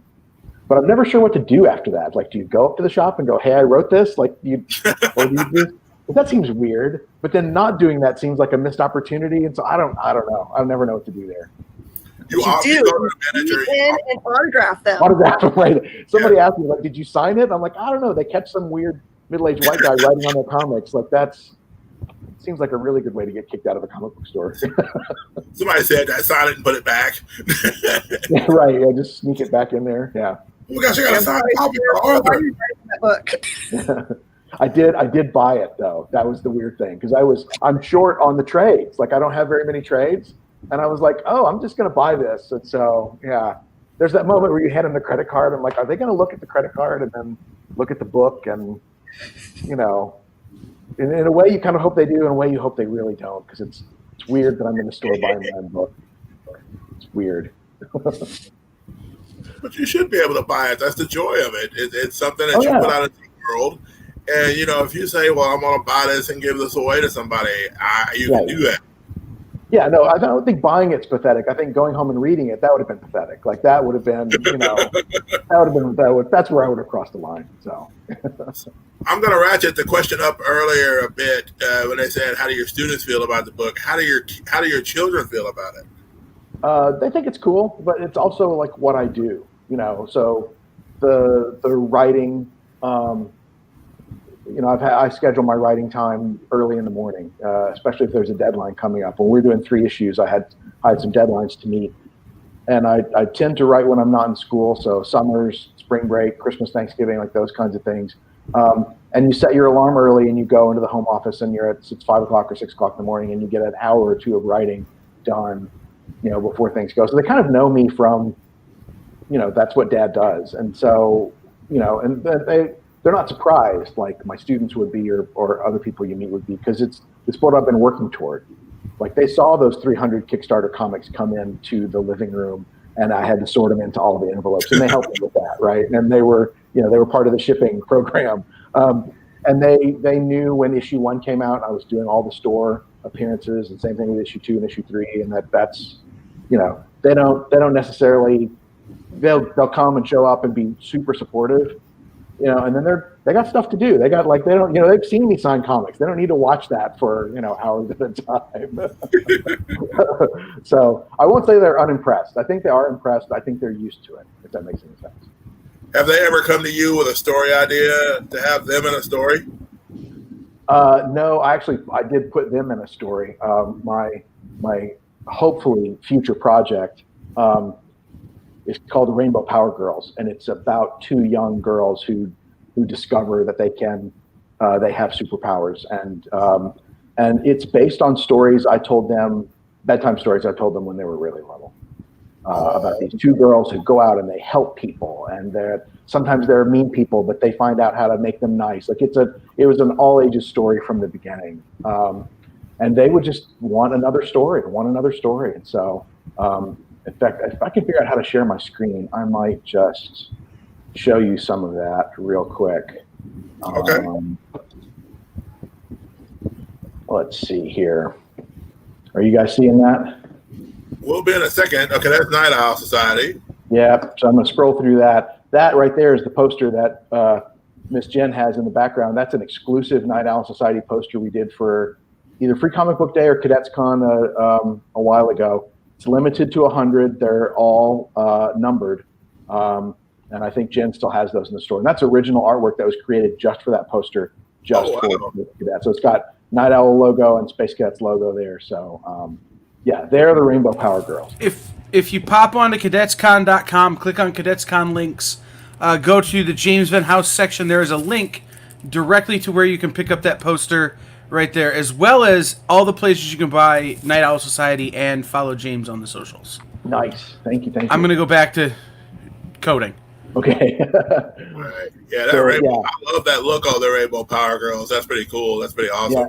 They actually, I mean, these stories about the Rainbow Power Girls were a part of their growing up, and they went as the Rainbow Power Girls for Halloween one year. And so, like, this has been, you know, and so I'm working with a great artist. His name is Terry Parr from Fort Worth. He has a fantastic indie comic called Aerobicide, which is an 80s aerobics ninja character, which is just this fantastic, you know, comic book crime fighting ninja 80s aerobics comic that's just a fantastic book. But anyway, his style fit what I was trying to do here really well. So I just loved that for that. So we've got a script, we've got concept art and character designs. We're just waiting for the right time and waiting for the opportunity, because I think an all ages book right now would be a good thing. Jen, you do a lot of your store does a lot of really great stuff with all ages books. Is that right? We have a huge award-winning section of all ages. It's like a little sub store just for the kiddos. Yeah, I think that's important. I think sometimes, I mean, I love major publishers, but you look at how the readers have aged, and so the stories have aged, and now, I mean, look at what DC's doing right now. They're doing sort of their main books, and then their sort of alternate universe stuff is the Metal series, which is really dark, and Deceased, which everyone's dead and a zombie. There's the whole. Anytime they branch off, it's always dark. But comics readers, when they start as kids, you know, then you get that wonder and that hope and that joy that comes from that. So I think the all ages stuff is really important.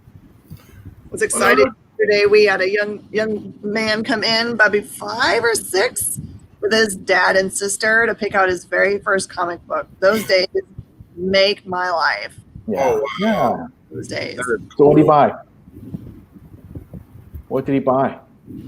I think he ended up getting, I feel like it was Spider-Man related. I think his dad was surprised at what he picked out, whatever it was, because he was like, okay. That's what I love about the animated shows. Like, you know, you get kids to love those characters. You know, because really, how are you going to grow up knowing who Batman is? Because at 5, you're not going to watch the movies. You're not going to read the current DC, you know, comics.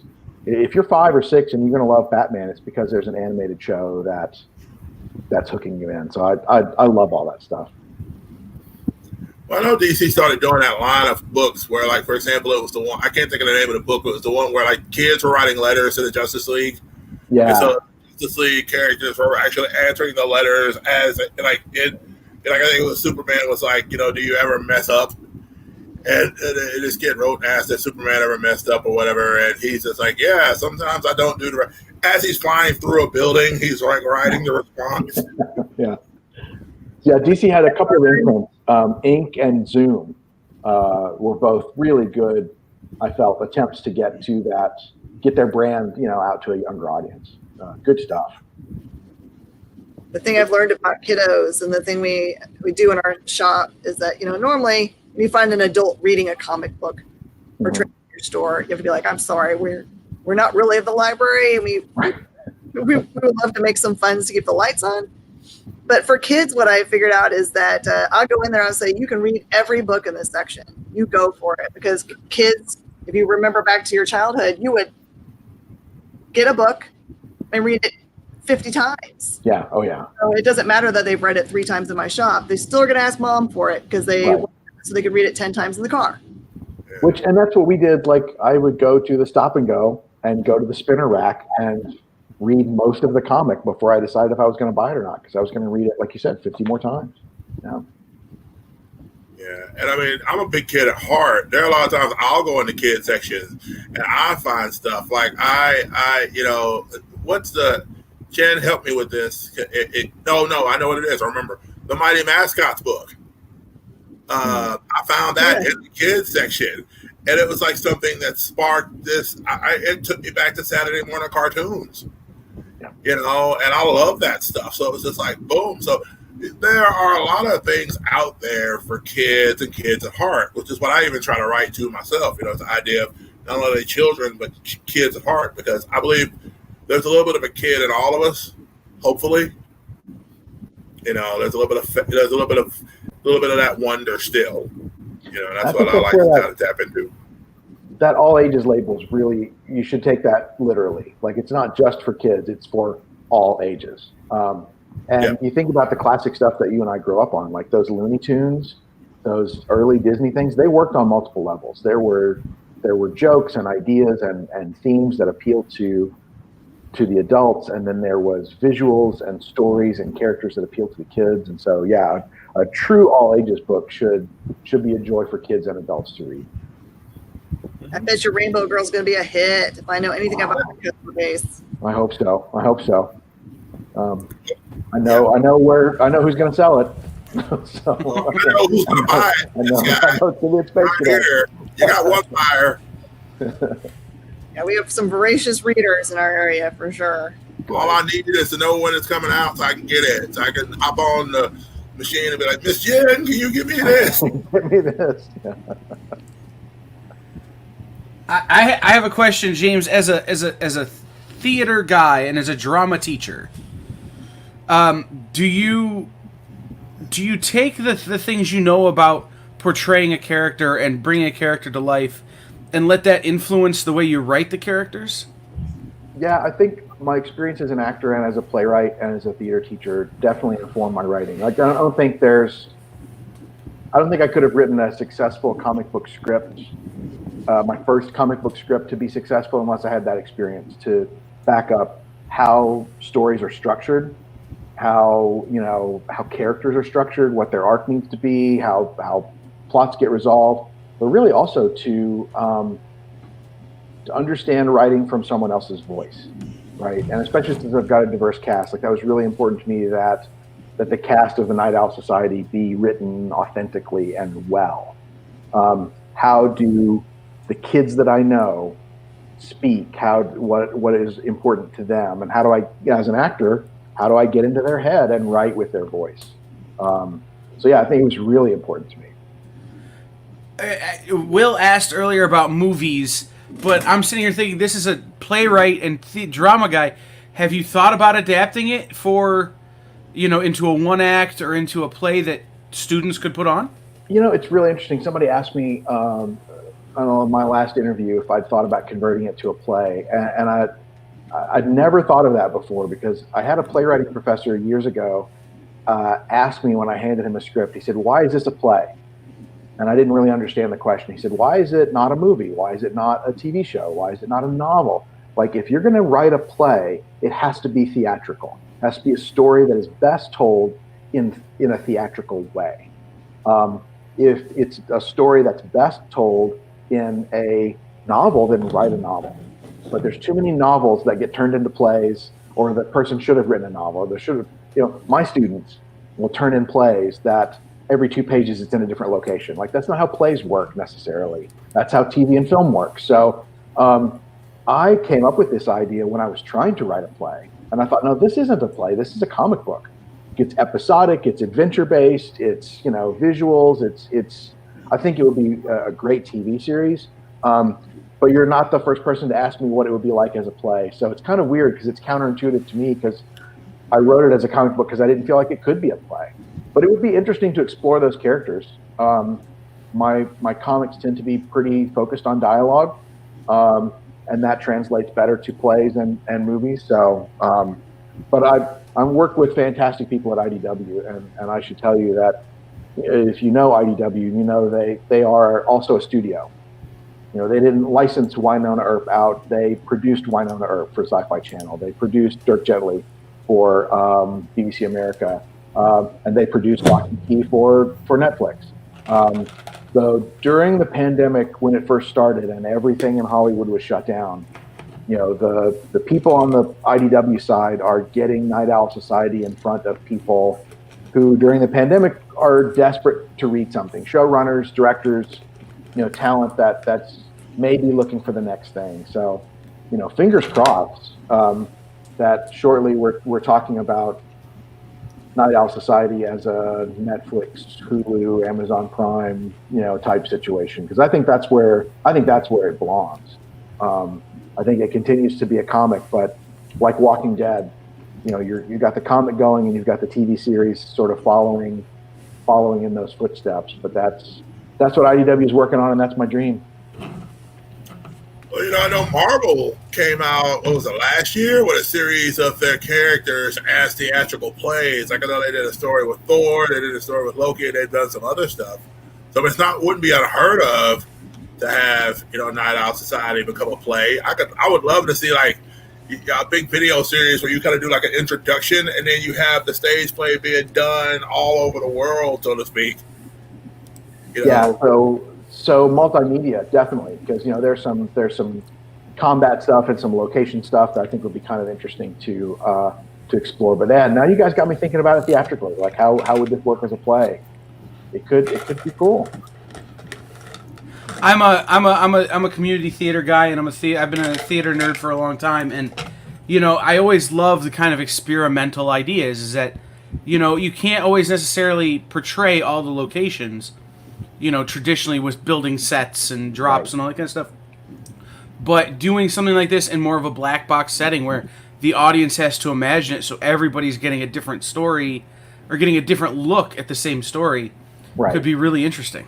It could be. And one of the things that theater does really well is you tell the story of what it's like in that moment in those people's lives.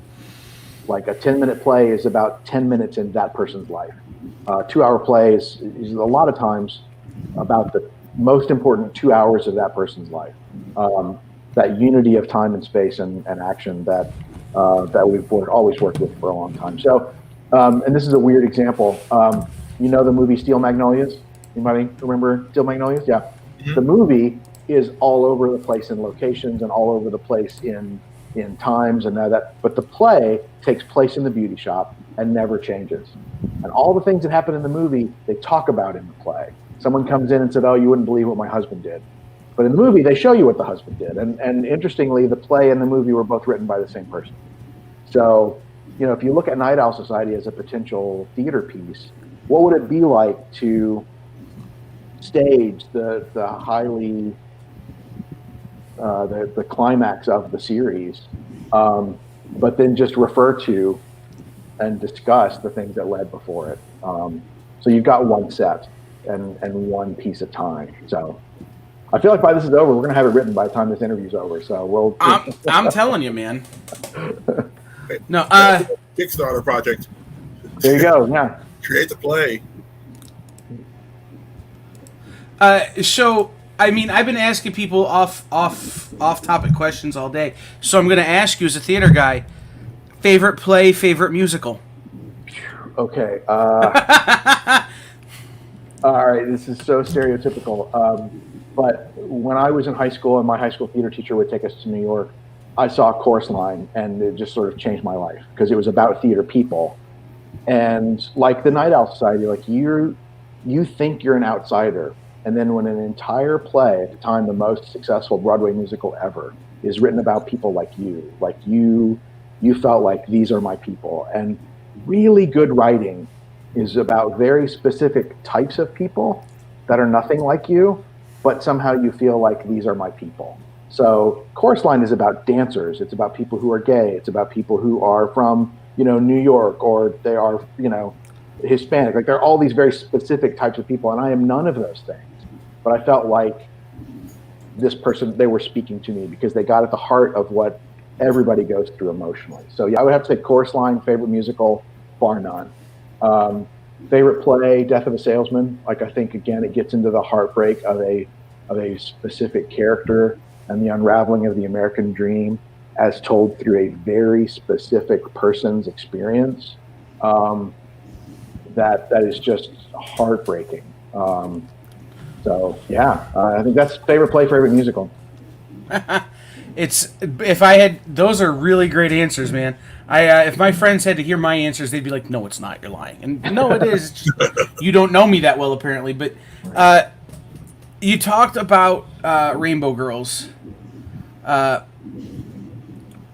Approaching that versus approaching Night Owl Society in terms of the way you write it. These are stories you're recounting as a raconteur for your daughters. When you go to write it, do you remember the stories the way you told them, or are you having to revisit these ideas and more flesh out the stories? Yeah, I will tell you that I remember them. I don't know if I remember them differently than my daughters, but I remember them in a way that allows me to be a jumping off point for new stories. But they're like, hey, remember when you told us this story? Like, write that. Like, I want to see this moment. And so sometimes I don't even remember the things that they remember. But yeah, I'm definitely taking notes from them about what should be in these scripts. But yeah, I remember some of it, and some of it that's very meaningful to them, I don't even remember saying. So I'm excited. I've got to ask this question: when can we see this book in our hand? Oh gosh, I have to. Okay, so here's the thing, and that's why I was so interested to hear Charlie's story about Scout Comics, because the thing about having a creator-owned series is, and IDW has been a fantastic publishing partner. I mean, I have no complaints about IDW, but their job is not to fund this. That's my job. So, I did a Kickstarter, and that paid for enough artwork to get one issue of Night Owl Society. And then IDW said, yes, we will publish all 3 issues. As soon as it's finished, let us know. So I have to go to my bank account and pay that artist, and pay that colorist, and pay that letterer, and pay for pre-press and that kind of stuff. And then I'm hopeful that my royalty checks eventually will cover the expenses that I did to produce the book, because I'm only a writer, I'm not an artist. I should never say only a writer, but I can't create this content for free like a writer artist can, right? So I have a tremendous amount of financial risk. And you could argue that I have a bigger financial risk than IDW. Like, my editor, like, if this book fails, I don't make my money back. And if this book fails, my editor still has a job, right? Now, if enough books fail, then he doesn't have a job and the whole company goes out of business. Like, I get that.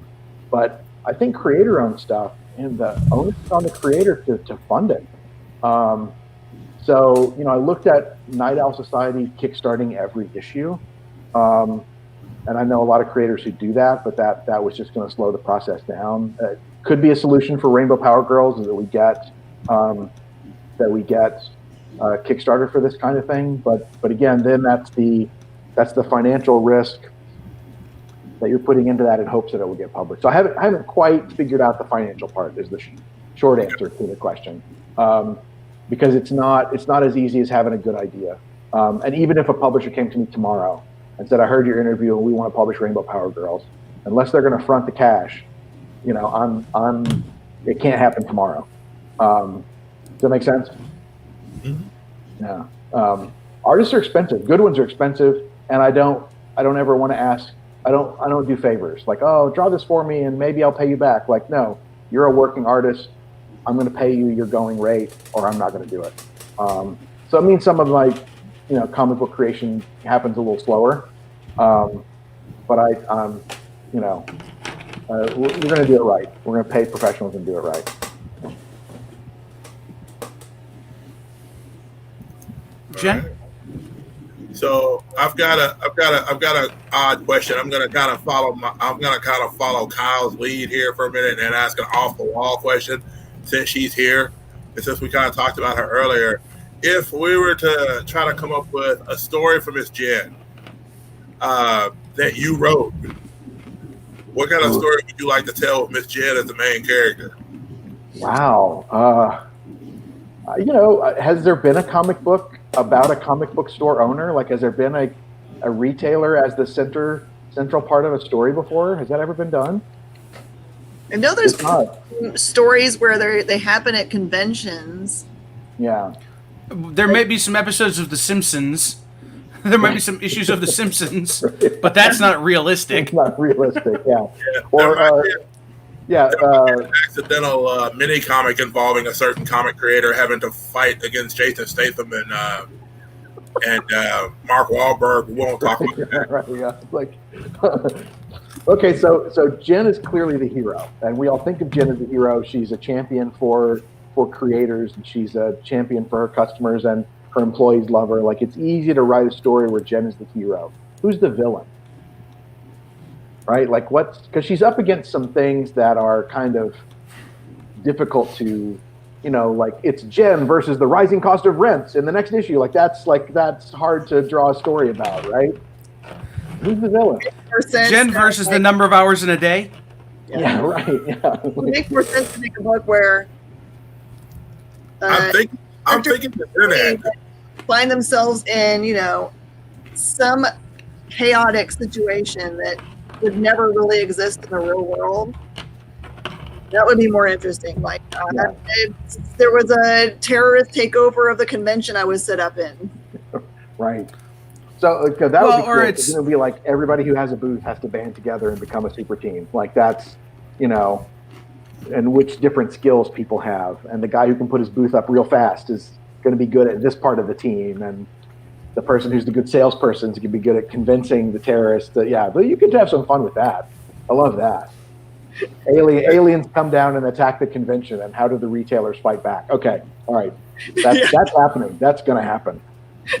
So let me ask a couple of my off the wall questions. Do you have a go-to playlist for when you're writing? I love Charlie's answer. Like, if you do, then you're probably wasting time writing. Like, you can tell if you come over, and you can tell if I'm having writer's block or not because of how clean my desk is. Because if I feel like I need to neaten up everything, I better get my pencil straight and I better do this, then I'm stuck. But I do have like a general workout playlist that's really, really upbeat. Anything Motown, Stax, Volt, like any 60s R&B stuff that just gets you moving will help me write. So I have a workout playlist that doubles as my writing playlist. If there's an existing comic book character that you would love to have a shot at? Okay. I feel like all my answers are like super mainstream. Like the, Death of a Salesman and Chorus Line are like two of the most popular things ever. I would love a chance to write Superman because I think it's hard. He's hard to write and he's hard to write well. Have you guys read Tom King's Superman stories? They were originally in the Walmart Giant. The Walmart books, yeah. And then they got put into floppies, issues 1 through 6, and they're called Superman Up in the Sky, and I think it just came back out in the hardback. That is probably the best Superman writing I've read in 20 years because it gets to the heart of that character, which is that it's not about can Superman punch hard enough to punch out this alien creature. Like, the answer is yes. Like, it's not, there's no tension there.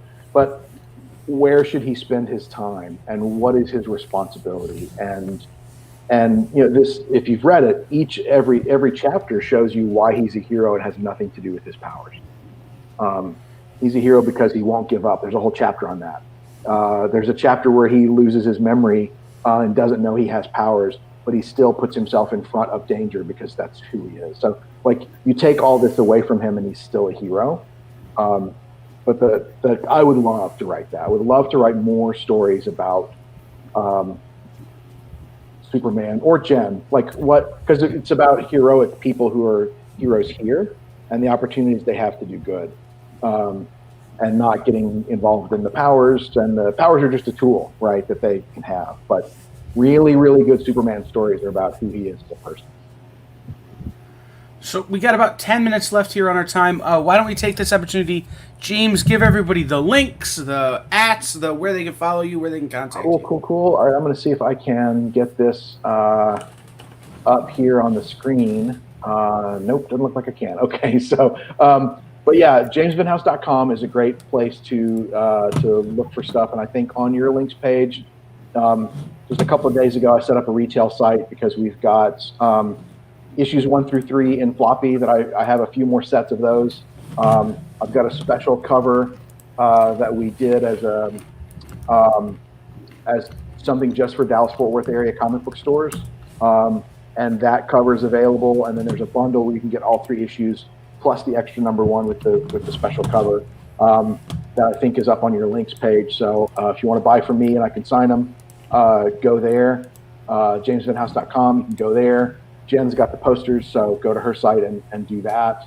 And then you can find me on various social medias, Instagram and Facebook. And Night Owl Society has a presence on Facebook as well. So If there is any news about the next chapter of Night Owl Society, you'll find it there. Cool. And all of those links are up on the cadetscon.com links page. You're the best, Kyle. So Took me a minute, but I got them. You're the best. You got a busy day, man.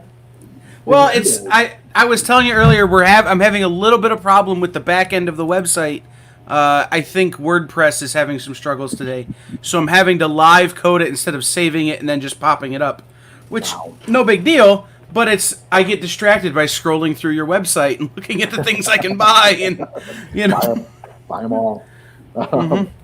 Well, we're and I broker than we were before this all started. Then it's been a good con, right? Yeah. Yes, it has. Yeah. I noticed something on your website. It says audition coach. So, do you have any great audition stories, auditioning for plays or auditioning for work? I think every actor has actors and fishermen and gamblers all have the same story about the one that got away. Like, if you ever go to Vegas, what will somebody tell you? Oh, at one point I was up like several $100s. Yeah, what'd you walk away with, right? Or the fisherman about the one that got away. And every actor has that story about that job they almost got. But years ago when I was acting, and Barney, the big purple dinosaur, that show was produced in Dallas when I was acting in Dallas. And they had a national tour of a live Barney stage show that was doing very well. And they were looking to do a European tour. And they were looking for somebody to be in the Barney suit. Now, the Barney suit is already made. So you have to be a certain height and weight and size. And so those were the actors that got sent on that call. And I went to an audition and went to another audition and went to a callback after callback. And it was down between me and one other guy for the opportunity to tour Europe as Barney in the giant big purple Barney suit. So that I wore the bottom half of the suit, and I had to jump up and click my heels and jump up and spin 180 and jump up and face front, jump up, spin around and land facing front. And the other guy could do that just a little bit better than me. He had a little bit more dance experience than I did, and he got it over me. But it's one of those things where, and don't ever do this if you're an actor, like I calculated what I would have made on that tour, because I'd have been in Europe for 10 weeks. And I was at the end of my lease for an apartment, so I wouldn't have an apartment. They were going to pay a salary plus a per diem, plus all the travel expenses and meals and stuff for 10 weeks all over Europe. Like, when you put pencil to paper and figure out how much money you would have made, it's heartbreaking. Don't ever do that. If you're an actor, don't ever do the math on that. But yeah, I think every actor has those stories, right? Like what? Yeah, I just had mine. So yeah, what was yours? I was asked to send in a tape to play a certain British monarch in a wildly popular Broadway musical for the touring company of Canada. And okay. I think I know what you're talking about. 2 auditions away. And someone who had significantly more experience, whose name you could put on a marquee, got the job. And you lose to a better player sometimes. Yeah. But, you have to, you don't get to put that on your resume, but hopefully if you learn something from it, it's still part of your growth as a performer. As an actor, I had never auditioned on tape before, so it was a whole new experience. Yeah, you'll be back. So, oh yeah. So, we got about 5 minutes left. Any last minute questions, Jen, Will?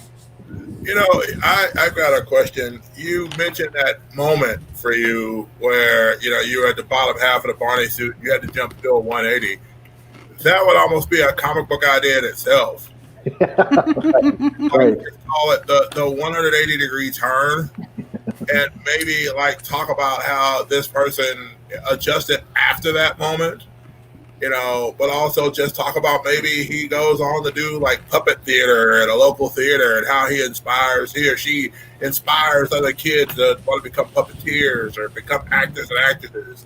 I don't know if there's been a great comic book series about out of work actors. Like there was, and because there are skills involved, right? Like skills in deception, skills in makeup, skills in acting. There was a mini series in the 80s called Miracle Squad. I don't know if you guys read that. It's an indie series from the mid 80s. And it took place in a 1940s Hollywood movie studio. And so that the fact they had a makeup person and a special effects person and some stuff is that they were able to beat the bad guy because of those skills. It's like that's a concept that we haven't fully exploited. Private Eye used to be a former actor or group of out of work actors who do stuff. Like there's some potential there. There's a funny book out called Tinseltown from Alternative, which is about it's like a very of the era, I think 40s. She shows up to try out for the part of a police officer or a security person, and they mistake who she is, and they actually hire her as this police officer investigator, and there's a murder on the lot. It's just crazy. Oh, that sounds great. What's it called? Tinseltown? Tinseltown. Tinseltown. Okay, I got to get that. Yeah, and there were Backstagers a couple of years ago. Yeah. I can't remember what publisher Backstagers was. But yeah, they got into some supernatural stuff. But the idea that kids in the theater bond together and get together and do stuff. There's a lot of story potential there. I feel like we've created more intellectual property on this 1 hour show than I have in the last several months. So it's got to go. We got to copyright this broadcast and say this is ours. Nobody take it. Right, the contents of this broadcast are copyrighted by Major League Baseball and its affiliates. Wait, no, that's the wrong company. James, are there big boy versions of the shirt you're wearing? I made, believe it or not, I made one of these shirts for me to go around and do cons with. But I get asked about this shirt a lot, so I bet I could get some more made. Because that's been everybody asked me about it at cons, and I should get more. Should definitely do more of those. All right, guys. Well, we are coming up against our clock. One more time, head over to cadetscon.com, click on the Cadets Con link, scroll down just a little ways, you'll find James Venhaus's links, and everywhere you can find Night Owl Society, James himself, where you can pick up the beautiful exclusive limited to 100 poster that they did for Space Cadets Collection. And, thank you, James, so much. You've been so great helping us get ready for this thing and being on and being a great guest. It was a blast. Thank you guys so much. All right, guys. Yes, stay tuned. We will be back in about 2 minutes. This stream will cut off. You'll have to come back to this, refresh the page, and come back, and we'll be on a new stream for the second half of Day 2 of Cadets Con Live Online 2020. We'll see everybody in just about 2 minutes.